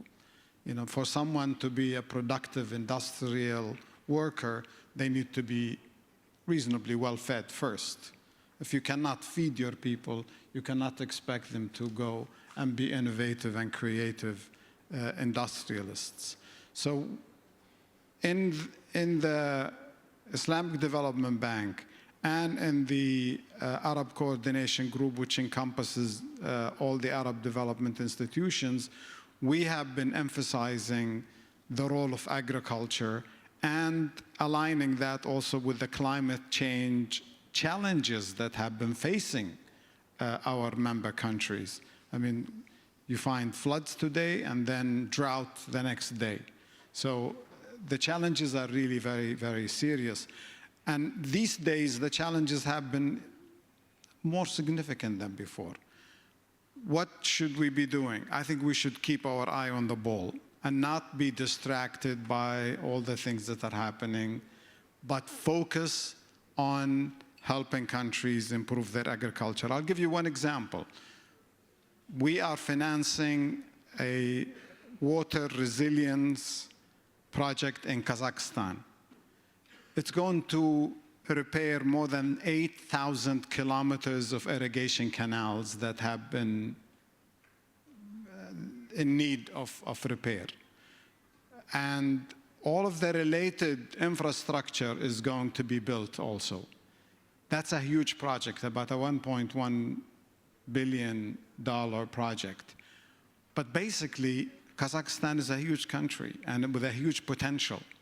And if a country like that cannot improve and enhance its own agricultural sector, then it's going to be a very serious problem. We were there. We have committed to finance that project. So I think financing in terms of absolute amounts, there isn't enough.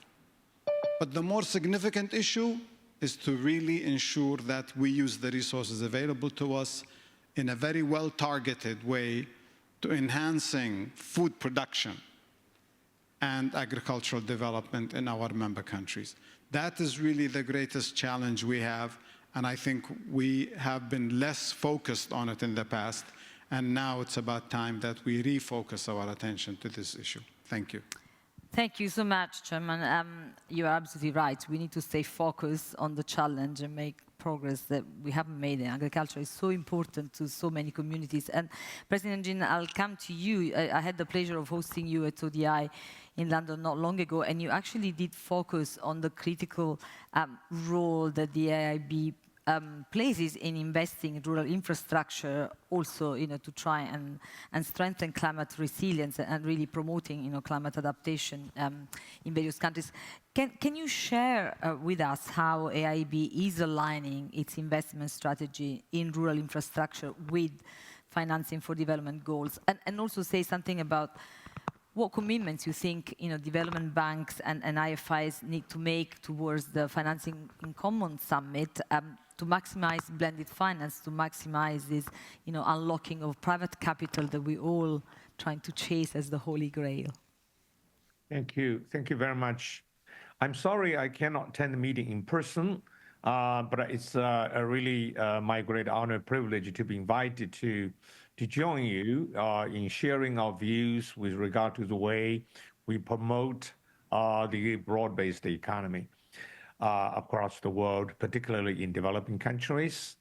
As you know, Asian Infrastructure Investment Bank was created in the 21st century to deal with the deficiency in infrastructure development. And our mandate is to promote broad-based economic and social development through investment in infrastructure and other productive sectors. To achieve our purpose, we highlight the importance of, first of all, working with other development banks to work as a system, to leverage our resources, and do more than we can possibly achieve otherwise in promoting development. And secondly, we think it's very much important to promote private sector investment. The private sector resources mobilization is a strong indication of how well the MDBs are working. Now, I think our mission is very much related to the topic. People should understand infrastructure should be defined in a very broad manner. Infrastructure is not just the traditional roads, railways, ports, airports, seaports, power plants, transmission. These are very much important. But in today's world, infrastructure also means we should promote digital infrastructure. And this is vitally important for low-income countries. Now, related to the conference, I like to highlight the point from very beginning, we focus on promoting agricultural infrastructure. Without adequate infrastructure for agricultural production, it is not very possible. It's not possible to improve the livelihood of the vast number of the rural people. And I can give you some of the examples. For instance, recently I was in Tanzania attending the conference organized by the World Bank, Tanzania government, and African Development Bank. And the idea is Mission 308, which is to promote electricity access to 300 million people. There are still 600 million people out of access to electricity. We should understand how important it is to provide green energy to the people. Without electricity and without agricultural irrigation system, it is very hard for us to really improve the livelihood of the people, to promote productivity, to facilitate transportation and marketing. We have done this not long ago. For instance, we financed a rural road in Côte d'Ivoire. This rural road provides filling up the missing link between remote mountainous rural areas and the major markets. So we provide the rural infrastructure facility. This road can help the local people in mountainous areas to ship their cashew and coffee beans out of their villages and all the way to the port in Abidjan. And you should know that Vietnam is the very important processor of cashews. So this helps us to help the people to ship their cashews and other agricultural products to Vietnam to be processed. This is very much important for improving the livelihood of the people in mountainous areas. This is just one example. So I would like to highlight the point, when we focus on infrastructure, we never ever lose sight of the importance of providing infrastructure facilities to rural people. It is only through improving the infrastructure could it be possible for the rural people to enjoy access to modern infrastructure facilities and improve their productivity and their livelihood. So this is what we've been doing. And secondly, I think it's very much important for us to work as a team, as a system. We work closely with World Bank Group and Islamic Development Bank, African Development Bank, EBRD, and others to promote our support for basic infrastructure development. And it is very much important for us to leverage our resources to mobilize private sector funds. One of the most important things we can achieve is by working together, we can help to improve the enabling environment for private sector investment. So working together as a system is very much important. We're looking forward to attending the Finance and Commerce meeting in South Africa. This meeting is very important in our view, because this is going to mobilize vast number of private sector investors to do the project investment for a range of infrastructure sectors. So we are looking forward to the cooperation with our peer institutions. And I have never, ever seen such kind of solidarity of the MDBs working together to promote broad-based economic and social development. Thank you very much.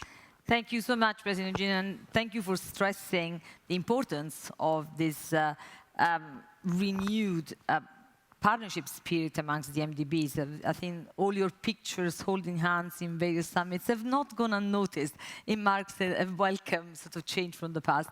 And talking about partnerships, I come to you, Vice President Vigliotti. The EIB has a partnership with IFAD that is focused on expanding support to low and middle income countries with a special emphasis on Africa, and which is aimed at helping farmers adapt to climate challenges.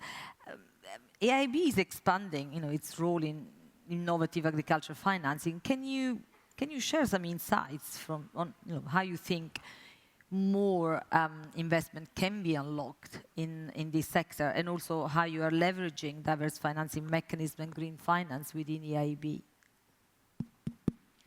Thank you very much, and thank you for the question. Thank you for the invitation from IFAD. And let me start from what the president of IFAD said, that it's, this is a very distinguished panel, not because I'm here, but because of the others, obviously. And I think that it's not by chance that we are here with the two presidents and, representatives of other MDBs, because I think that now everyone realizes of the importance to work together to improve our relationship, and in particular, to reach the last mile. The president talked about the last mile, and what we need is also institutions like IFAD, not necessarily only a public institution or international institution, but also the institution that can work and reach the very last beneficiaries. And I like to say this because, it's the European Investment Bank. We are the financial arm of the European Union. Our shareholders are the European Union member states. Our focus is mainly within Europe, but out of our 85 billion, investment last year, the 10% that is 8.5 billion were outside of the European Union. Obviously, it's our interest is that, we live in a world where, growth has to flourish and that investment can be promoted. And that's why there is this interest for the European Union to go outside of the EU. And we are one of the most leveraged financial institutions worldwide. And also this is thanks to the, the support of the European Union budget. And I like to say this because, first of all, because, now the European budget is open also to other financial institutions. And I think that, this is a very good way to use public resources. That is, to use public resources as a guarantee so that we can leverage, and out of one we can achieve 5, 10, depending on the type of investment that we have, and that it allows also institutions to take much more risk. And this is important because, actually this allows us, for instance, to work with IFAD, to lend to IFAD 500 million to cooperate together because, in the end, our ability to reach the smallholder farmers is very limited. But also, for instance, we work a lot with private banks, commercial banks. We developed with them a partnership because it's very important also to support the small and medium enterprises, maybe within the food processing, sector, for the farms that want to develop a business or that, simply need a loan. And I think that by developing also this relationship with the private sector, to agree on what are the principles that we want to achieve, what are the objectives that we want to achieve, so that we can provide lending at better good terms with longer maturities. That actually, let me stress this issue of the longer maturities, that maybe it's one of the, sometimes the most appealing element for our borrowers because it gives time, to repay. So coming back to the MDBs, we know that the needs are enormous. We learned through the G7, the G20, there was a clear call to be more efficient, more effective. And that's why I think that all of us are working within our internal policy and to see the way in which we can better collaborate. Just to give an example, just to measure impact in the same way, just to use mutual reliance, to use the similar procurement framework, which are, it looks like trivial issues, which are not trivial issues, where we have to work on, to look for the agreement of the shareholders. Not always the shareholders are the same in one institution or in another, but I think that we went a long way through. And that's why I think that the collaboration with the other MDBs is improving, that we rely very much on other procedure, that we put finances together, and we develop investment opportunities platform together. With IFAD, we are developing together. It's a strong relationship. We just finished some project in Cambodia. We are going to announce very soon also another project in Ethiopia. And it's a partnership where we want to go ahead, since agriculture is something which is, I do not want to, to further elaborate on that. I mean, the former, in particular, the president here from the Islamic Development Bank, clearly stated what are the issues at stake. Also because, with the climate changes, we know that people will, stressed even more, and there will be enhanced, push for moving, for migration, and we have to tackle this issue. We have to tackle not only on climate mitigation, we have to tackle climate adaptation, which actually is one of the most pressing issues on which we have to work on, and also to look at the, also innovative way of financing.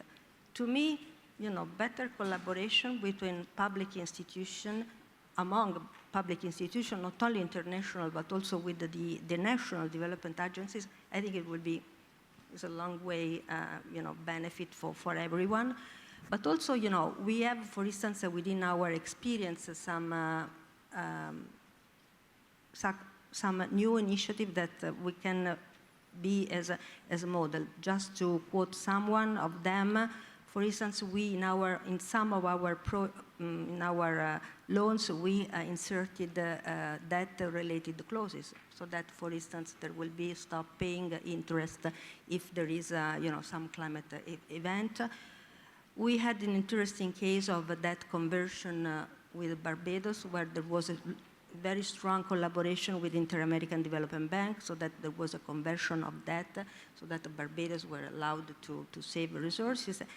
And also, one of the issues that we like, since we like to call ourselves the climate bank, that we are part of this green bond coalition that is to support low-income countries and emerging countries to develop good practices and standards on the issues of green bonds, and where we are attracting private investors to fund, to pre-fund a fund, so that we can provide a guarantee to them, allow to finance these, the countries who want to issue these green bonds that use the proceeds of these bonds for green investment. So there are things to work on, many novelties, but overall, again, as my main message is, let's work together and let's leverage our resources.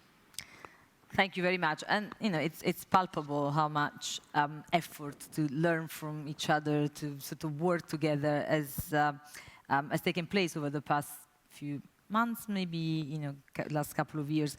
Clearly, everyone is trying to learn from what EBRD has done with private sector leveraging, because you are at the forefront. So I come to you, Vice President Patrone, because you are dedicated to driving transformation through private sector engagement with a focus on climate solutions. And we've all been following and trying to learn what EBRD has done in different areas, in different countries. So it'd be interesting to hear from you directly, how does EBRD leverage private sector partnerships? What can you share with your colleagues? What are the key lessons that you've learned in mobilizing so much private sector investment in the experience of the bank? Thanks very much, and thanks very much for having me.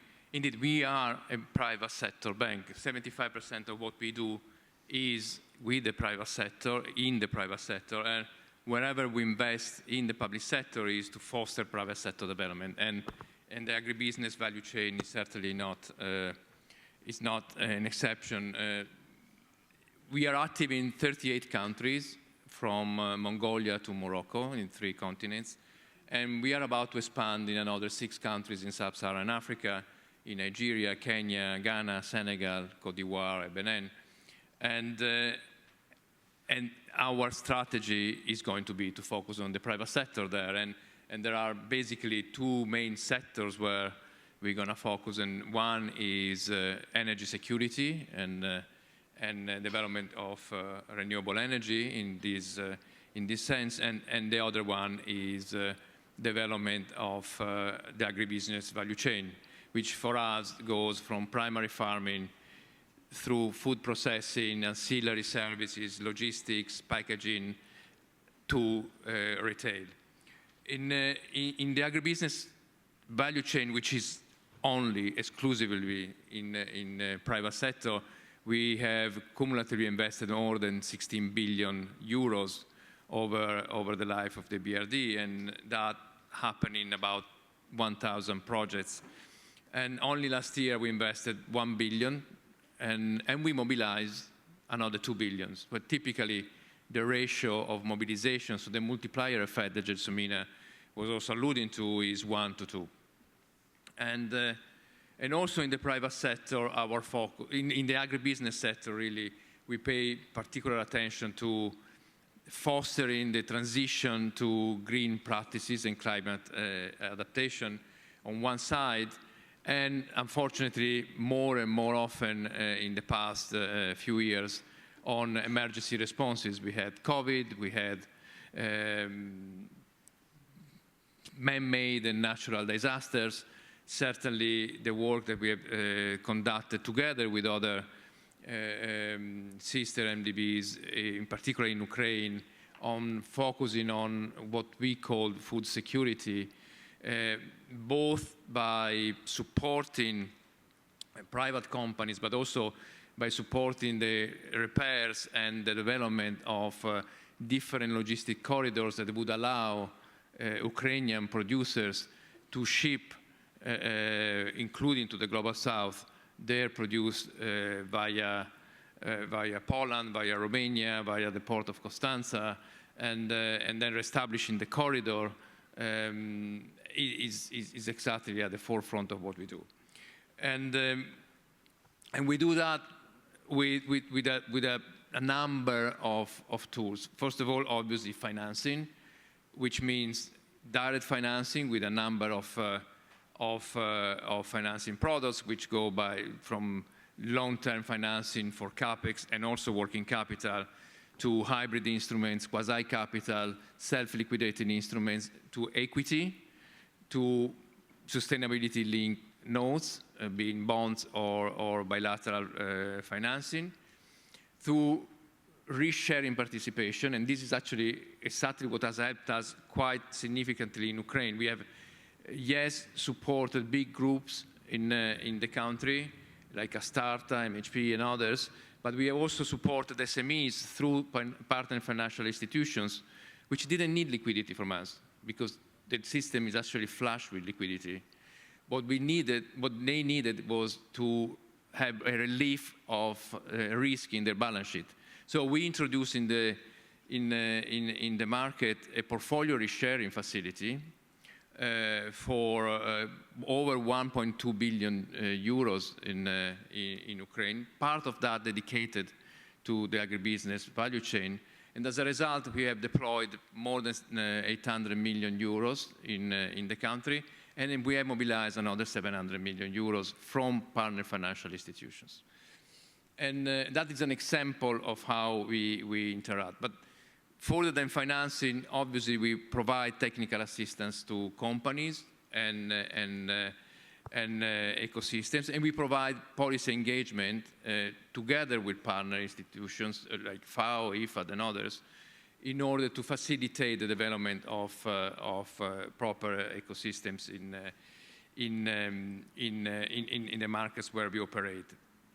I think what is really crucial, there are a few lessons really learned. One is that indeed more and more you need to be ready and flexible in responding to crises, and Ukraine is an example, but the crisis in the Middle East is another one.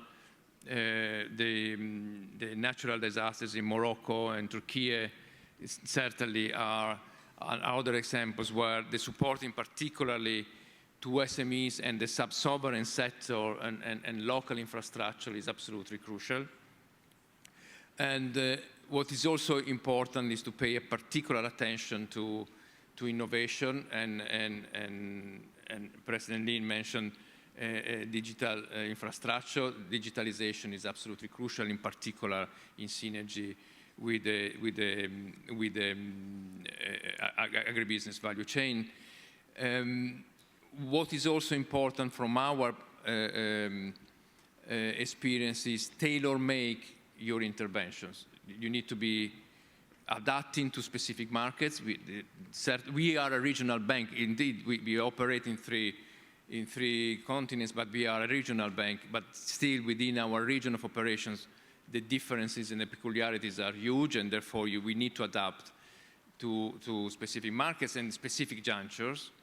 And what we have learned, also having boots on the ground, because more than a third of our bankers and professionals are actually sitting in the markets where we operate, is that we are guests in those markets, in those countries. And so we need to have a proper, open, and constructive and productive dialogue with the authorities and the stakeholders in those markets if we want to be effective in creating the right ecosystem. And obviously, like many others have said, we don't work in isolation. We work with partners, being them MDBs, being them donors, being them agencies of the UN and others, and obviously the authorities themselves. Thank you so much. A lot of very practical suggestions, and they chime with things I've heard over the years, in terms of being tailored, adapting to markets, simplifying. We hear a lot of private sector colleagues saying that find it really, really difficult, cumbersome, to engage with the IFIs because of the plethora of bureaucratic sort of requirements that I guess you're all trying to simplify, but perhaps not fast enough. And I just want, before I open up the conversation to the governors, to also pick up one important thing that a couple of you have stressed, which is the importance of investing in technology, in digital infrastructure. If you want to really help these countries leapfrog, development, this is what they're all saying. We've been exporting a lot of obsolete technology that is not really enabling, development to move fast. And even in the climate space, if we were able to put more appropriate technology on the ground, that would, first of all, obviously encourage private sector to engage more and help countries to make progress more rapidly. But let me open to the governors in the room. As I said before, IFAD is blessed with a very interesting mix of governors that can offer reflections as we go into the FFD4. Really, it's important to hear your perspectives, reflections, recommendations, what we can channel towards the framework that we will be developing in Seville. I will start with the member from Finland, Mr. Pasi Helman, the Under-Secretary of State at the Ministry of Foreign Affairs of the Republic of Finland and the Governor of IFAD. And then my colleagues at the back will tell me who has asked for the floor, and I will come to you. Please keep your interventions brief so we can benefit from more reflections of more colleagues around the room. Mr. Helman. Are you in the room somewhere? Sorry, I'm looking for... Oh.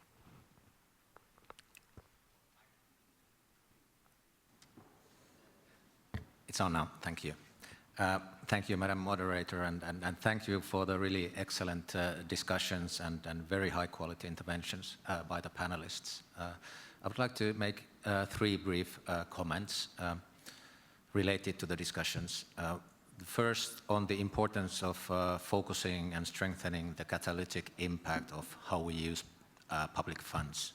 I thank President Lario for raising this in a very strong manner, and we have been encouraging and continue to encourage IFAD to be ambitious in this regard.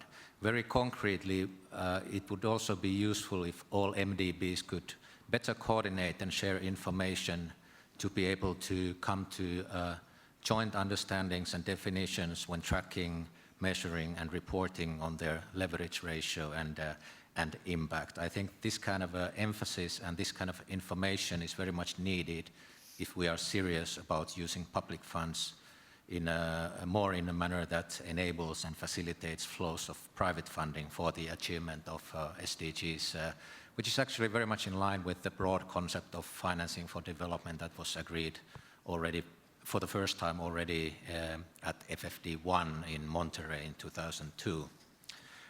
Secondly, in the FFD4 process, and also for IFAD, for other MDBs and all organizations that are benefiting and getting funding from different countries' ODA resources, it would be useful to more strongly look for a significantly larger role and contribution from all relevant sources around the world, including the so-called new donors. The world is changing, and how all the different parts of the world are world and countries who are in a position to do so could do more for common benefit also in terms of development funding. And thirdly, again, in this changing and turbulent world, I think we should not forget we need to emphasize the need to engage women and have focus on gender equality.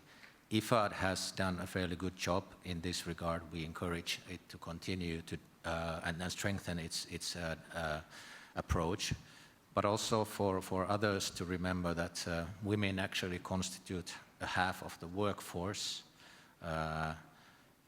and half of the economic potential and resources at any country. So not to forget this, even if political tones and priorities around the world may change, but try to keep this very much on the FFD4 agenda. And I said 3 points, but I'll quickly add a 4th point. Since digital connectivity and the importance of it was mentioned, it might be an issue for IFAD also to take a closer look at. Thank you. Thank you very much, Mr. Hellman. Thank you particularly for raising the importance of gender equality if you want to achieve the SDGs. I'll go to the member from Ecuador.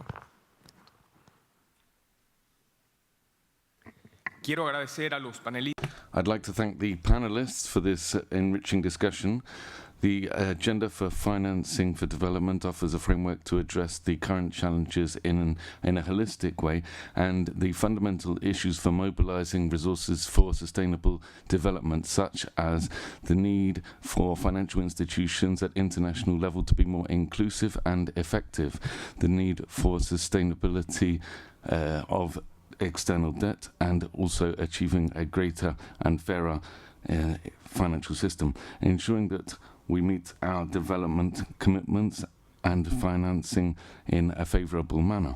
We must reflect upon how we can be more strategic with these resources, which are so valuable but also so limited.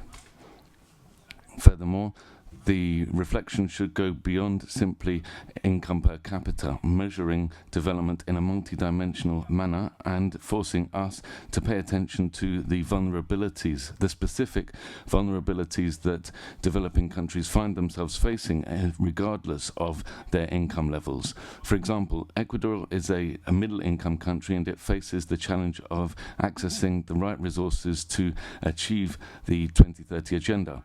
It is necessary that we reduce the digital gap, that we close the digital gap. We must direct financing in the right direction so that we can design policies that allow for the digitalization of small and medium-sized enterprises as well as family farmers.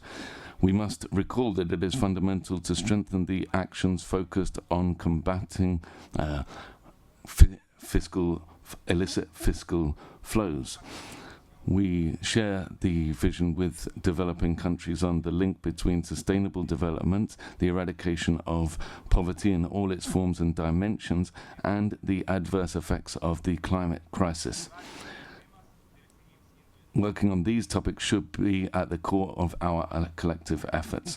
For this reason, I would like to take this opportunity to point out that since the Global Alliance was against hunger and poverty, which was launched by Brazil, since that moment, my country considers our membership as very valuable, and we're very happy to inform you that we're at the final phase of signing the simplified membership document. Thank you. Thank you very much, and great to continue to hear support for the alliance. I go to the Maldives. It's a long list of countries, which is great. Thank you, everyone. Ladies and gentlemen, a good afternoon to you all. Assalamu alaikum. It is a privilege for me as alternate governor to be a representative of the Maldives today, a nation whose bloodline is the fisheries sector. For centuries, our oceans have sustained us, not just economically, but as an integral part of our identity, culture, and food security. Yet today, we face unprecedented challenges that threaten the way of life.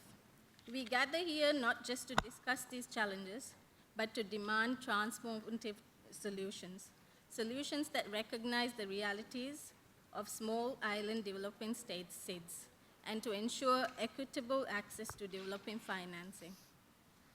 I extend my sincere appreciation to IFAD, one of the first organizations to truly recognize the unique vulnerabilities of SIDS and develop a dedicated strategy for engagement. I thank IFAD's leadership for taking the helm in this initiative. But recognition alone is not enough. Now is the time for bold, actionable steps. Distinguished delegates, leaders from across SIDS have echoed similar concerns, and today I reiterate 3 key points. First, unlike larger nations, our small populations and dispersed geography create significant barriers to achieving cost efficiencies in production, processing, and export. The result, higher costs, lower returns, and an uphill battle to attract investment. Second, the higher per capita GDP figures often mask deep structural vulnerabilities and income inequalities in SIDS. This leads to limited access to concessional financing and categorization as middle-income countries, despite our economic fragility. Meanwhile, commercial banks and investors perceive our fisheries sector as high risk, resulting in exorbitant interest rates and minimal private sector engagement. Lastly, rising ocean temperatures, coral reef degradation, and shifting fish migration patterns threaten the very foundation of our fisheries sector. Without adaptive financing mechanisms, we cannot integrate climate resilience into fisheries development, and a sector that cannot adapt to climate risks cannot survive. Distinguished delegates, when discussing the blue economy, it is a time to redefine our thinking and our financing models for SIDS. Instead of focusing on small scale, we must prioritize large-scale investments in fisheries and aquaculture.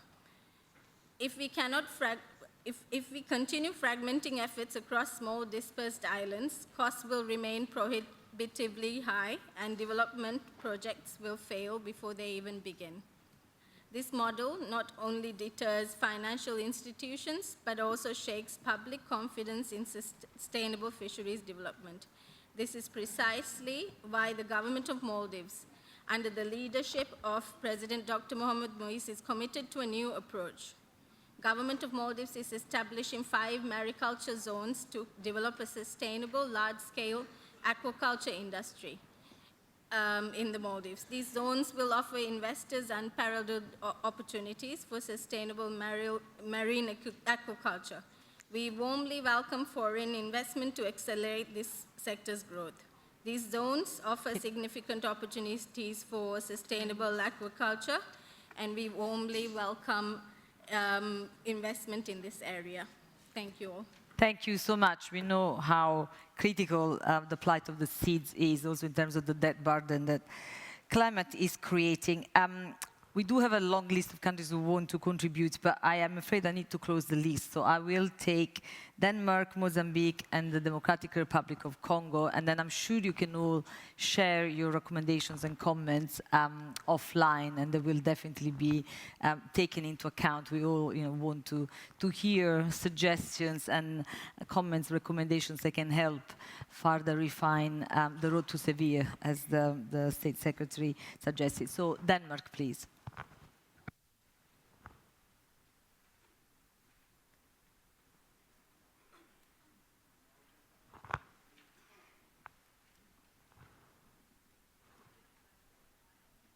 We open the mic for them. It's here now. Thank you very much. Thank you, Madam Chair, and thank you all delegates for your commitment and very enlightening presentations. Allow me to reflect very briefly on a question in terms of what innovative solutions can work and have worked in practice for agri-food systems and rural transformation. And I would like to take you to Uganda on one example where Denmark is engaged and one example where IFAD is indeed very engaged.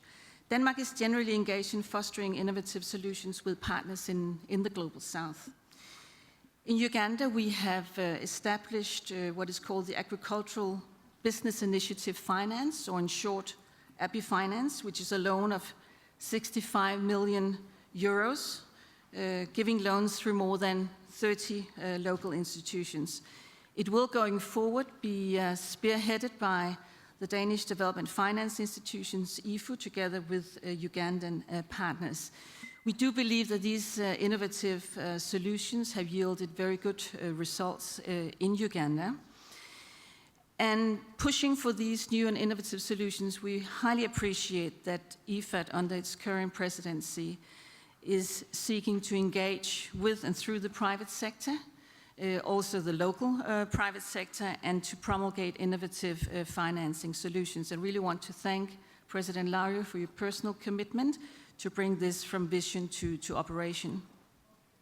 So another example from Uganda is ACAFIM, which is the Africa Rural Climate Adaptation Finance Mechanism, which IFAD is highly engaged in with Denmark and other countries.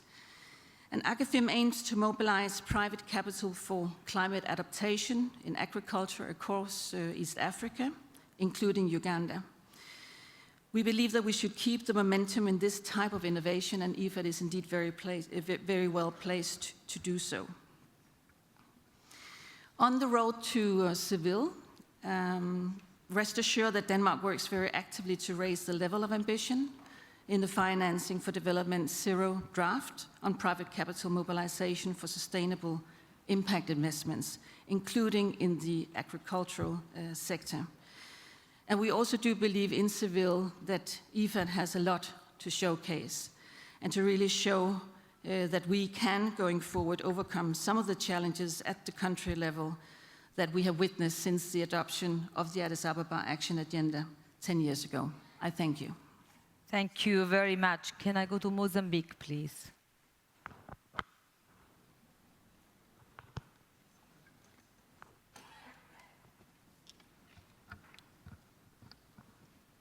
Thank you.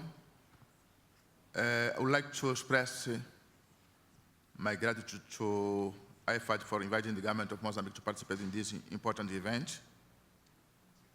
I also commend IFAD for choosing the theme Catalysing investment at the first mile, which is extremely relevant and current in a context where the world is experiencing a wave of economic recession, hampered by multiple global shocks and risks, and therefore investment in our rural community is very vital and can catalyze the agenda of turnout to remove these people from poverty and hunger. Moving back to Mozambique relationship with IFAD, which started in 1977, I would like to express the sincere gratitude of the government of Mozambique for IFAD having played a vital role in Mozambique, contributing to the eradication of rural poverty through its several programs and the projects in agriculture, fishing, market linkages, value chain development, and rural financial services. Therefore, on behalf of the government of Mozambique, I would like to express our profound appreciation for the journey that has been so beneficial to our people, mainly those undeserved and living in rural areas. From 1977 till now, we have implemented many projects, which combined with others, have removed from poverty more than 2 million people in Mozambique, and with investment of more than 600.7 million so far. These investments are fundamental to increasing the resilience of rural communities and promoting sustainable and inclusive development, especially at the first mile, especially in countries like Mozambique, where more than 60% of population are living in rural areas, where the impact of investment are most needed, immediate, and transformative. Let me point out that this session takes place at a time when our country continues to suffer from the effects of climate change, characterized by increased intensity, quantity, and frequency of cyclones, floods, droughts, due to the fact of El Niño y La Niña. In this context, allow me to reiterate the commitment of the government of Mozambique to continue working with IFAD to implement all the projects, make all the payments outstanding and contributions, as well as address any future challenges together. Finally, we reiterate our gratitude to IFAD for the continued support to Mozambique. We truly believe that working together, we will be able to improve the lives of rural communities in Mozambique, in the world as well, and strengthen resilience of climate shocks, promote sustainable development, and catalyze the investment at the first mile to ensure a lasting positive impact. So thank you very much for your attention. Thank you very much, the member for Mozambique. Democratic Republic of Congo. Merci beaucoup. Thank you very much, Chair. I would also like to directly thank the IFAD President, Alvaro Lario, for this very high-quality conference. As you are very much aware, the Democratic Republic of the Congo has a great deal of potential in all areas, above all in the area of agriculture. We have water, we have land, we have a great potential. Each time that we start to organize ourselves to foster development, well, since 2004 we have started a large agricultural project with 400,000 hectares to allow support to be provided to small-scale producers and in their production. And we also have to work in other areas as well. Rwanda has been coming in to disturb the situation. They have killed more than 300 people a few days ago. And for 30 years now, all of the programs that we have been leading have been disrupted by Rwanda. Rwanda behaves like a country that is like the devil on earth, because now we have more than 12 million Tiwe, and we have seen 12,000 deaths, and so when often women are raped and then they are killed, and often when we carry out an analysis afterwards, we find that these women have also been infected with AIDS. And what we are facing now, what we're going through now, women are killed, and the cocoa is stolen, coffee is stolen, even corn is stolen. And we don't understand why the world is continuing to allow this to happen. What are the efforts that can be done to, and what should the Democratic Republic of the Congo do? We need peace. We do not need constant war. We want all countries to respect international law, and we don't want to continue with war, and more war. You know that the Democratic Republic of the Congo has many reserves, and we have also certain dangers that we face, but we are a peaceful people. We want peace. We want the whole world to help us to ensure that Rwanda can see reason, and also that we can understand that living with a neighbor means living in dignity, and it also means that you have to know how to behave. We have 100 million inhabitants, and many cross the border to Rwanda, but we want peace. We want to live with all of our neighboring countries in fraternity and brotherhood, as we do with other countries. We have 9 neighboring countries, and one single country is coming in each day, all the time, to cause disruption. So we would like to thank the panel for their presentations. I'd like to thank the speakers, and we'd like to say to them that the Democratic Republic of the Congo has its doors open. We are ready to work with you and ready to support investment in the private sector, in agro-industry, and also providing support for all producers. Thank you. Thank you very much. I'm told that I can squeeze in one last country, which is the Dominican Republic. Apologies to those who booked afterwards, but we can squeeze in one last intervention from the Dominican Republic. Thank you very much.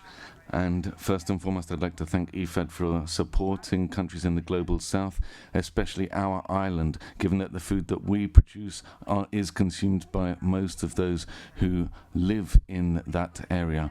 And the Dominican Republic reaffirms its commitment to multilateralism, sustainable development, inclusive development, international cooperation, placing an emphasis on the importance of strengthening global financing mechanisms to address the increasing inequalities, economic vulnerabilities, and climate risks, particularly given the state that we are a small island developing state. In this context of vulnerability and as a consequence of climate change, small island developing states need to strengthen their adaptation capacities so that they can guarantee their own food security, among other things. But climate emergencies are forcing small island developing states to set aside a large share of their GDP to addressing the emergencies and the crises.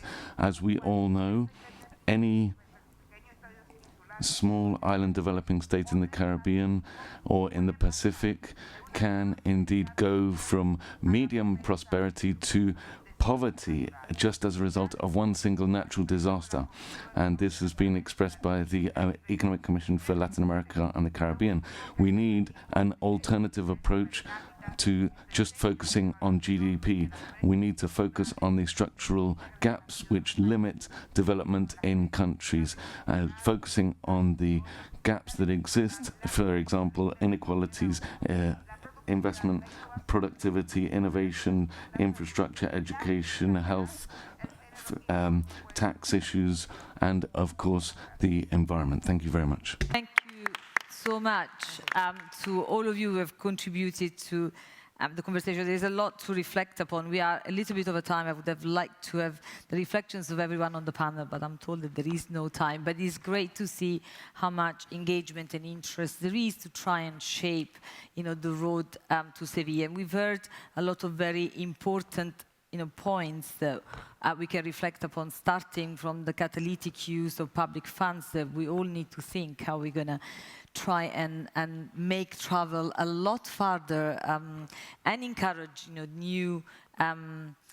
donors, new contributors to really come to the fore, to make sure that we can really achieve what we set out to do in 2015 with the SDGs. We've heard a lot of calls for attention to the specific vulnerability of different countries, and particularly from the seeds, we know the level of stress, they're under, and the level of, debt burden that disasters linked to natural hazards create, and that really requires an urgent reflection in terms of how we support them. And of course, there is enthusiastic support for the alliance that we continue to hear, and so that is encouraging that, again, a G20 presidency has generated a framework for action that so many recognize themselves into. With that, I just want to thank everyone who has contributed to the discussion, and hand over to President Lario to share his final reflections, set us on this road to Seville, encourage us to think positively. We need that. Thank you very much, and thank you for our colleagues, our peers, to be here. It's really a privilege to have these discussions just before Seville. I think there were a lot of points that came. One of the things that you might have seen is how the system is coming together in terms of standards, pipeline data. There's more to do, but I think the current mindset and the current trajectory is adequate. There will be a time where we will manage to come just with one offer to a country to really facilitate also a lot of the boring countries' time, but I think this is the start, I think, of coming together, and it's very well noted. We have heard also about investing in infrastructure, digital connectivity. It's very clear that for rural areas, for financial inclusion, for access to markets is fundamental, and we'll reflect on how we can partner. And to create jobs in the agribusiness industry, it also goes beyond production, the entire value chain. We talked about processing, distribution, transformation, marketing, export. And probably we all agree on the need to continue stretching the balance sheet, like all of the financial institutions were trying to do, to give more impact for every dollar.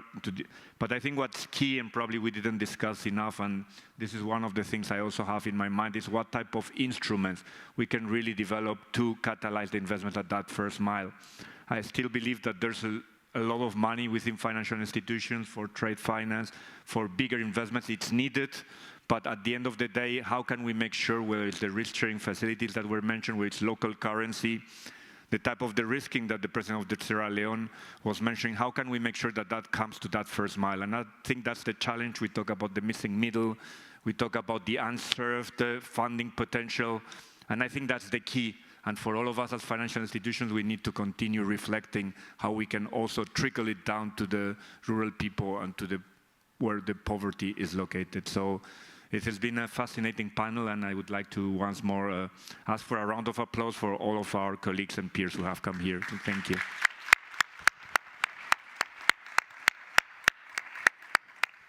Thank you very much, and thank you to President Jean as well. And with that, I hand over back to the Secretary for the next session. And thank you to everyone who has contributed as well.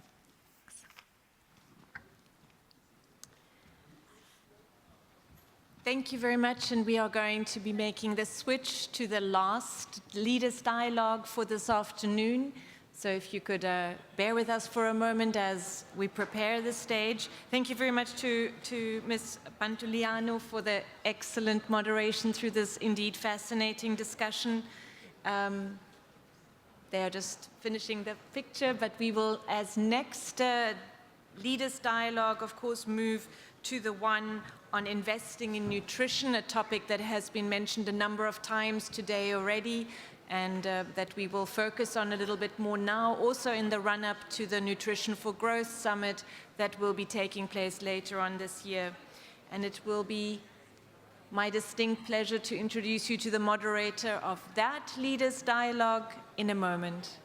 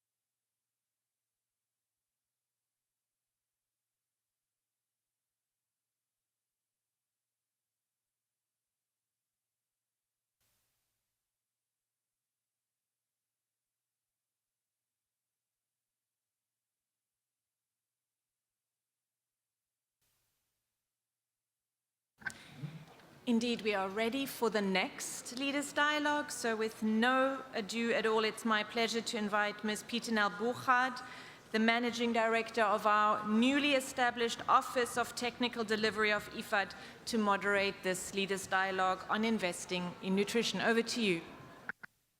Thank you, Chair. And Your Majesty, welcome. Excellencies, ladies and gentlemen, I'm happy to moderate this Leaders' Dialogue on investing in nutrition.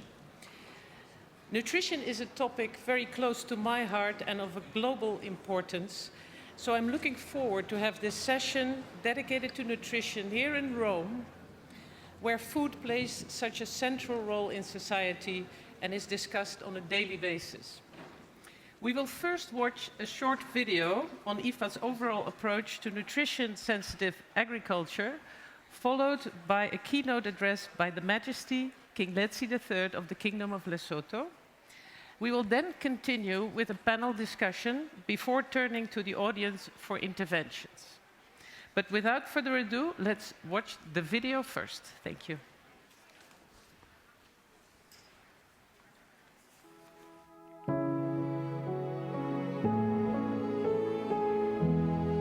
Nutrition is at the heart of life. It affects how children learn in school, how productively people can work, and ultimately, how communities thrive. But every day, 1 in 5 people in Africa goes hungry. Even more troubling, nearly half of all deaths in children under 5 years of age worldwide are linked to undernutrition.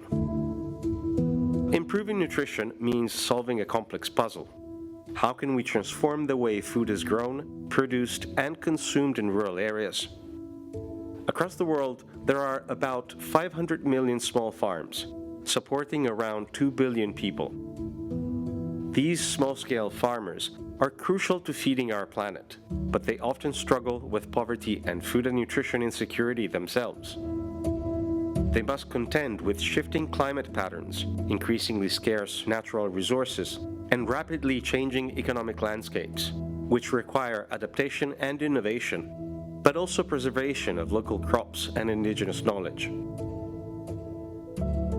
IFAD works directly with these communities to support them to not simply grow more food, but to grow better food, maximizing agriculture to improve nutrition with an integrated and sustainable approach that takes into account the climate-nutrition nexus and the most vulnerable rural people who are at risk of being left behind. Promoting nutrition-sensitive value chains, home gardens, focusing on neglected and underutilized species, setting up community seed banks and food storages, and supporting small and medium enterprises, or joining efforts with FAO and WFP to support national school feeding programs. These are just some of the strategies to ensure healthy diets while creating a reliable market for family farmers, like, for example, in Lesotho. The project started as a result of a forum where farmers complained that they would want to go commercial, but unfortunately, due to the risks that are inherent in agriculture, banks are not willing to finance them. Therefore, the government, in collaboration with IFAD, formed what is called the Lesotho Smallholder Agriculture Development Project. And results are showing. Lesotho is slowly becoming food secure, but we needed to factor in elements of nutrition. That is why we have the king visiting one of the nutrition clubs. A nutrition club is formed of locals from vulnerable communities with an agenda to make sure that ultimately they get nutritious food. They have been trained, so they are very knowledgeable in as far as nutrition is concerned. It's an approach that stands out because it's not just about feeding people today. It's about building sustainable and resilient food systems that can nourish communities for generations to come.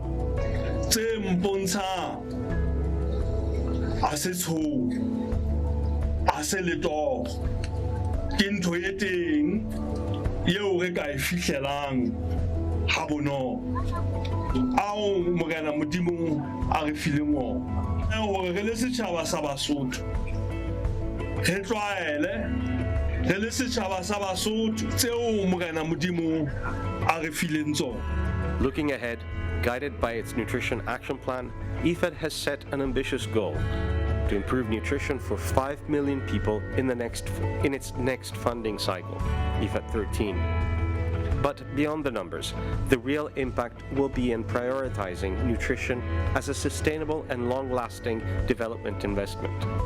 It's not just about producing more food, it's about ensuring affordable, diverse, nutritious, culturally appropriate and safe food for all ages, addressing all forms of malnutrition in a way that preserves both people and planet.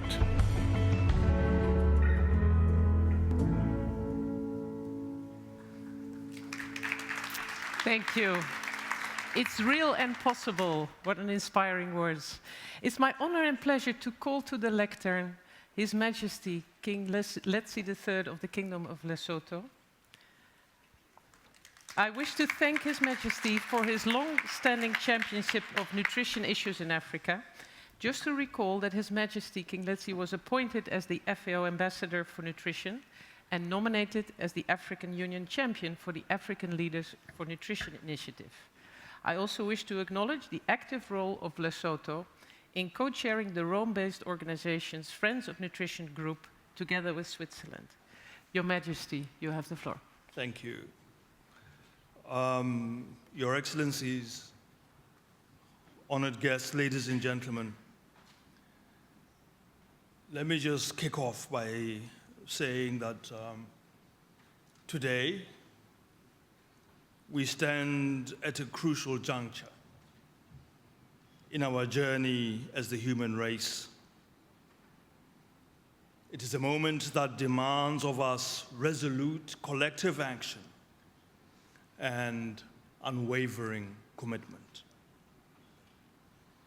The specter of global hunger and malnutrition looms larger than ever, exacerbated by a confluence of factors: conflict, climate change, and economic instability. These challenges disrupt food systems worldwide, leaving millions vulnerable and exposed. So as we gather for the Leaders' Dialogue on investing in nutrition, let us reflect on the gravity of our mission and the urgency of our purpose. The statistics on hunger and malnutrition are staggering.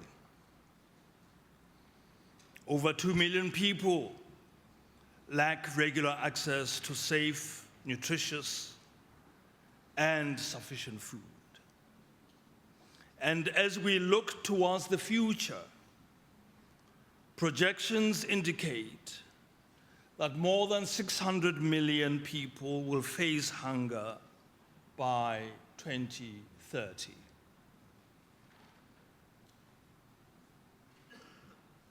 These are not mere numbers, for behind the numbers lies lives unfulfilled, dreams deferred, and potential squandered. We have in our hands a monumental crisis that calls for urgent and comprehensive interventions. At the heart of our dialogue lies a pivotal theme, which is catalyzing investment at the last mile.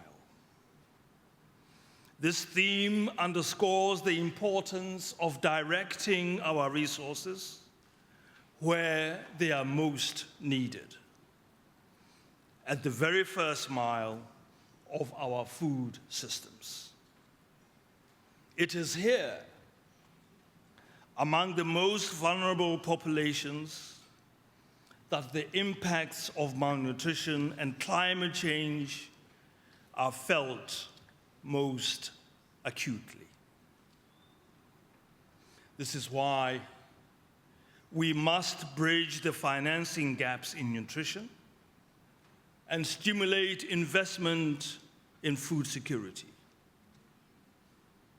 This is not just an economic imperative, it is a moral obligation. We must confront the global nutrition crisis head-on. Current investments in nutrition are woefully insufficient to meet the Sustainable Development Goals, particularly SDG 2 on zero hunger. In fragile contexts and low-income countries, where the burden of malnutrition is heaviest, we must build resilience by supporting local food systems and empowering communities. Innovative financing mechanisms, such as blended finance and public-private partnerships, are essential to catalyze increased investments in nutrition. Ladies and gentlemen, we cannot afford to falter. The stakes are simply too high. Moreover, we must recognize the intricate relationship between nutrition, climate change, and biodiversity. Investing in climate-resilient agriculture is not merely a nice option, it is a necessity. By linking nutrition and food systems transformation, we can promote sustainable, healthy diets that are rooted in the strengths of small-scale producers and rural communities. Biodiversity is foundational to food security, providing the essential nutrients that underpin healthy diets. We must prioritize these investments, for they are the bedrock of a resilient future. The private sector has a vital role to play in this endeavor. With its capacity to innovate, scale, and sustain impactful solutions, the private sector can address global nutrition challenges with urgency and creativity. By investing in small-scale farmers and supporting small and medium enterprises, we can unlock opportunities for economic development, particularly in low and middle-income countries. This will not just be about profit. It is about people, about uplifting communities and driving sustainable change. As we prepare for the Nutrition for Growth Summit in Paris in March, we must galvanize attention and action towards nutrition financing. The time for immediate and sustainable funding commitments is now. The consequences of inaction are too dire to contemplate. Malnutrition is not, as we all know, just a health issue. It imposes staggering social and economic costs. If we allow malnutrition to persist, the global economy could bear a burden of up to $3.5 trillion annually.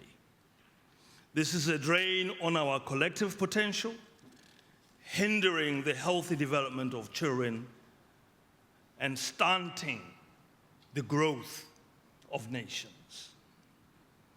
In Africa, the situation is particularly critical. The continent has made little progress towards SDG 2, with malnutrition rates remaining unacceptably high. we cannot ignore the reality that nearly 30% of children under 5 suffer from stunting, and a staggering 47.5% of children are affected by anemia. These statistics are not just numbers, they represent the future for our continent, one that is at risk of being compromised by undernutrition and its devastating consequences. The prolonged underinvestment in nutrition, coupled with economic downturns and climate change, jeopardizes our progress. We must confront the reality that the food production capacity of our agro-food systems is under threat from ecosystem degradation and climate change. Africa in particular is disproportionately impacted by these challenges. We must tackle climate and nutrition in an integrated manner, understanding the interconnectedness of these issues. Malnutrition in all its forms is a barrier to progress. It hinders economic development, stifles potential, and contributes to child mortality. We cannot allow this to continue. Investing in nutrition should not be regarded as just an expenditure. It is an investment in our future. Every dollar spent on nutrition can yield a return of $23 in increased health, education, and economic productivity. This is a testament to the transformative power of nutrition. So as we gather here today, let us reaffirm our commitment to ending malnutrition in all its forms. This is not just an idealistic dream, it is an achievable reality. It requires integrated action, strong political will, and a significant increase in national budgets allocated for nutrition. We must explore new mechanisms to embed nutrition within national programs, ensuring that our policies are inclusive, gender-sensitive, and sustainable. The time for action is now. We must bring together stakeholders from all sectors, government, civil society, private sector, and our communities, to forge a common vision for nutrition. We need collaboration, partnerships, and a shared commitment to investing in sustainable, nutrition-sensitive agri-food systems. This is our moment to create a lasting change, to break the cycle of poverty and malnutrition, and to build a future where every child has access to safe, nutritious food. Ladies and gentlemen, Excellencies, as I said this morning, as the African Union's champion for nutrition, I remain committed to contributing my time and energy to this struggle of eliminating all forms of malnutrition and ensuring that each child has adequate access to affordable, safe, diverse, and nutritious diets to grow into a healthy and productive human being.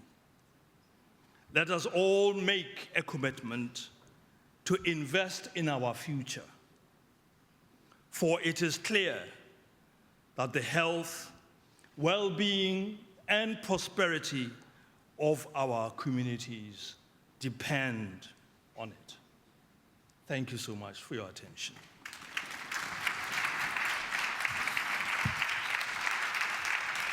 Thank you, King Letsie, for this call for action, and the need for investments in the most vulnerable is indeed an investment in our own future. And thank you for putting the topic of nutrition in the spotlight. Now I would like to introduce our distinguished panelists for today, one by one, and I would like to start with Ambassador Brieux-Pont, the Special Envoy to Nutrition for Growth from France, please. Prior to his current position, Mr. Pont was Ambassador of France to Nicaragua and Consul General in Sao Paulo, covering the 5 southern states of Brazil. Next, I would like to call Diana Domico. She's the Indigenous Peoples Youth Representative and member of the Steering Committee of the Indigenous Peoples Forum at IFAD from Colombia. She's an anthropologist, and it is in university where she developed her leadership skills with indigenous youth, which led her to assume the role of National Youth Coordinator of the National Organization of Colombia, and today a global leader. Thank you for joining.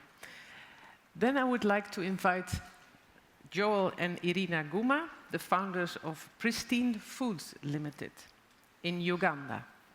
It's a small but successful enterprise producing liquid and egg powder products and financed by the Yield Investment Fund supported by the European Union, IFAD, and the National Social Security Fund of Uganda. Last but not least, I would like to call to the stage Mr. Lawrence Haddad, Executive Director of the Global Alliance for Improved Nutrition. He chaired Action Track 1 of the 2021 United Nations Food System Summit, and he was the co-founder of the Standing Together for Nutrition Consortium, a response to the COVID-19 pandemic and the current food crisis. Thank you all for joining the panel and to be here. I would like to start off with 2 questions to Mr. Haddad, and I will put them together so you can take your time to answer them as you prefer. The first question is, how does the policy coherence work towards healthy diets? And help us understand where the money currently is invested in food system, and is it enough for nutrition? Thank you, Peace Nell, and it's great to be here. So policy coherence. Policy is very important because it guides action and it guides investment. Think of a Rubik's Cube. Do people know what Rubik's Cube is, or am I too old? Rubik's Cube. It's that cube that has lots of colored dots on it, and you're trying to get all the colors to line up on each of the 6 sides. Policy coherence is like that.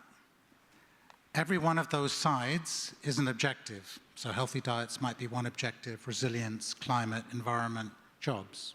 These are the 6 sides of the cube. The policy sectors are the rows and the columns that you're trying to move around to get each color to be a block on each side. Think about it this way: if you're trying to improve healthy diet, if you're trying to achieve healthy diets is the green side of one of the cube. You won't be able to get a solid block of green just by twiddling the health sector column. You won't be able to do it. You need all the columns. You need the 4 rows and the 4 columns to do it. You need your trade policy to be allowing you to get import premix facilities, premix for fortification. You need your climate policy to be making sure that you're not being against animal source foods, which are so important for healthy diets. You need your land policy to make sure that it's not discriminating against healthy foods. You need water policy to make sure it's supporting vegetable consumption. You need your transport policy to make sure you're not just building infrastructure for exports, but for domestic consumption as well. So all of these different, and of course you need your agriculture policy. How could I forget? You need your agriculture policy to be doing R&D ag R&D on the right foods. Don't do 99% on cereals. Do 90% on cereals. Do the rest on legumes and fruits and vegetables. And you need your ag subsidies, what you're subsidizing for production and consumption, to not only focus on cereals, focus on other kinds of foods. Fruits, vegetables, legumes, eggs, dairy, poultry, fish. But even then, even once you've gotten one of your sides, your healthy diet side, sorted out, you won't have the other sides sorted out, because there are trade-offs. So getting policy coherence, getting that Rubik's Cube sorted out is really complicated. Any of you have tried it. I've never managed to solve one of them in my life. So you need shortcuts, and you need hacks. We've developed one at GAIN with Academia 2063 that I think is really useful. It's been piloted with the government of Nigeria, and it's really given us an insight into where your hidden trade-offs are, and it helps you figure out what the trade-offs are that you can accept. Second question, money. Money in the food system. Of course, there isn't enough money in the food system that is directed at nutrition. And most of the money in the food system is the private sector, right? Farmers, processors, millers, retailers, wholesalers, banks, advertising, you name it. They're all private sector. Most of the money is in the private sector. Whose job is it to allocate more of that money to nutrition? It's not the business's job. Their job is to make money and to grow and to provide jobs. It's the people who care about nutrition. We have to be the ones who incentivize. It's the people, it's the governments, it's the NGOs, it's other people, it's the development partners. We have to figure out what are the carrots to make these businesses invest in nutrition. I'll give you one example. Workforce nutrition. 1 minute. There are 3.5 billion people in the workforce. I would say about half of those are in the rural workforce. Companies should be investing in the nutrition of those workers because it leads to less accidents, better productivity, more loyalty, less absenteeism, but they don't because it's expensive to start it.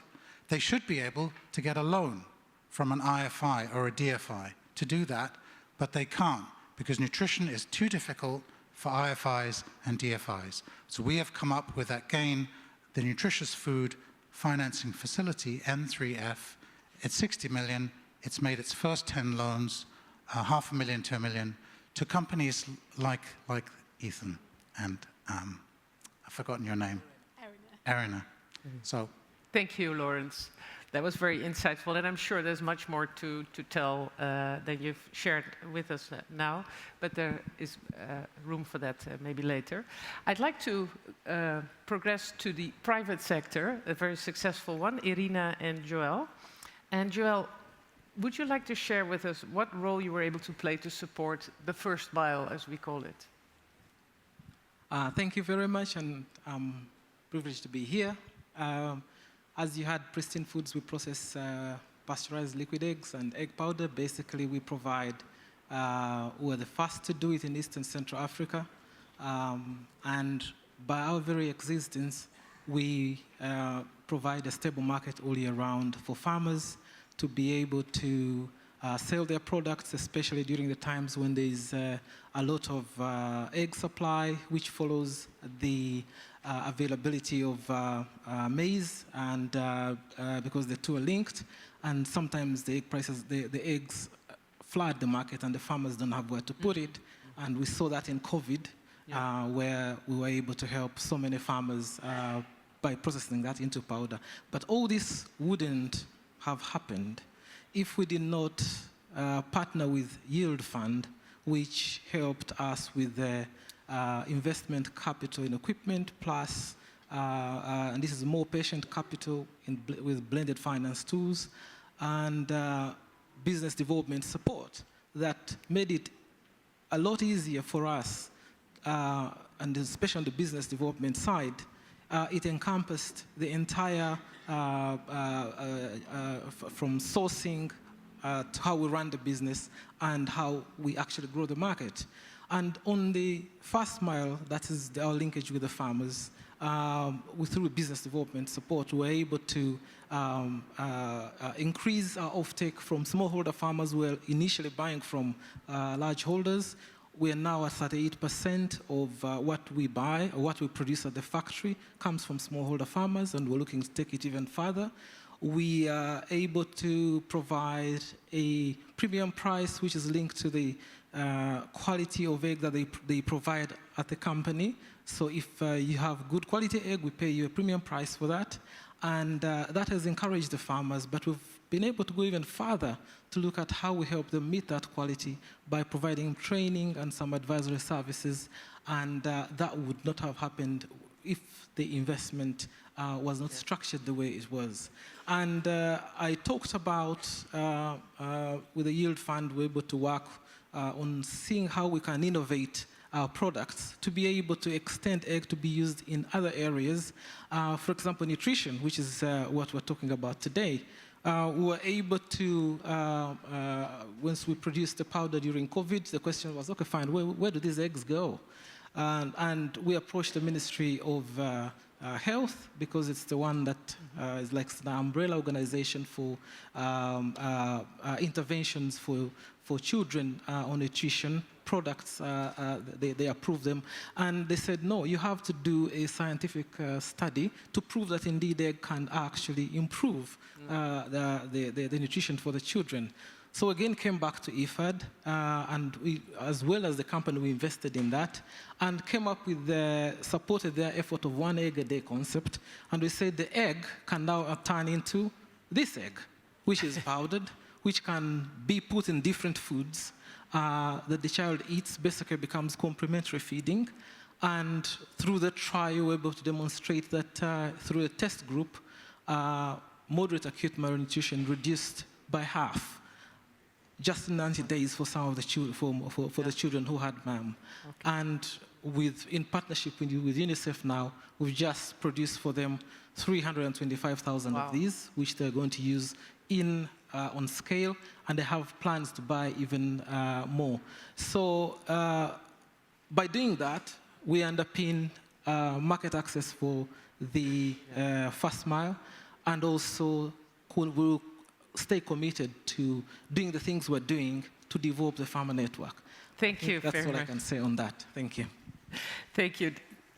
That was very inspiring, and it's great to see that you actually brought the products with you. And also, in the meantime, it's already finished, but you saw also a short video of the enterprise of Joel and Irina. Irina, a question to you also. Would you like to share the challenges and the opportunities you encountered? Although the opportunities, I think Joel already highlighted, so maybe more on the challenges? Thank you very much. I'm in charge of the farmer network development, and that entails sourcing, identifying which farmers to enroll in our farmer network, profiling them, in which we find out how many birds, their capacity, their feeding regimes and vaccines, and also ultimately source from them. So as a business, they connect to us as a business, and that's my role. And I'd like to explain the challenges of farmers in tandem, our challenges, our processors, through the eyes of one of my rural women, Teddy, who is situated 80 kilometers from our processing plant. She's part of a 15 women group that bulk and provide eggs to Pristine Foods every week.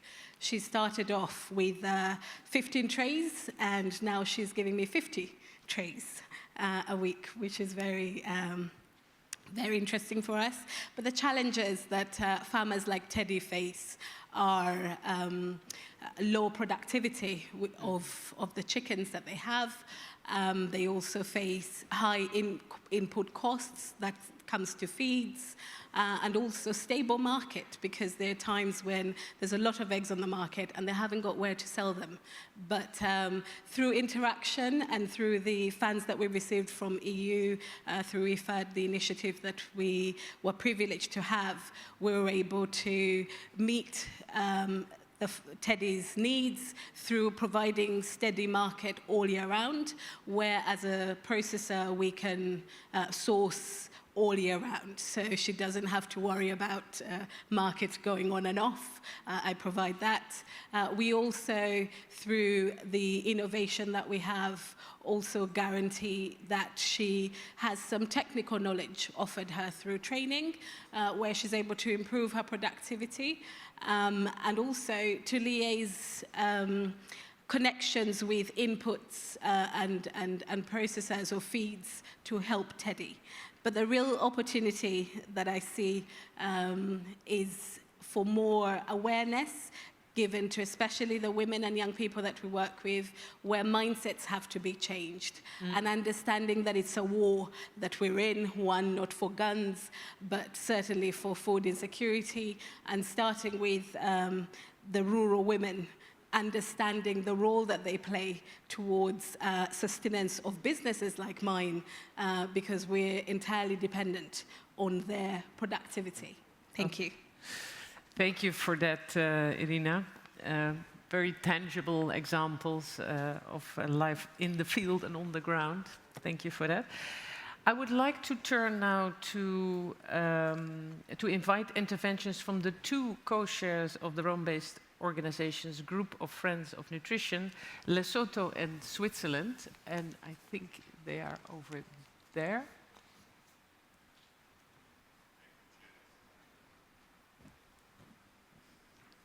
I think the mic is, the floor is yours.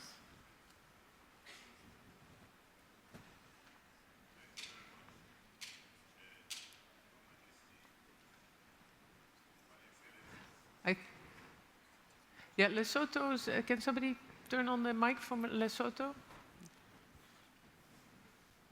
Yeah. Thank you. Your Majesty, Your Excellencies, Presidents and Directors of the Rome-based agencies, distinguished guests, it is an honor to address you today in our capacity as co-chair of the Group of Friends of Nutrition for the three Rome-based agencies, alongside our esteemed partner, Switzerland. This group was recently established to support and strengthen the efforts of FAO, IFAD, and WFP in eliminating all forms of malnutrition. Whether hunger or obesity, our goal is to amplify their strategies on nutrition and make their programs even more impactful by fostering synergies and sharing knowledge. The Group of Friends on Nutrition currently has 30 member states, and we warmly invite new partners to join, especially from Africa and Asia. Broader participation will enrich our discussions and help countries to learn from one another experiences in tackling malnutrition. This collaboration will also strengthen our ability to persuade governments to invest in nutrition, demonstrating that it yields significant long-term returns. Indeed, investing in nutrition is one of the most impactful choices we can make. Where else do you get invest a dollar and yield $23 of benefit? It's by making coherent investments and fostering strategic partners. We can achieve transformation outcomes for global nutrition. The upcoming Nutrition for Growth Summit in Paris this March is a pivotal opportunity to make bold commitments and join forces to achieve them. Let us advance together, government, development partners, and private sector, to mobilize resources, foster innovation, and transform ideas to impactful actions that build a world free from malnutrition. It is now my privilege to hand over to my esteemed Swiss colleague. Ambassador. So, is the microphone on of Switzerland? Merci beaucoup. Merci beaucoup. Thank you very much. Thank you, Ambassador, dear colleagues, ladies and gentlemen, delegates. I would like to thank you. I'd like to thank my colleague, the Ambassador of Lesotho, thank you for encouraging us to expand the nutrition group and to strengthen our collaboration. This is incredibly important, and it's good that we stress it time and again today. I would also like to spontaneously thank the General Director of Grain, who's taken the words right out of my mouth, although they were words in English. So I will try to reformulate these excellent words slightly differently in French. It is evident that malnutrition remains the main risk factor for death in the world, affecting disproportionately low and medium income countries. Addressing this challenge and also is essential for living a healthy life, but it is also essential for economic growth whilst also ensuring sustainable development. Nevertheless, to achieve significant progress, we need to establish investments which are structured and coordinated and which create favourable environments for companies and for consumers. This at both national and international level. In order to achieve such coherence, we need to link up investments for nutrition, linking them with support policies. And my colleague mentioned these indeed. So we need to link up with support policies, but also we need to develop infrastructure, and we need intersectoral collaboration between healthcare, social protection, education, and other sectors, the private sector. We need a solid partnership with governments, with development agencies, civil society, and particularly the private sector. And you may be asking, why the private sector? Well, this is the case because most food consumed around the world are processed and purchased by and through private companies, transforming food systems to ensure sustainable, safe, and nutritional food means supporting small and medium-sized enterprises who are often the backbone of food at local level. These companies play a vital role in making nutritional food available at a large scale, particularly in the case of vulnerable communities. Initiatives are made up of several different funds. So, for example, as Mr. Hadda said, the Nutritional Financing Facility, which mobilizes investments for small and medium-sized enterprises in sub-Saharan Africa, and these are essential. We encourage IFAD to invest in this type of fund so as to scale up sufficiently and to generate a concrete impact with these funds. One key element to progress in the fight against malnutrition will also be encouraging a larger commitment with companies that are providing access to nutrition, and IFAD therefore plays a fundamental role in this contribution to repair food systems at global level. In conclusion, I'd just like to express my sincere gratitude to IFAD for having organized this important high-level dialogue, and also I'd like to thank the speakers for having shown and who will continue to show that tackling malnutrition means intelligent, smart investment, coherent policies with the right regulations and solid partnerships. Thank you very much. Thank you very much for these interventions. I would like to go back to the panel now, and we just had our Indigenous Peoples Forum, and so I'd like to ask Diana, what is the message from the indigenous peoples on nutrition, and what do you think is the role that IFAD can play in working with indigenous people and the nutrition climate nexus? Bueno, saludos desde la gran. Greetings from the Great Barrier Nation and also from the indigenous peoples of the whole world. On this occasion, I would like to, well, now that we have just finalized the Indigenous Peoples Forum here at IFAD, in which we were able to come together. We had several different regions coming together to carry out dialogue on the issue of nutrition. And you can go to your territory and we hope that all of what was discussed will actually reach down to territory level. For us as indigenous peoples, the issue of nutrition, well, I hope that you can imagine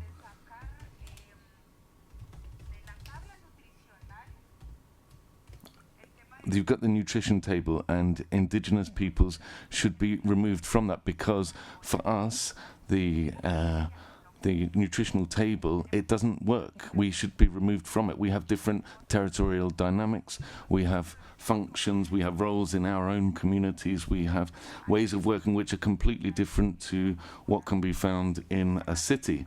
And so here I am, I can't really go too far on this, but if you want to reach out to your community, you may have to go on a boat for 6 hours, and there's no electricity, there's no internet, and whatever you eat there is whatever you sow. It's if you grow banana, or if you have livestock, or that's basically what you eat. So there's no other choice. And so the nutrition table, we're often given this table by governments, and we're told to use it, but it doesn't work for us. And so this is one of the messages coming out of the Indigenous Peoples Forum, that you can think about we can think about our own dynamics. So our own knowledge systems of the indigenous peoples, these ancestral systems have life. They live on their own, and sometimes the advice that is given to us is not useful, because you cannot get that type of food in a certain community, and is not compatible with your uses and customs and your ancestral knowledge. This system that we have developed now, we have been working on it with many countries. And so it's difficult for us, difficult for indigenous peoples, but also the leaders, the indigenous leaders. Often we have to sit down with institutions and we have to tell them, please allow me to speak, because I also have a way of living. I have my own methods. I have my own ways of living with my own territorial dynamics. Taking this into account, I'd like to mention that what is needed is implementation with differentiated approaches. There should also be intercultural dialogue.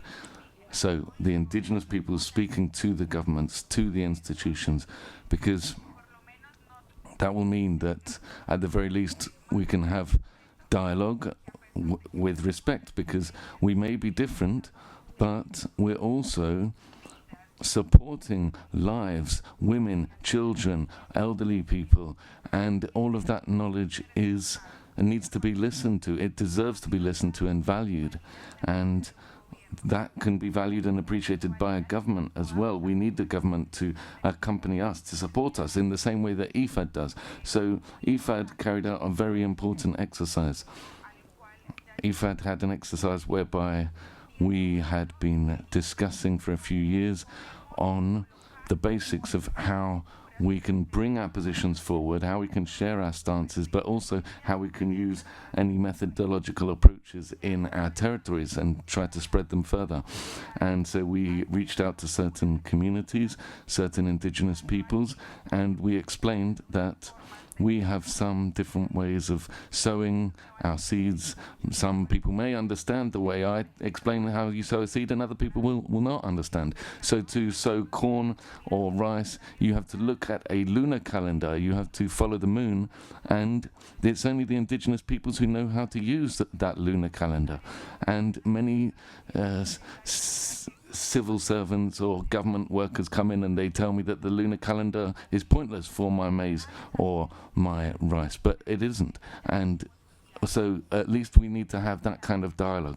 And so dialogue within the framework of respect. And so I need to tell you, I need to mention, I need to explain a little bit, just a little bit of what we can do as women, children, those of us in the territories. We are constantly struggling and trying to share our ideas on this. And I'd just wrap up by saying that speaking of food sovereignty and nutrition, that involves a peace process as well. Many indigenous communities are being evicted from their spaces, from their communities, their lands. The indigenous peoples are being evicted by armed conflict. And it's been pointless to have support from a program or some financing, but then when you have to work with your hens, when it's you knowing how to sow for your corn, when you have to do those, when you have to work on those very foodstuffs to be able to live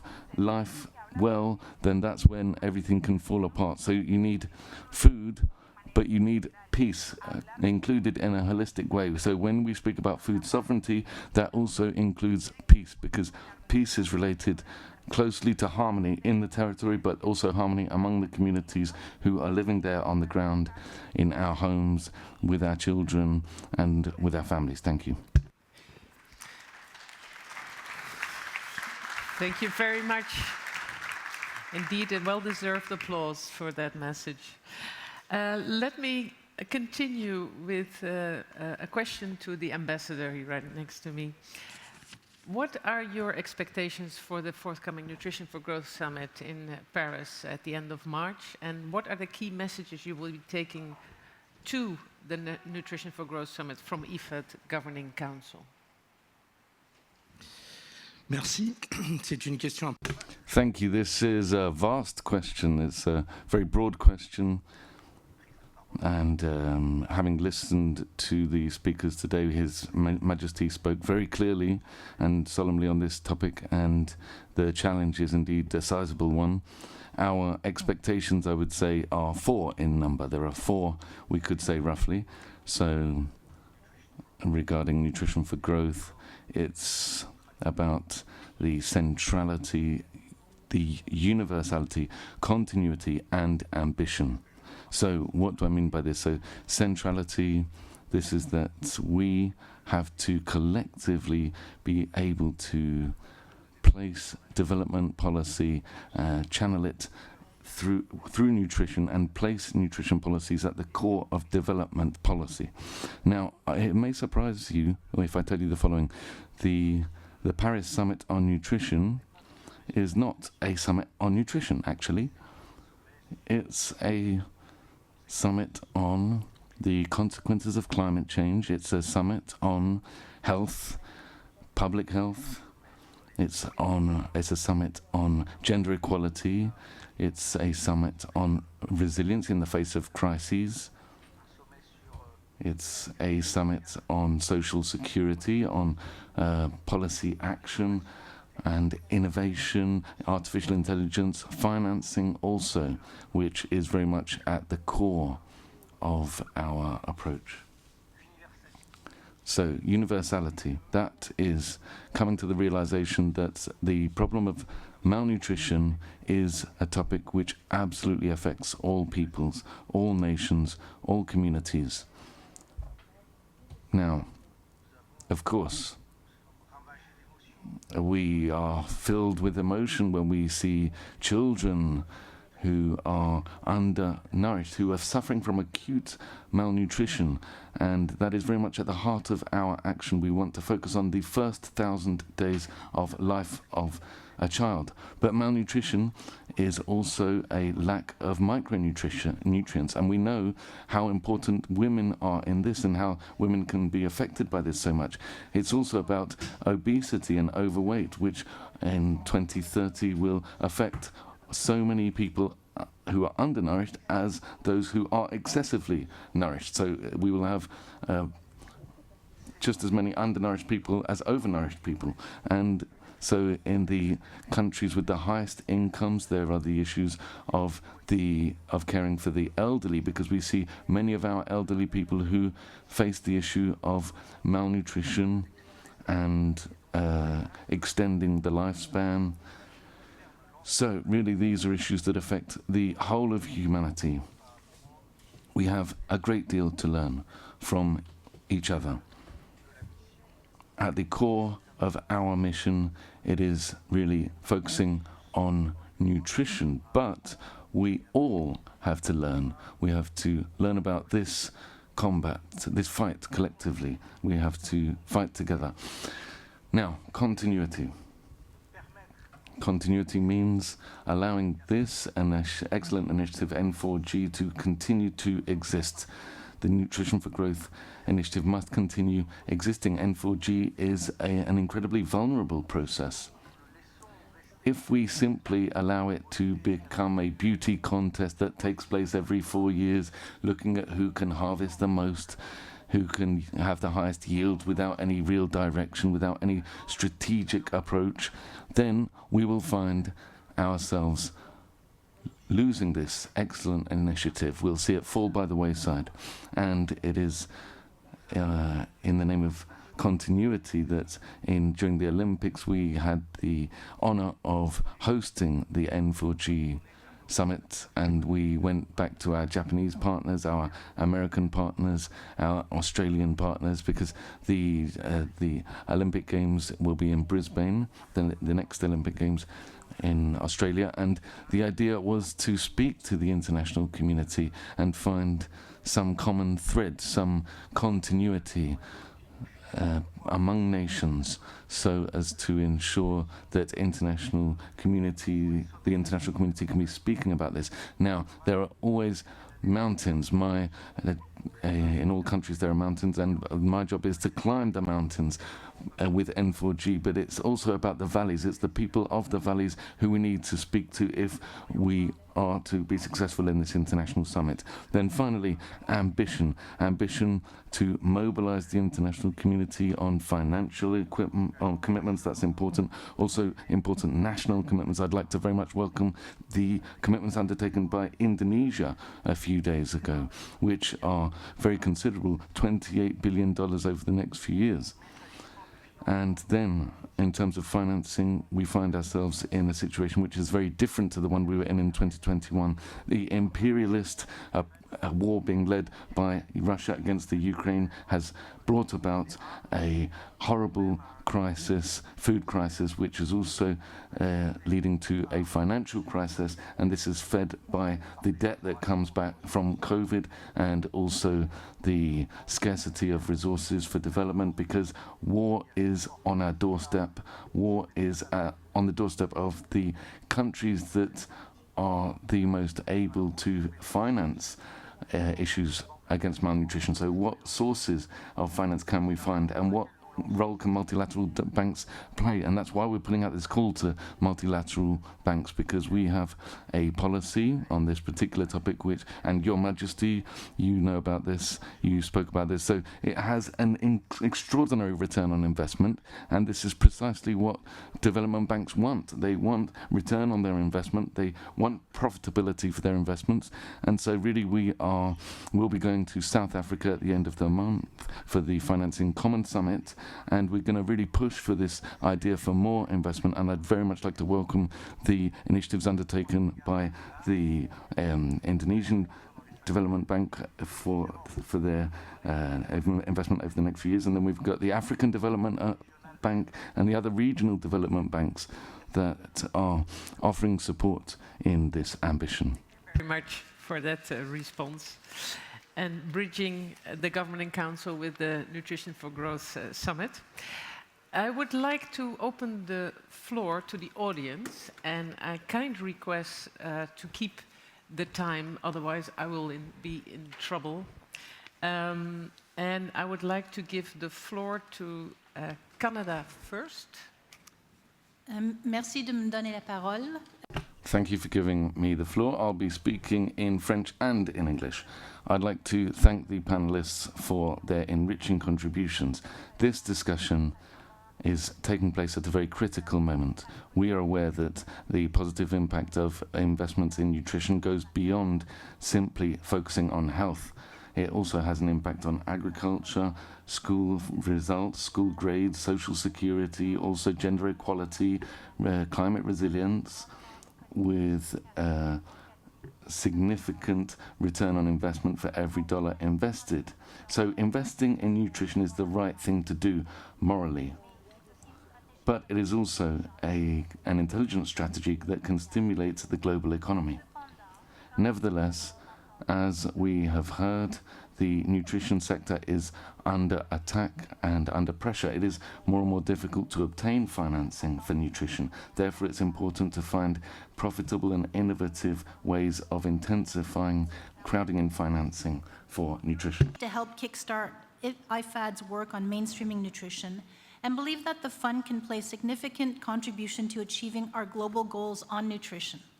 We recognize that to continue advancing healthy diets and improving nutrition for all, we need meaningful collaboration between all sectors and stakeholders to help integrate nutrition and reinforce its relevance to everyone. Aligning policies can also help advance nutrition in a sustainable manner and identify new ways to fund nutrition. For example, using climate and nature finance, realigning agri-food subsidies, and mobilizing private sector resources. We know this needs to be done, but the question is how.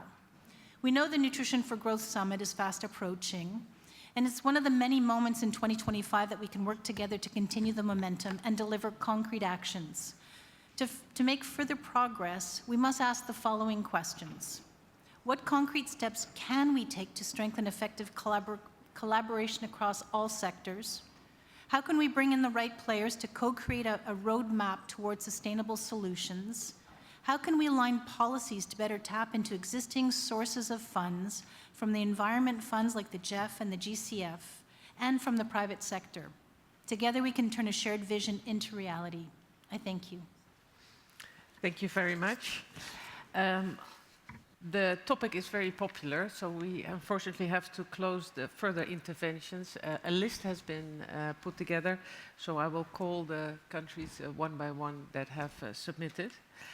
The next one is Mexico. Thank you. Hi, Director Robert. Thank you so much. Muchas gracias. Thank you very much. So this is my first time speaking, so I'd just like to start by thanking IFAD, the President, for his attention, and in particular I'd like to thank our interpreters and those who are doing the maintenance of this room, the catering, and a round of applause, and I'd like to very much thank them. El tema de nutrición.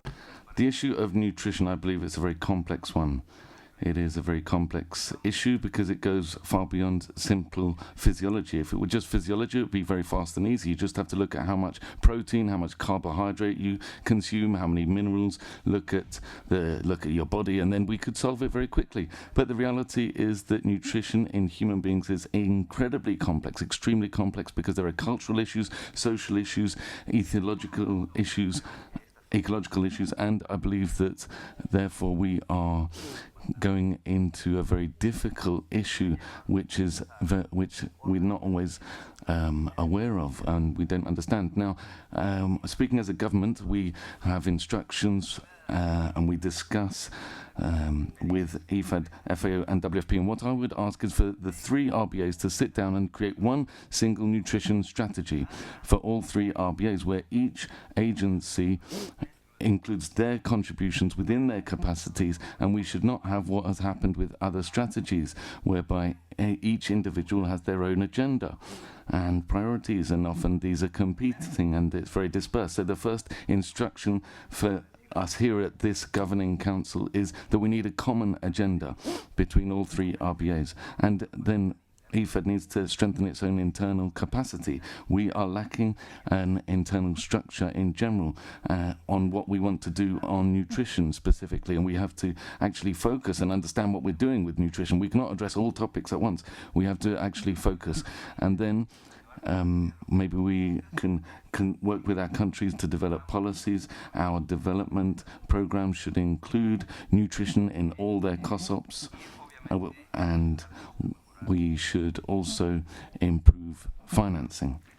But this is only one side of the coin, and apologies if I'm speaking at length here, but there is another side to the coin, and that is for us, the governments. So we, the governments, we cannot simply put our head in the sand and say it's the responsibility of IFAD or FAO or WFP. No, it's the responsibility of the government to ensure that these things work.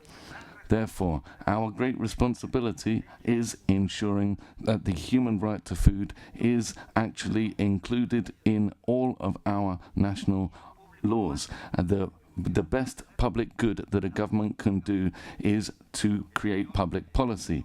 And Director Haddad spoke about the complexity of this issue, saying it has to be holistic, but the governments have to take on their great responsibilities of ensuring that the human right is included in their laws. And Mexico is an example of this. A year ago, we launched the nutrition policy, which is the most ambitious policy of the world.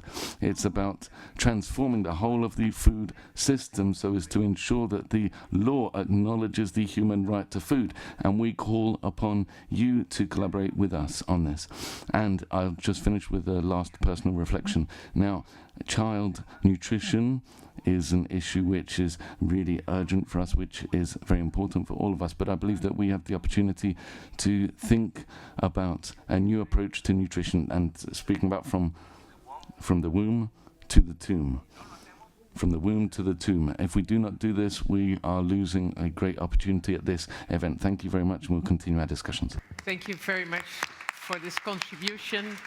A bit longer than the 2 minutes, so a kind request to the other countries to watch the time. The next country on the list is Japan.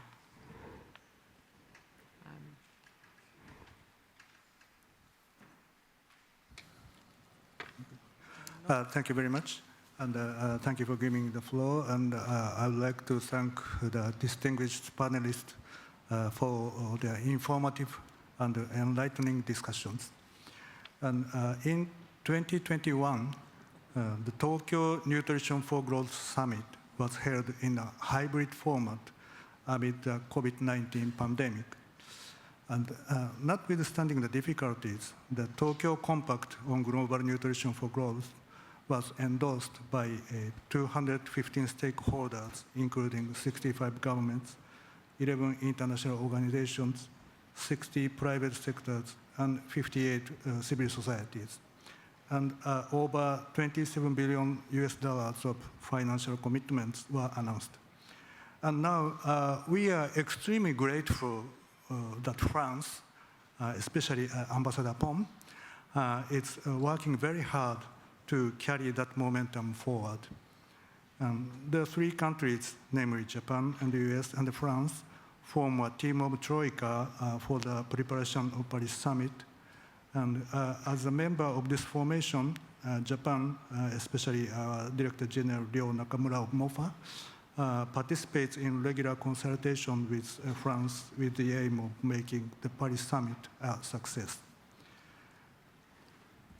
And as pointed out by many speakers, nutrition is a highly cross-disciplinary matter. Japan, for example, recently provided $60 million for a project called Soil Fairbanks at FAO in collaboration with the US, which carries out projects in African and Latin American countries to establish agriculture and food systems that are climate resilient and provide nutritious foods to people through utilizing technologies such as detailed soil mapping and use of underutilized crops. And I'm convinced that IFAD also has important roles to play in such a context. So at the Paris Summit next month, nutrition and the transition to sustainable climate smart and resilient food systems will be one of the core topics to be discussed, which reflects the continuity from the Tokyo Summit. And we look forward to further deepening dialogue and impactful advocacy there. And we are determined to support and work closely with France for a great success at the Paris Summit. Thank you very much. Thank you very much. The next speaker, Maldives.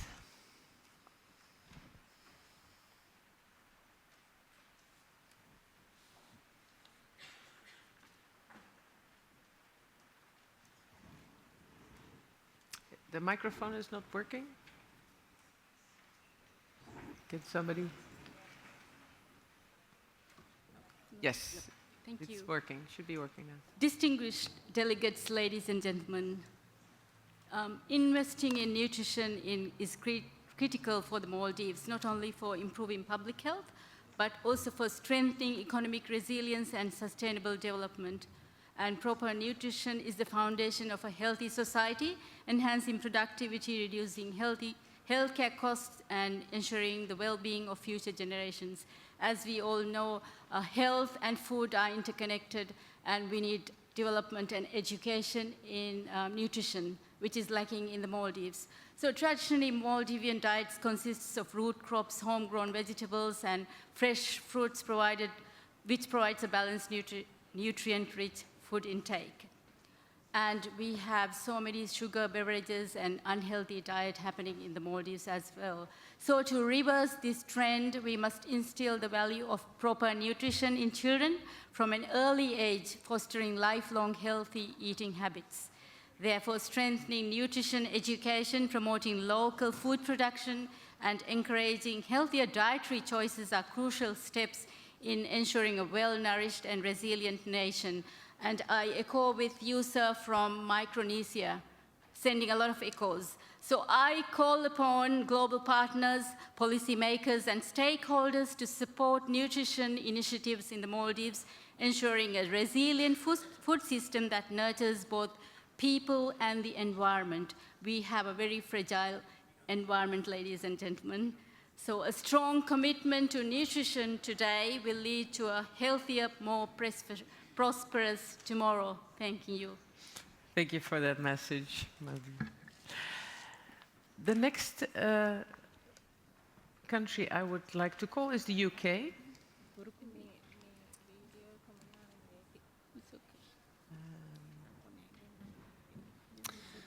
Thank you, and thank you also to His Majesty King Letsie III for his clear and compelling address, and to the panelists for the rich discussion.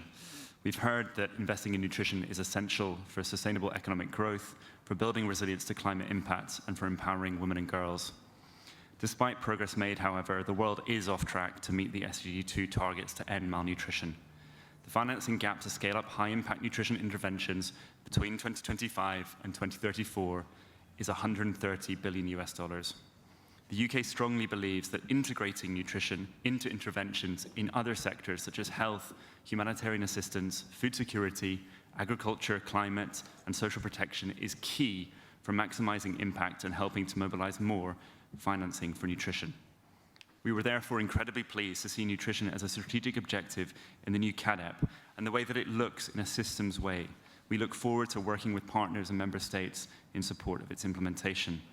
The UK's own domestic and international commitment to integrate nutrition objectives across all relevant programs means that nutrition will play a key role in our support to health and food systems, as well as work in fragile and conflict-affected states to protect the most vulnerable, amongst other sectors and issues, reflecting that complex Rubik's Cube that the Executive Director of GAIN mentioned earlier.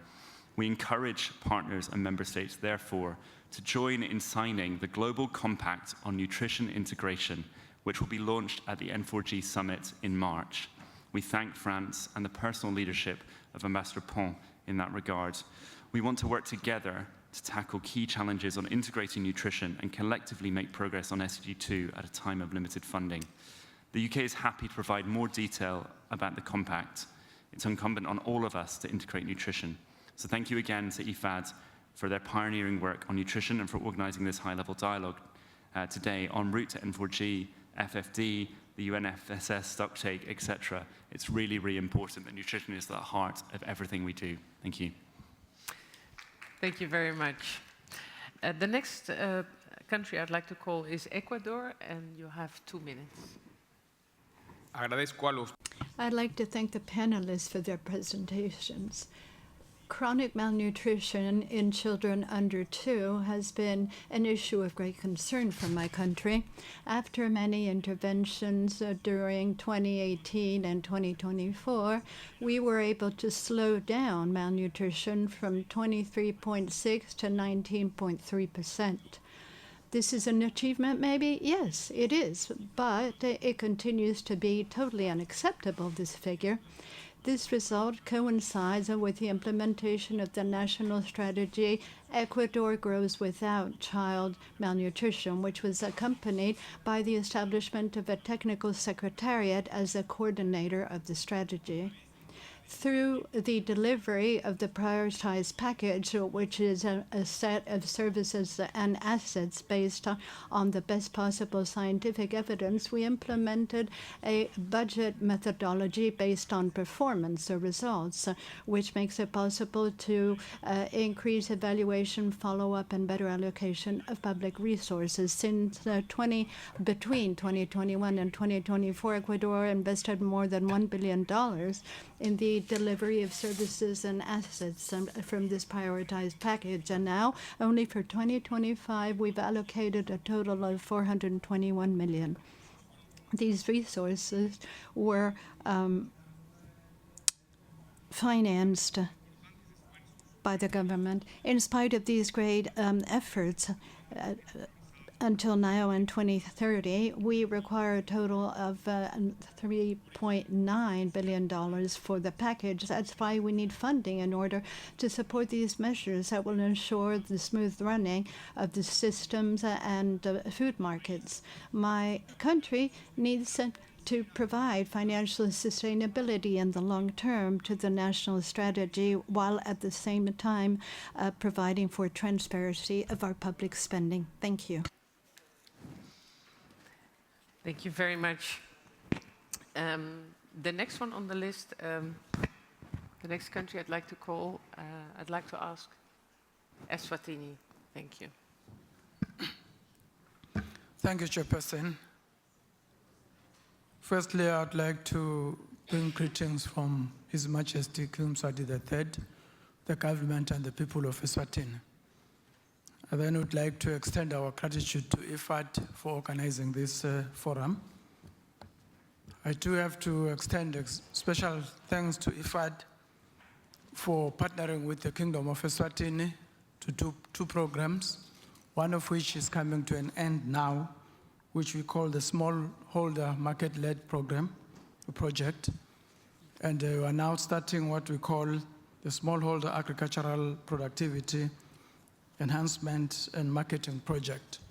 We are very grateful for that contribution to our fight for nutrition. Nutrition in the Kingdom of Eswatini is a serious challenge, and it affects mostly the vulnerable groups, which are children, women, and the elderly. Our biggest challenge or reason for this is because we're battling with climate change. We have prolonged drought spells, which then decimate our crops.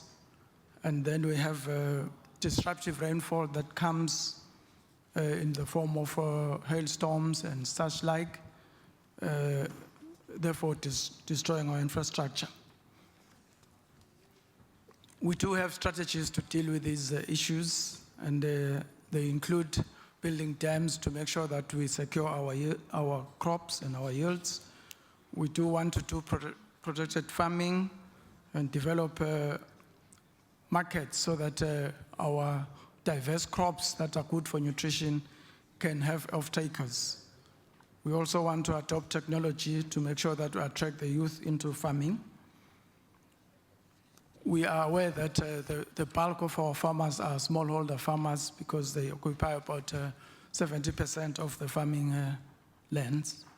We therefore request IFAD and other developmental partners of similar minds to actually come together and make sure that they assist the world to end hunger and poverty as SDG 2 requires. I thank you. Thank you very much. The next country I'd like to call is Germany. Oh, the microphone needs to... Germany. The microphone of Germany is not working.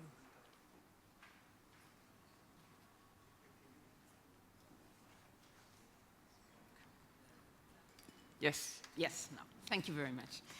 And thank you very much to IFAD and to all participants for an excellent dialogue on this important matter. I have three points I would like to make. First, the introductory presentation we saw earlier recalled that when members discussed IFAD's ambition on nutrition for IFAD 13, We agreed on specific targets, and we agreed also to develop and implement a new action plan on nutrition at IFAD. We very much support this endeavor, and we want to stress that we also count on the 3 RBA working closely on this agenda, striving for a coherent strategy. Second, health and nutrition certainly need to be essential outcomes of food system transformation. However, alongside environmental protection, social and economic viability. So we need to shift from a focus on quantity to also addressing multiple dimensions of quality, as some of you on the panel already mentioned. Agri-food systems transformation is at the heart of solutions for climate change, biodiversity loss, hunger, and malnutrition.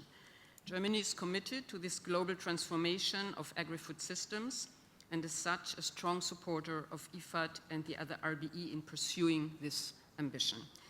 Third and finally, I want to point on a specific vulnerable group. Progress on nutrition requires developing action plans, nutrition-sensitive programs with a clear commitment to leaving no one behind. And here I would like to refer to a vulnerable group which has also been mentioned in the opening session this morning. Around 15% of the world's population, or an estimated 1 billion people, live with disabilities, the majority in developing countries. Nutrition and disability are intimately linked. Malnutrition can directly cause or contribute to disability, and disability can lead to malnutrition. This has intergenerational and life course implications, but we can do something about it, as also many IFAD projects that include targeting this vulnerable group show. The Global Disability Summit hosted by the Hashemite Kingdom of Jordan and Germany on 2nd and 3rd of April this year in Berlin will provide an opportunity to make a clear and strong commitment towards disability-inclusive development, also in rural areas. And I encourage you to raise this issue at the Nutrition for Growth Summit from 27 to 28 of March in Paris, and the UN FSS Plus for stock-taking in Addis. Thank you very much. Thank you, Germany. The next one is El Salvador.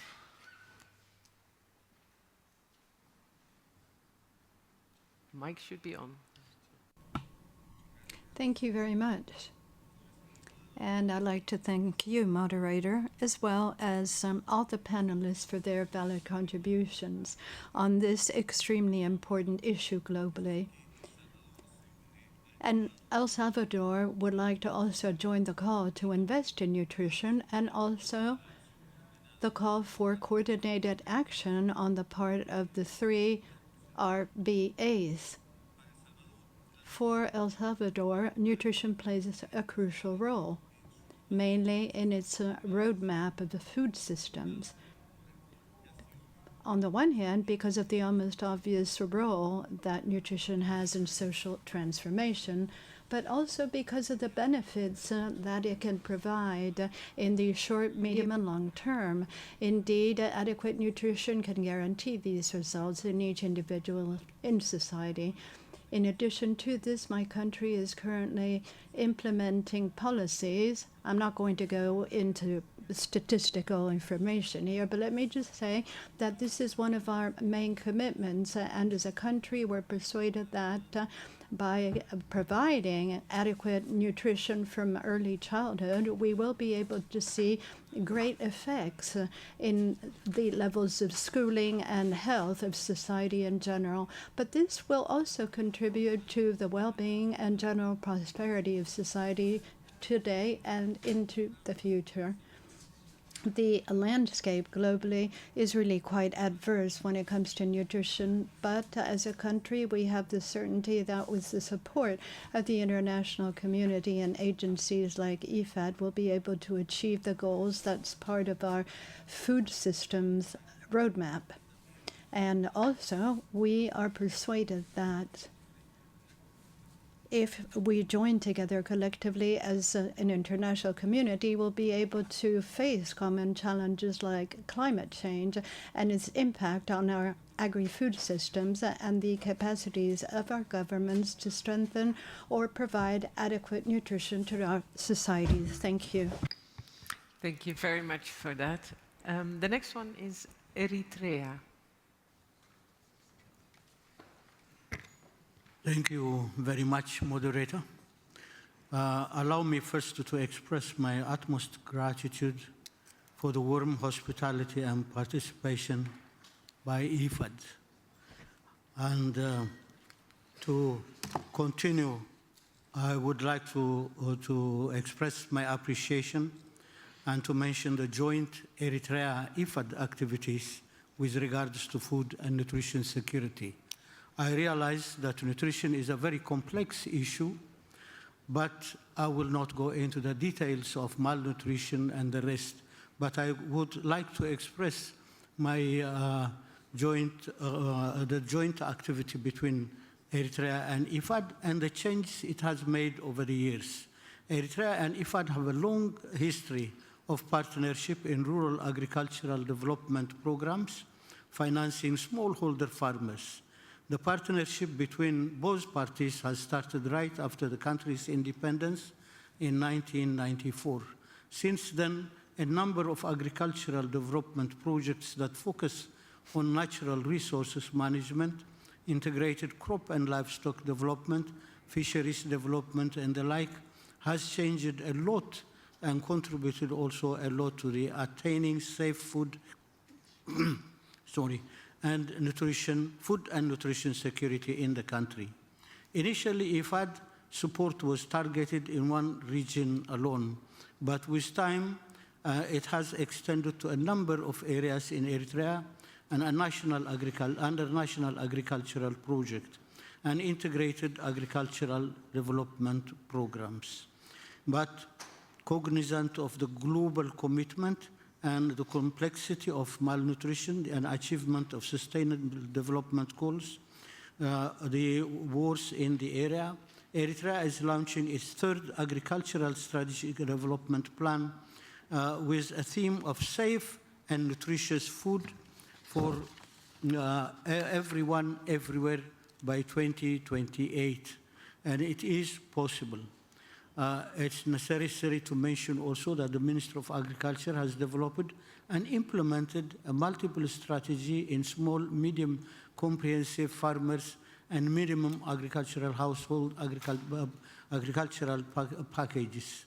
Thanks also to the crisis initiative response, Eritrea, as a victim of climate change and environmental degradation and drought, has greatly benefited and shifted to the production and distribution of organic fertilizers.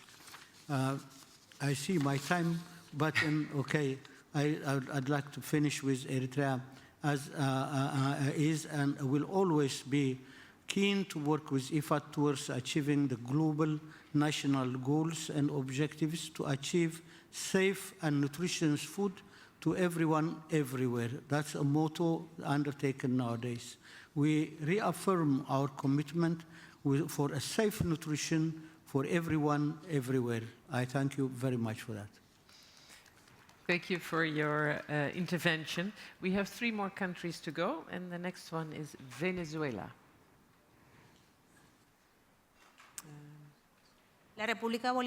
The Bolivarian Republic of Venezuela would like to thank IFAD for organizing this dialogue, and especially we'd like to thank the different panelists. We back the prioritization of policies that have to do with nutrition as a key area in the fight against hunger and poverty. In this regard, as a national practice, we believe in the importance of agri-food policies and nutrition, and this is why plans for the distribution and production of food are carried out based on guidelines to meet the demand in nutrients and calories of the population, while at the same time looking to the quality of diets. And this has enabled us to protect the most vulnerable people against the sanctions that have been imposed upon our country. As a result of all this effort, we've been able to drive down the level of emaciation and stunting, especially in children under 2, and now the level is 1.2, and it continues its downward trend today in 2025. We also have actions to provide nutrition and food protection measures, accompanied by education in healthy and sovereign and tasty food. This obviously also has to go hand in hand with the transfer of knowledge.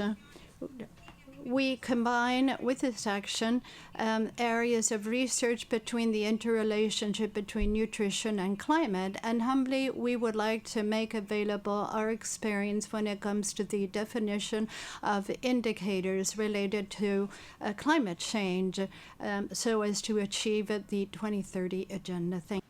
Thank you very much. The next intervention is for Indonesia. I'm here. Oh, thank you, moderator, and thank you, Your Majesty, and distinguished speakers of the panel for highlighting the issue of nutrition. Indonesia recognizes that robust early-stage investment in nutrition is pivotal to human development, sustainability, and inclusive growth. The first mile of our agriculture value chain is the foundation for resilient and high-value agri-food systems. Our national policies are designed to empower small farmers, improve access to quality inputs, and enhance overall productivity of the sector. I would like to thank Mr. Haddad for acknowledging Indonesia's effort to improve nutrition in Indonesia. Investing in nutrition is currently our priority. This is done through the newly launched free nutritious meal program which was launched last month, and it aims to provide free nutritious meals to more or less 79 million school children daily. While some see this initiative as too ambitious, Indonesia sees it as a golden opportunity to invest in long-term human capital, which will help us achieve the 2030 agenda.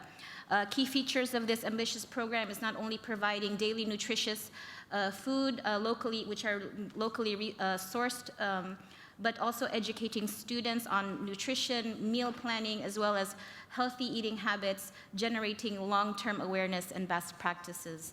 The program is also set to get the community involved, ensuring that no one is left behind. Indonesia is dedicated to catalyzing investments at the first mile as a means to unlock the full potential of our agriculture sector. By aligning domestic policies with international best practices, and leveraging the expertise and resources of partners like IFAD, we are aspired to create a vibrant, inclusive, resilient, sustainable agriculture ecosystem. We encourage IFAD to strengthen its partnership with other international organizations, especially on the Unified Nutrition Strategy, which was mentioned by the Ambassador of Mexico. Hopefully we can get one that's all throughout our BA's one nutrition strategy, and also engagement with the private sector to address the critical issues of financing at the first mile. By working together through public-private partnership as well as South-South triangular cooperation, we hope that we can ensure the world's most vulnerable can have access to the resources and support they need to adapt to a more sustainable and sustainable future. Thank you so much. Thank you so much. The last intervention is from the European Union. Hello, do you hear me? Yes. Yes. Thank you for giving us the last words. So on behalf of the EU, I'd like to thank IFAD for holding such a timely debate on the importance of investments in nutrition. The keynote address by His Majesty King Letsie and also the contributions of other panelists have shown the complexity that we are facing when addressing the various dimensions of nutrition that has been really enlightening. The European Union, and of course all its member states, is committed to enhancing global food and nutrition security.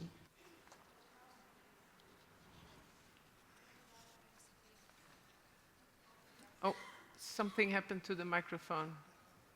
I'm so sorry. Somebody from the technique can help? Yeah. Okay, now it's back. Yeah. We stopped the time. So. Over the last 3 years alone, the EU has allocated through its various instruments for development cooperation and humanitarian aid more than €4 billion to promote access to sufficient, safe, and nutritious food. And in doing so, we're supporting actually multi-sectoral approach. And concretely, what does this mean? This includes working simultaneously on various fronts, such as improving soil health, promoting climate resilience and biodiversity-friendly agriculture, as well as enhancing access to healthy diets, education, and social protection for improved nutrition outcomes. So you can see already this, it's called this complexity in activities. And it also includes working with a range of actors, including the private sector. Through a novel funding approach called Global Gateway, the EU is stepping up its engagement with the private sector and development banks. I would like to mention in this context the long-standing and excellent cooperation with IFAD, through which the EU has been catalyzing investments specifically designed and targeted to smallholders in their integration into value chains that promote, produce, process, and distribute more nutritious food. We're looking very much forward to the upcoming Nutrition for Growth Summit in Paris.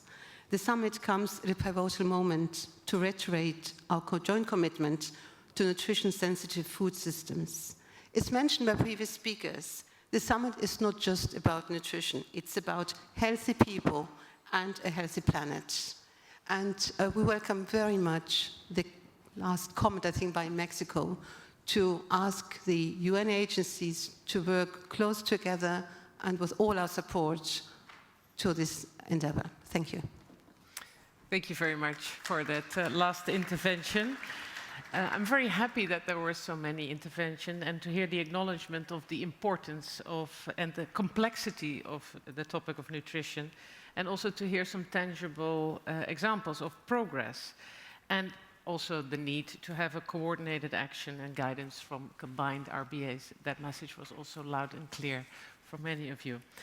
Thank you for your contributions. If you would like to talk with the panelists on the topic, there's room for that during the reception. Now I would like to give the floor to the Vice President of IFAD, Geraldine Mukashimana, for her closing remarks. Please, Madam Vice President.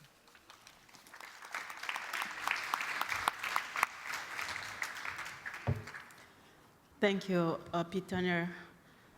Your Majesty, dear panelists and distinguished governors, let me start by thanking sincerely all of you for your contributions, but also for the leadership that all of you continue to show in this battle around the globe. It's really appreciated. That said, despite all of our best efforts today, 1 in 4 of us on the planet do not have regular access to safe, nutritious, and sufficient food. And yet, the case is very clear, both morally and economically. Reducing malnutrition in all its forms and settings, including in a fragile context, is a win-win. It is both a profitable investment for present and for the future generations. The economic gains and the health care cost savings have been over and over demonstrated. Listening to our distinguished speakers today, it is obvious that we will only get where we want to go through bold ideas as the ones that you have provided today, but more importantly, bold actions. It is only through collective and ambitious efforts that we have a chance to achieve SDG 2 of ending hunger, food insecurity, and malnutrition. Nutrition is a condition for sustainable development. Without the right amount of nutrients, children cannot learn. Their parents cannot work. the grandparents cannot enjoy their grandchildren, and the communities cannot prosper. There is a strong evidence that the link of a link between climate change and nutrition, as well as a vital role of empowering women, youth, and indigenous people to address hunger. At IFAD, we take a holistic approach, integrating nutrition, climate, biodiversity, and social inclusion through our people-centered, community-driven development model. 60% of IFAD investments are already nutrition sensitive, and we want to push this figure even further. By identifying and supporting nutrition-sensitive value chains, IFAD investments foster increased production and sustainability. We prioritize community-driven initiatives such as homestead and kitchen gardens that focus on diversified, nutritious-rich crops. And we invest in school meal programs, which can often be the difference between a child getting an education or a child being sent just to school. Those initiatives not only help deliver healthier diets to children, but also strengthen links with local food production, creating sustainable market opportunities for smallholder farmers. Through all of this work, we do it with partnering with the governments, climate funds, private sector, international partners, local communities, and of course, as many of you have mentioned, our sister Rome-based agencies. We all share a mission to drive better access to healthy diets and build rural communities' resilience to impact the consequences of climate change. We cannot accept a world in which smallholder farmers, those who are closest to the land and who are responsible for 1/3 of the global food production, to be the ones who cannot provide a nutritious diet to their own families. It is only by prioritizing investments in nutrition-sensitive agriculture that we can build a world in which every single parent can put enough food at the table of their loved ones, and of course, for themselves. Thank you all, and I wish you a good evening and enjoy the cocktail. Thank you, Madam Vice President. And also thank you all here in the room, but also especially the panelists for sharing your comments and experiences. It was very insightful. So this wraps up the session on nutrition. Back to you, Secretary. Thank you very much, Ms. Burkhardt. Indeed, this year's Governing Council's theme, Catalysing Investment at the First Mile, has been emphasizing the urgent need of looking at nutrition, at food systems, at investment from an entirely different and important perspective. Thank you very much for all of the contributions that you have made in your various capacities here today. What remains for me to say is that we're at the end of the first day, and so I would like to just let you know how we begin tomorrow morning. And that would be, you are cordially invited to a networking breakfast here with us at the lounge, beginning from 8:15 until 9. We will then begin our morning at 9 o'clock sharp. We have quite a full program to kick off from 9 o'clock tomorrow morning. At first, we will start with the business items, and here we will begin with the annual joint progress report of Rome-based agencies. We've just heard about of course, the work that we do with our sister agencies. After that, we will the Council will discuss the report on the 13th replenishment of IFAD's resources. Thereafter, consider IFAD's 2025 results-based program of work, regular and capital budgets, and the budget outlook for 2026-2027, as well as the budget of the Independent Office of Evaluation for the same time period, and also at the amendments to IFAD's basic legal text. Once these business items are concluded, you as governors will be invited to the Governors' Dialogue with Indigenous Peoples. Of course, the Indigenous People Forum had already concluded on Monday and Tuesday, and we began already to have some of those discussions also represented here.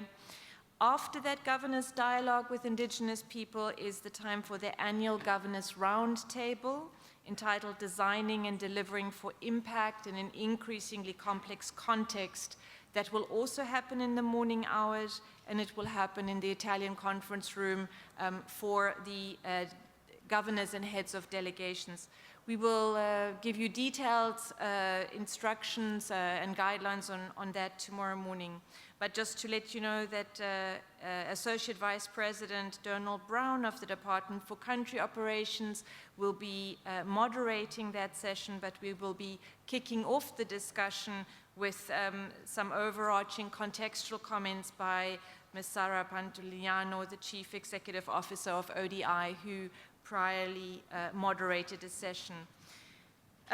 For the access to the Italian conference room, please wear the pin that was given to the head of delegation, and also there is a special lanyard for that. There is a certain amount of seats. In fact, there's one seat per delegation in that room, but of course those that wish to follow from this room are cordially invited to do so. After the lunch break will be the Governors' Dialogue on South-South Triangular Cooperation, and we look very much forward also to that. And then we begin the closing, and that will be done, of course, by the GC chair. With that, it remains for me just to close this afternoon and to invite you to join us for the reception just outside in the lounge area, and we wish you a good evening. Thank you very much.